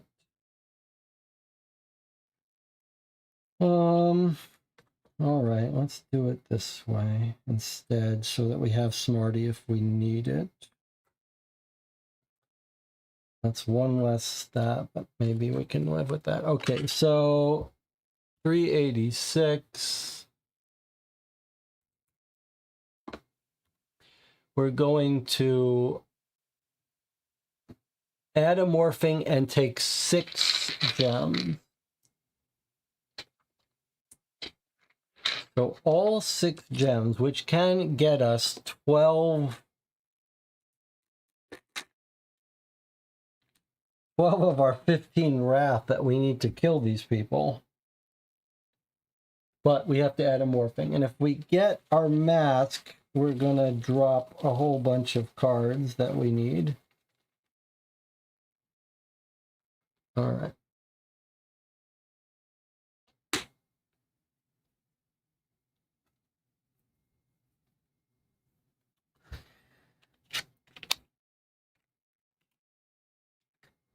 Okay, so our hand is cut down now to 7 from 9. 6, 7, 8, and this was 9, so now we just have 7. 1, 2, 3, 4, 5, 6. Okay. So we drew the worst thing, and we are running out of time terribly.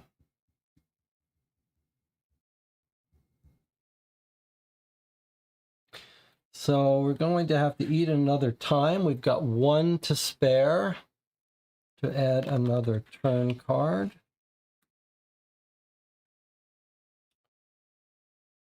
We could spend this and guarantee to remove that mask to let us draw more cards.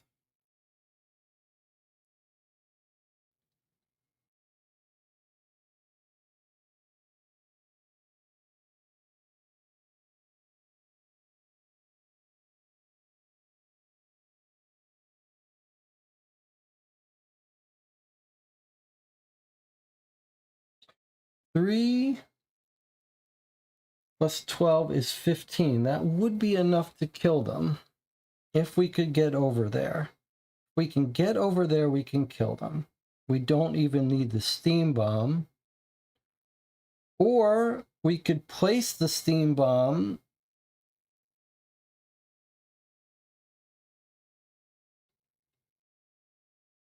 which would give us a slight advantage here, but we still need to be able to move there and use 3 to get off there.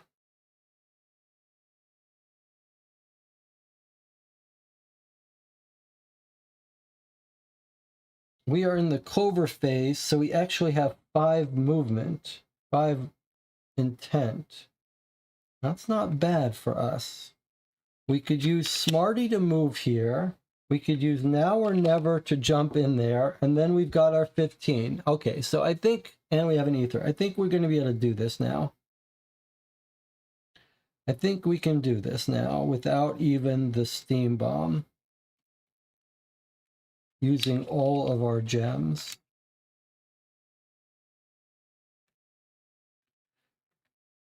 And I think maybe we even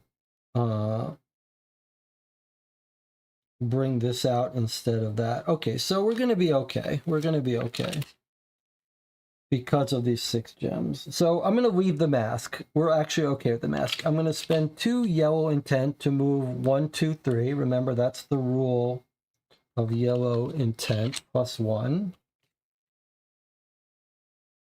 Now we need to generate 3 yellow to jump over to there. And we could either... We have this. This is what we have. Now or Never in the clover phase gains us 5 yellow intent. That's that. That's that, which is 541. Which lets us gain a gem. I guess we knew that. We should have spent one of our gems.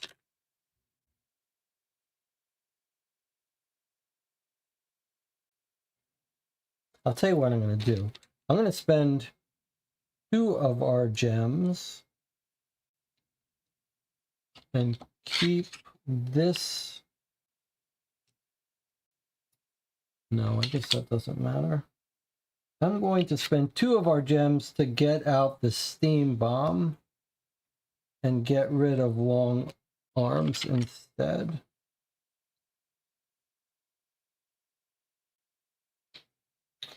And then we gain a gem from this, and we relocate to the heart of where these monsters are. It's taken us a long time to get in there where we could kill them. And now we're going to drop our Steam Bomb for 5.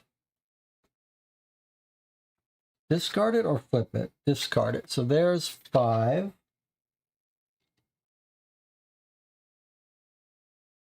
And then here, we'll trigger this first. So this is 1 plus 2. This is 3. That just gets flipped. 3. That's 8. 9, 10, 11, 12, 13, 14, 15, 16. And you can combine assaults. So for 16 total, we do 3 assaults. Range of 1. So we've killed 1, 2, and 3. So we killed all 3 tentacles.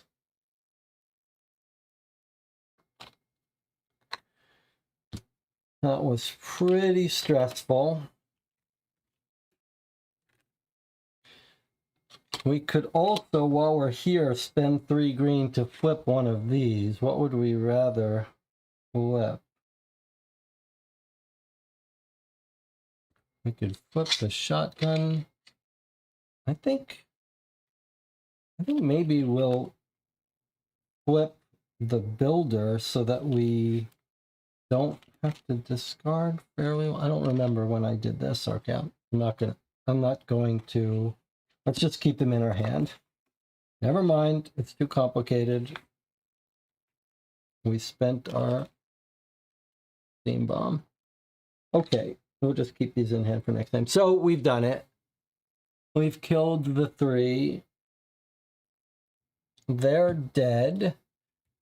Now, have we met the new goal? Let's make sure.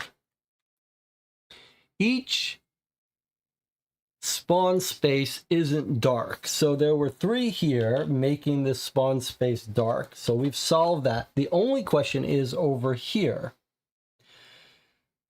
Thankfully, this guy is making this dark and this dark, but he's not making this dark. And the reason he's here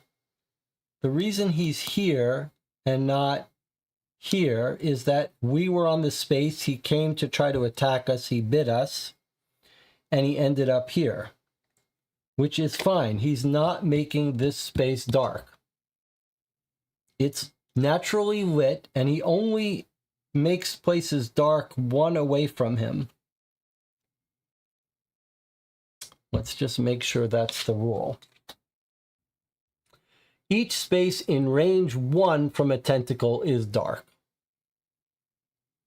So we did get very lucky with this guy that we didn't have to come fight him. Although note that we would have had another turn to do it because this isn't spawning anything. Okay, we've now completed our new goal. Hopefully this mission is now over. Why don't we take a break? That was pretty crazy at the end. 4 gems just by the skin of our teeth, and we had to keep adding hours. Okay, let's take a break. We'll come back in 8 minutes. We'll wrap up. We'll read the conclusion. Jonathan, if you can stay awake for a couple more minutes, we will bring this to a close.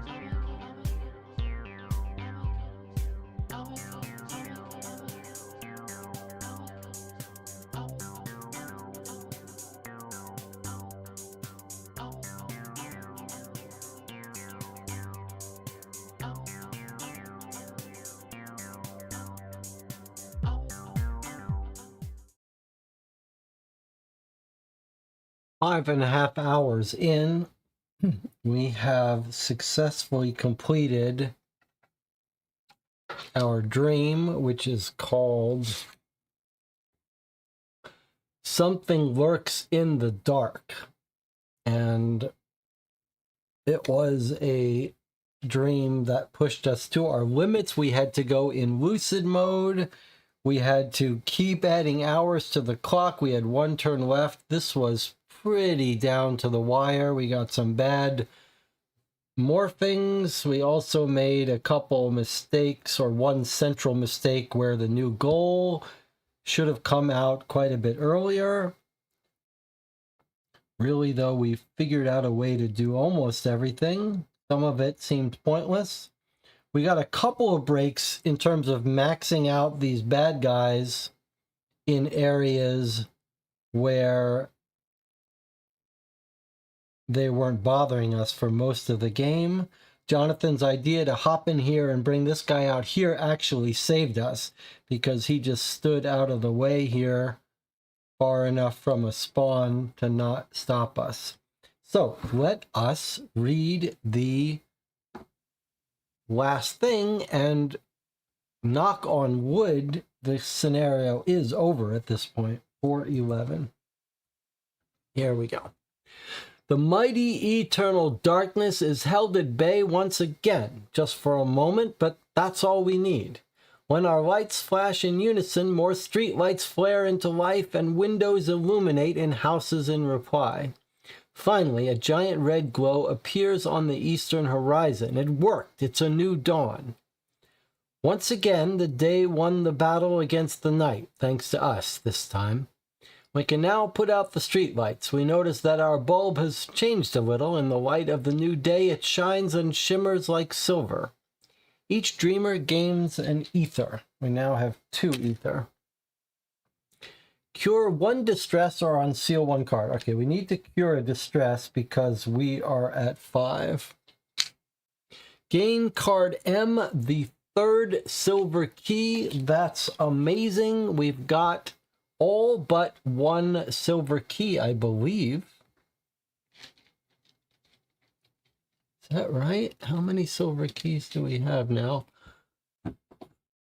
1, 2, 3, 4. This is our 5th of 6. There's only 1 more silver key remaining. I suppose I shouldn't mix this in yet because we're going to need to read the script associated with that. Get our 3 shopping cards back. It's now the season of secret paths. That's good. That makes it easier for us to travel.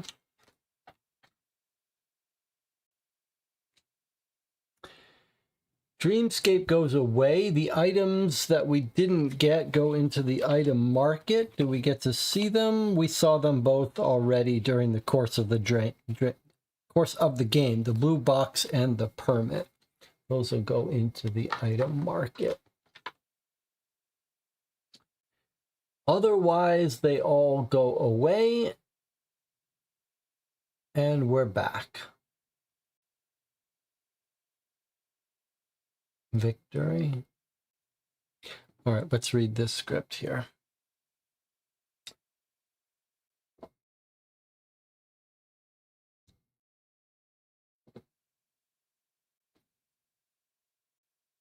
Is this really the screen we should be looking at? There's not a better screen. 1214. Synthetic Archive GAP 3077 02 21st century. There are countless variants of the description of the Great Disaster, a global atomic war, a slow fall caused by overcrowding and hunger, a climate disaster that sucked oxygen from the atmosphere, the era of hot glow burning the earth, deadly pandemics, a cosmic collision, an invasion of an inhuman race, a great judgment, and many others. It was the first time we realized we could remember different pasts, although they all led us to one common here and now.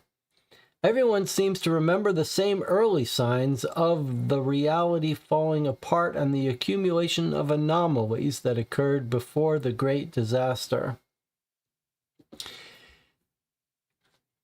And yet, it all began with the technology that was supposed to help us all. This path began when the new generations finally accepted a different paradigm of the world. where the new science embraced concepts of endless reincarnation cycles and consciousness as foundations for matter. We were no longer just focused on our own singular lifetimes. We wanted to investigate life's true purpose, its expansive experiences, even pushing past the boundaries of death by preserving continuous memory uninterrupted after just mere moments of existence. And if we could influence matter and reality to such a degree, what were our limits? Humanity has never accepted such restrictions. However, neither greed nor thirst for power have disappeared. Everyone wanted to buy the power of creation and control it too, of course. Everyone wanted immortality, which was no longer just a vague promise. When quantum mechanics seemed to lead nowhere, we searched other paths. Nobody expected that the humble search programs would eventually lead us entirely into the world of dreams.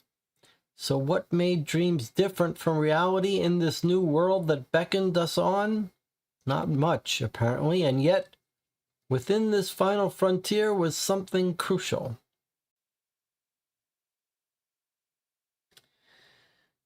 And there you have it. No new dream gate, but we got our 5th key. This dream is done. One more key remaining. However, we have a lot more dream gates, so I don't know. I'm not sure how we think through that. Like, do we try to aim for where we think the last silver key is? We know it has something to do with that blue key and the moon goddess. We could try to pinpoint that and go right there and try to get the silver key without going into these, or we could deliberately slow down and take a tour through these before we go to our blue key one. I think I may have lost Jonathan, but that's okay. He made it through most of it. We do have another huge collection of sealed cards. On the other hand, we've got to be close to a delta phase soon. 4 distress, 2 ether, not the end of the world. We managed to survive that one. All right, I'm going to assume, oh, Jonathan says I'm still half here. I was just going to say you're probably just falling asleep on your desk. All right, well, thanks for the company. Sorry about that deep slowdown at the end. I have to say, though, this has got to be one of my favorite dreams. This is the kind of stress I like. Like, we were very stressed for time, but it did feel like a little escape room game. And the monsters were problems to solve, but not constantly making our life a nightmare. More like a puzzle to be solved. So actually, I enjoyed this one quite a bit. This is probably in my top 3. There was also logic to this, right? The headlight was needed to solve. The book, searching for the pieces of the book in the trash. I liked it. All right, thanks for joining me. I liked exploring it. I wish maybe I had focused a little more on one theme, but pretty good. I think that's fair. I would have liked to talk to that person at the farm. All right, thanks for joining me. I'll see you next time.